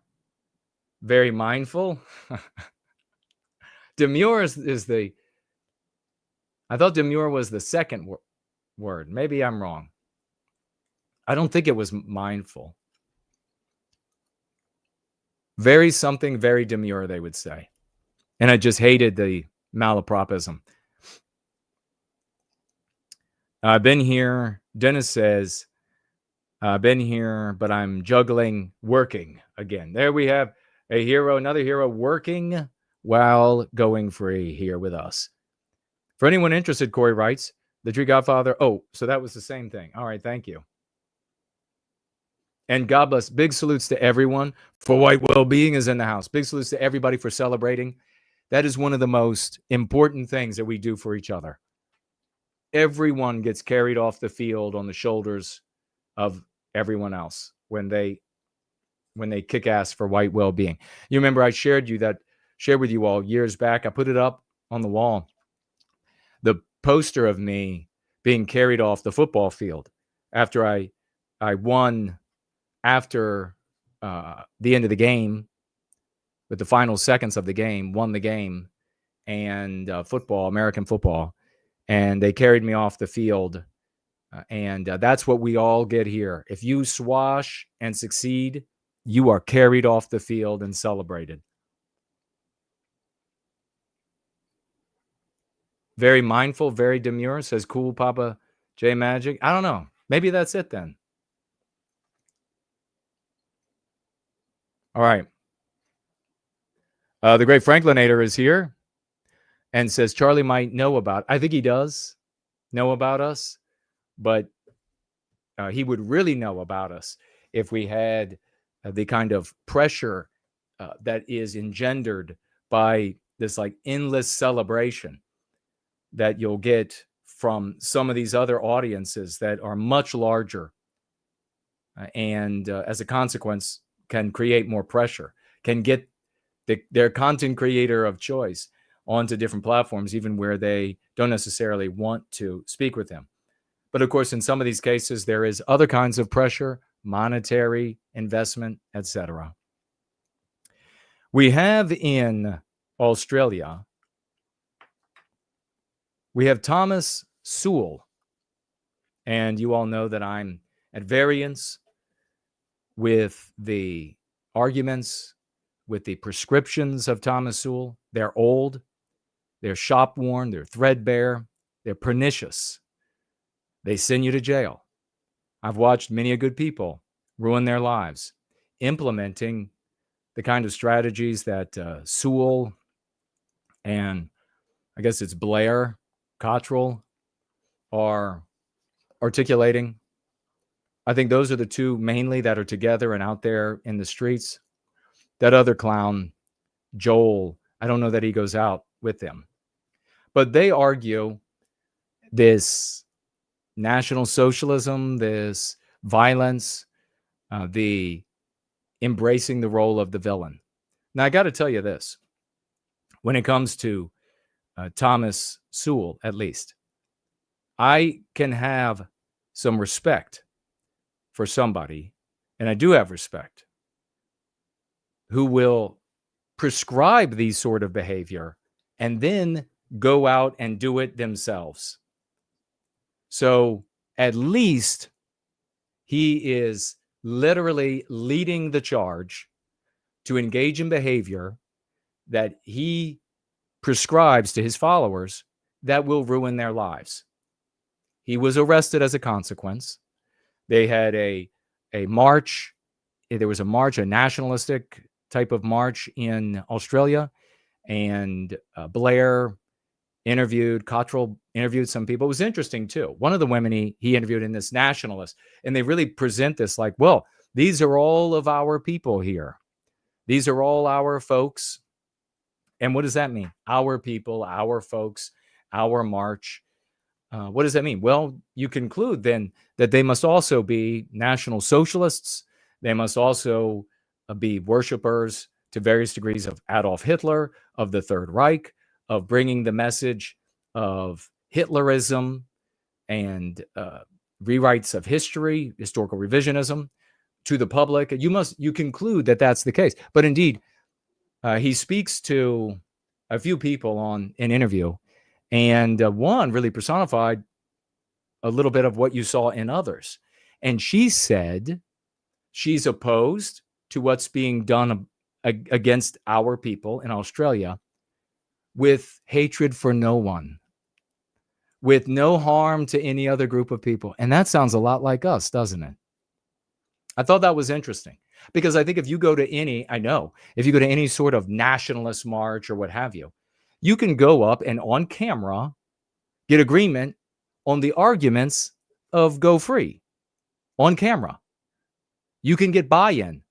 People are not worried about their reputations being ruined by that because it's moral. I did not hear, and you think Blair would have shown you if there had been people that would have said, oh, we worship Hitler, and what we need is a Führer. In fact, one of the speakers at the march literally LARPed in a trench coat. Like he was Hitler, standing like stock still in the trench coat, tied up. I feel for our brothers and sisters everywhere around the world, and I feel for them there when the people who are getting up at the mic are the people who are leading them in unhealthy and unproductive and destructive directions. And again, at least I can respect Thomas Sewell because he then ended up leading guys into some anti-white march or some anti-white camp. And, the anti-white news is going to portray this as all, daisy planters and everything like that. Nonetheless, some non-white woman ended up having to get staples in her skull for one of the injuries said to be caused by Sewell and his cohorts. And they had fist fights and really kick fights. They really were not good at fighting, I must say. And that's just like I'm not trying to have a dig about that. I mean, you can just see. He was arrested. Thomas was arrested, as you expect. Now, I don't know how many of the followers were arrested, but at least he went out there himself and engaged in the behavior that he was telling others to engage in. He's now in jail, and the prosecutor has decided no bond for him because he's a threat to society. And there is a petition also circulating with, I think, nearing 100,000 signatures demanding that he be expelled from Australia and sent home to New Zealand. And you have all of these anti-whites in New Zealand that are saying, we don't want him back. Y'all keep him. It's looking like he's going to spend some time in prison. And there are a number of serious charges. I don't know all of the details, but I do know that it was on the basis of serious charges that he is not permitted to bail out and return home and etc.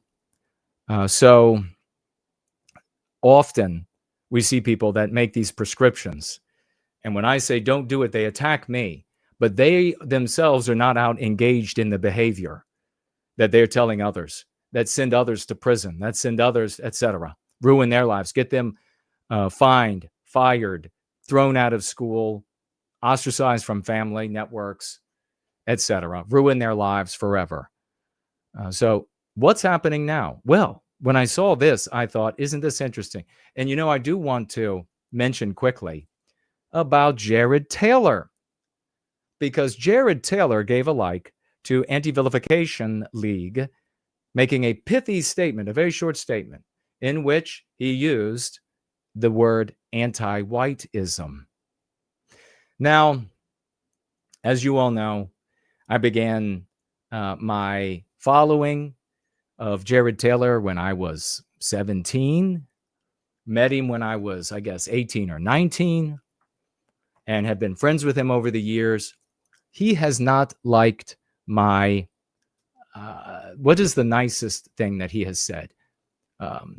Strange or odd, I think is what he said. Odd word choice. He's not liked the odd word choice over the years. He's not been a fan. In fact, he's gone further than not being a fan. I won't get into all those details, but he's gone further than not being a fan of the concepts. But what we've seen in the past 2 years now, year and a half, is him using some of the lexicon. And now to see him giving a like to Anti-Vilification League using anti-white is landing in a very way I'm going to have to process. It's a way I'm going to have to process. You don't know the whole story, but it's a way I'm going to have to process. Last week, to get back to what we were talking about, we mentioned, I guess it was last week, the saboteur. And one of the things that the saboteur subversives do, and that is they shame extort. And that's what's starting to happen right on cue, as it does every single time in the white sympathetic sphere. So we are going to jump to Go Free Iteration, Edition 2, Iteration 2, page 201 in the appendix. Shame extorting. What is shame extorting? Why should you know this meme curative? Shame extorting is instilling shame to extort money for legal and other expenses from white sympathetic people after engaging in high risk, low reward behavior that harmed or could have harmed white well-being, even when the behavior is claimed to have been in service to the white race. So Thomas Sewell would undoubtedly say, oh, well, I'm doing the Nazi thing and the historical revision thing and the speaking at a lectern in front of a government building and shouting like he's dressed up kind of like a brown shirt when he spoke. I'm doing all of this for the white race. And yet we can look at that behavior and see the track record of decades and before, as I say, even I was involved, and see what happens to people who, thank you so much, Kate. You're doing an amazing job. Really high energy and brilliant. I appreciate it. And we've seen this behavior end up in no benefit to the white race, no reclamation of our destiny, In fact, it harms our efforts for white well-being, and it harms those who engage in this behavior, who could be doing something productive. So we can look at this behavior as we have and say, this has happened to me so many times, and say, don't do this. I realize that Sewell is arguing to do this. Don't do that, because here is what will happen. And every single time I'm right. I know there are people out there that hate that I'm right about that, but every single time I'm right. People are injured by this. No benefit accrues to the white race. So here we have high risk, low reward, if any, for our advocates, for some sort of level of white sympathy.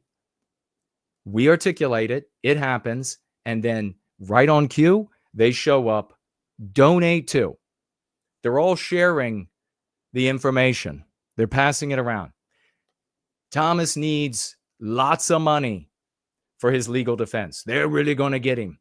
Pay now, pay now. If you don't pay, then you're not a real pro-white advocate. So there you see the shaming. We have watched hundreds and hundreds of thousands of dollars get wasted in legal defenses on behavior that should have been never engaged in, the behavior that should have been rejected on its face. You don't even need me around. You can just look at what's happened in the past. So no, you reject this support shaming. You reject the claim that any of us should pay for the legal defense for behavior that we can predict will do nothing good for our people and will result in things like needing attorneys. Make sense? They have these groups now. What are they calling them now? Activity or action groups or something like this, run by the same guys who in Southern California were years back. The running out there fighting in the field lots behind schools, and we said, don't do that. They're all going to go to jail. They'll all be demanding money for lawyers and saying that you're not legitimate if you're not paying them and writing to them as prisoners and all of this sort of garbage. They all went to jail. Now they're out of jail. The guy who created this is out of jail. So now he's got this activity groups or something. And you see people like Arvil promoting them now. Disgusting, despicable.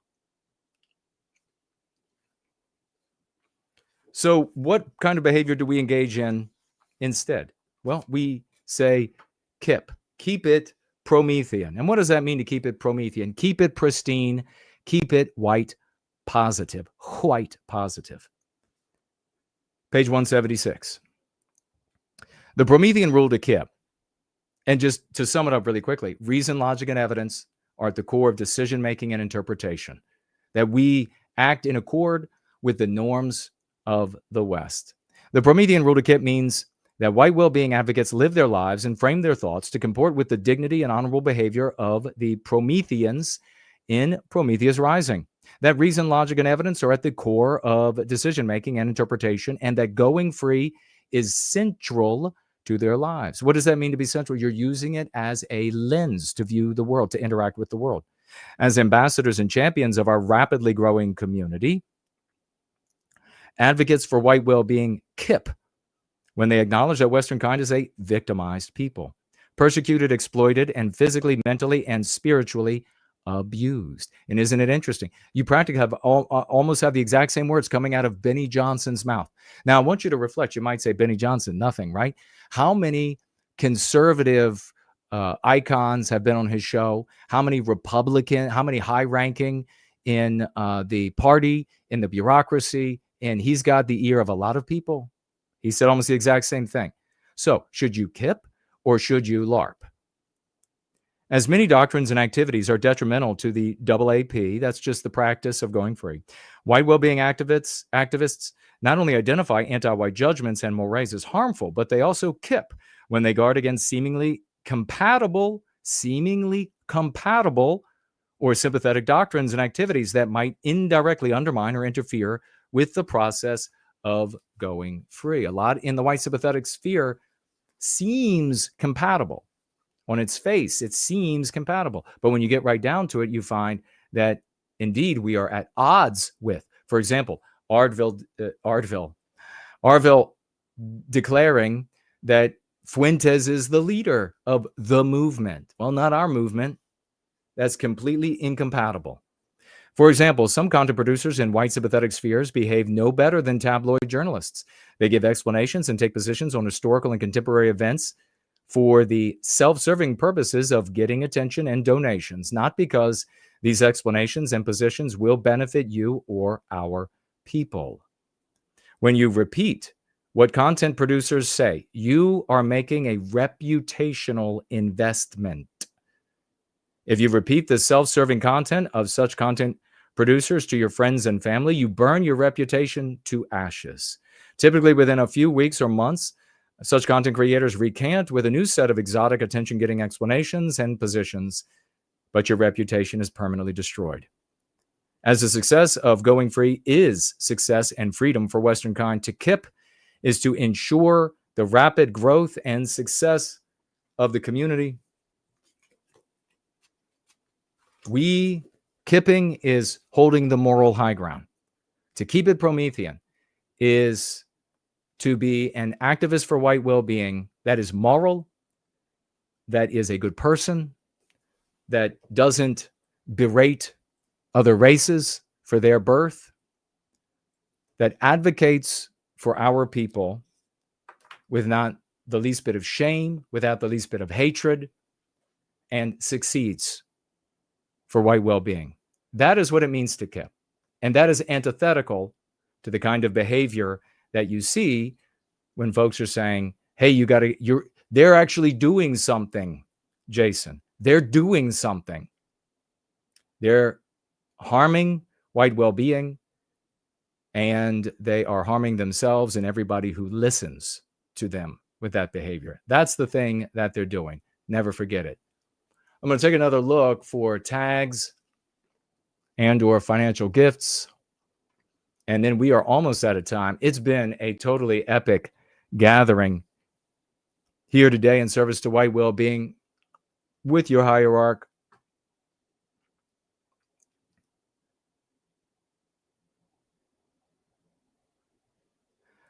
Aliens Exist says, not having to hide your lexicon and feelings is a burden lifted. Beautiful testimonial. Perfectly put.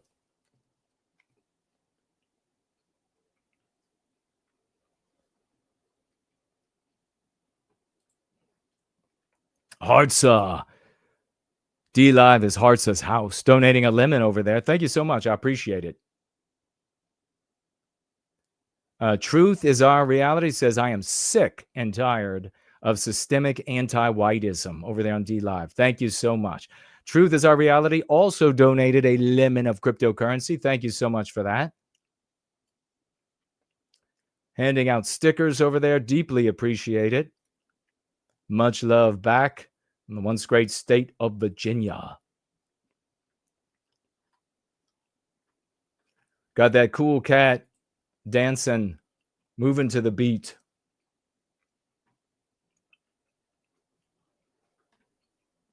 All right. Don't think I missed anybody else. And I'll swivel around to here. So neat that Jason teaches some of the lessons that Yoda taught in Star Wars. Being white negative as like giving in to the dark side of the Force. Prison happens. It's not a good sell instead of it's not a good call. By First Last. Thank you, brother.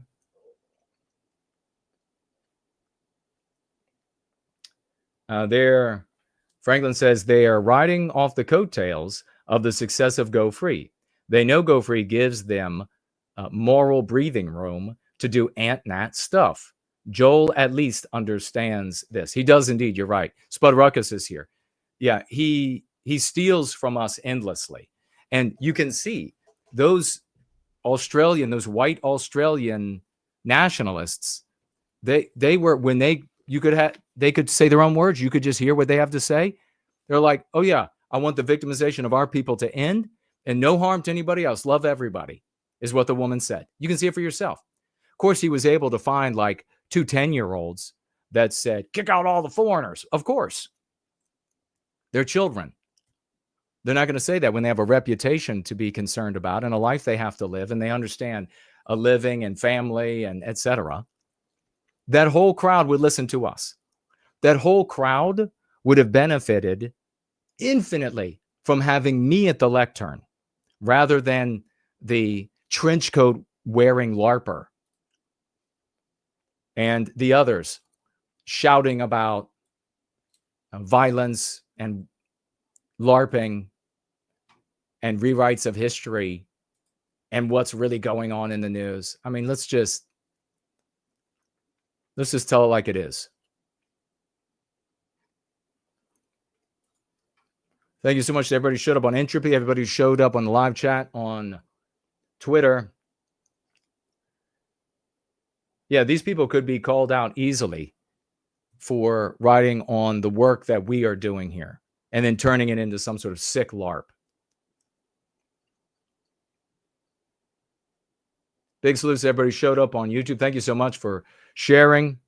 Did you know that Darth Vader was the first black man to admit he was the father? Oh, yes, in Star Wars.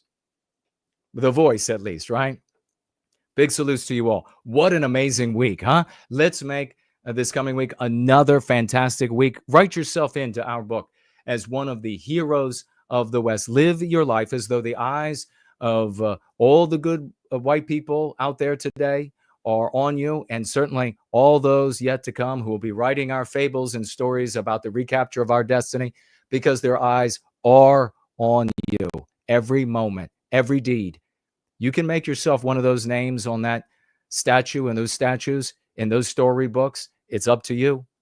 If you want to put an end to the beautiful white females being butchered on subway trains and raped and everything else, it's up to you with the tools that we give you here in service to white well-being. I love y'all.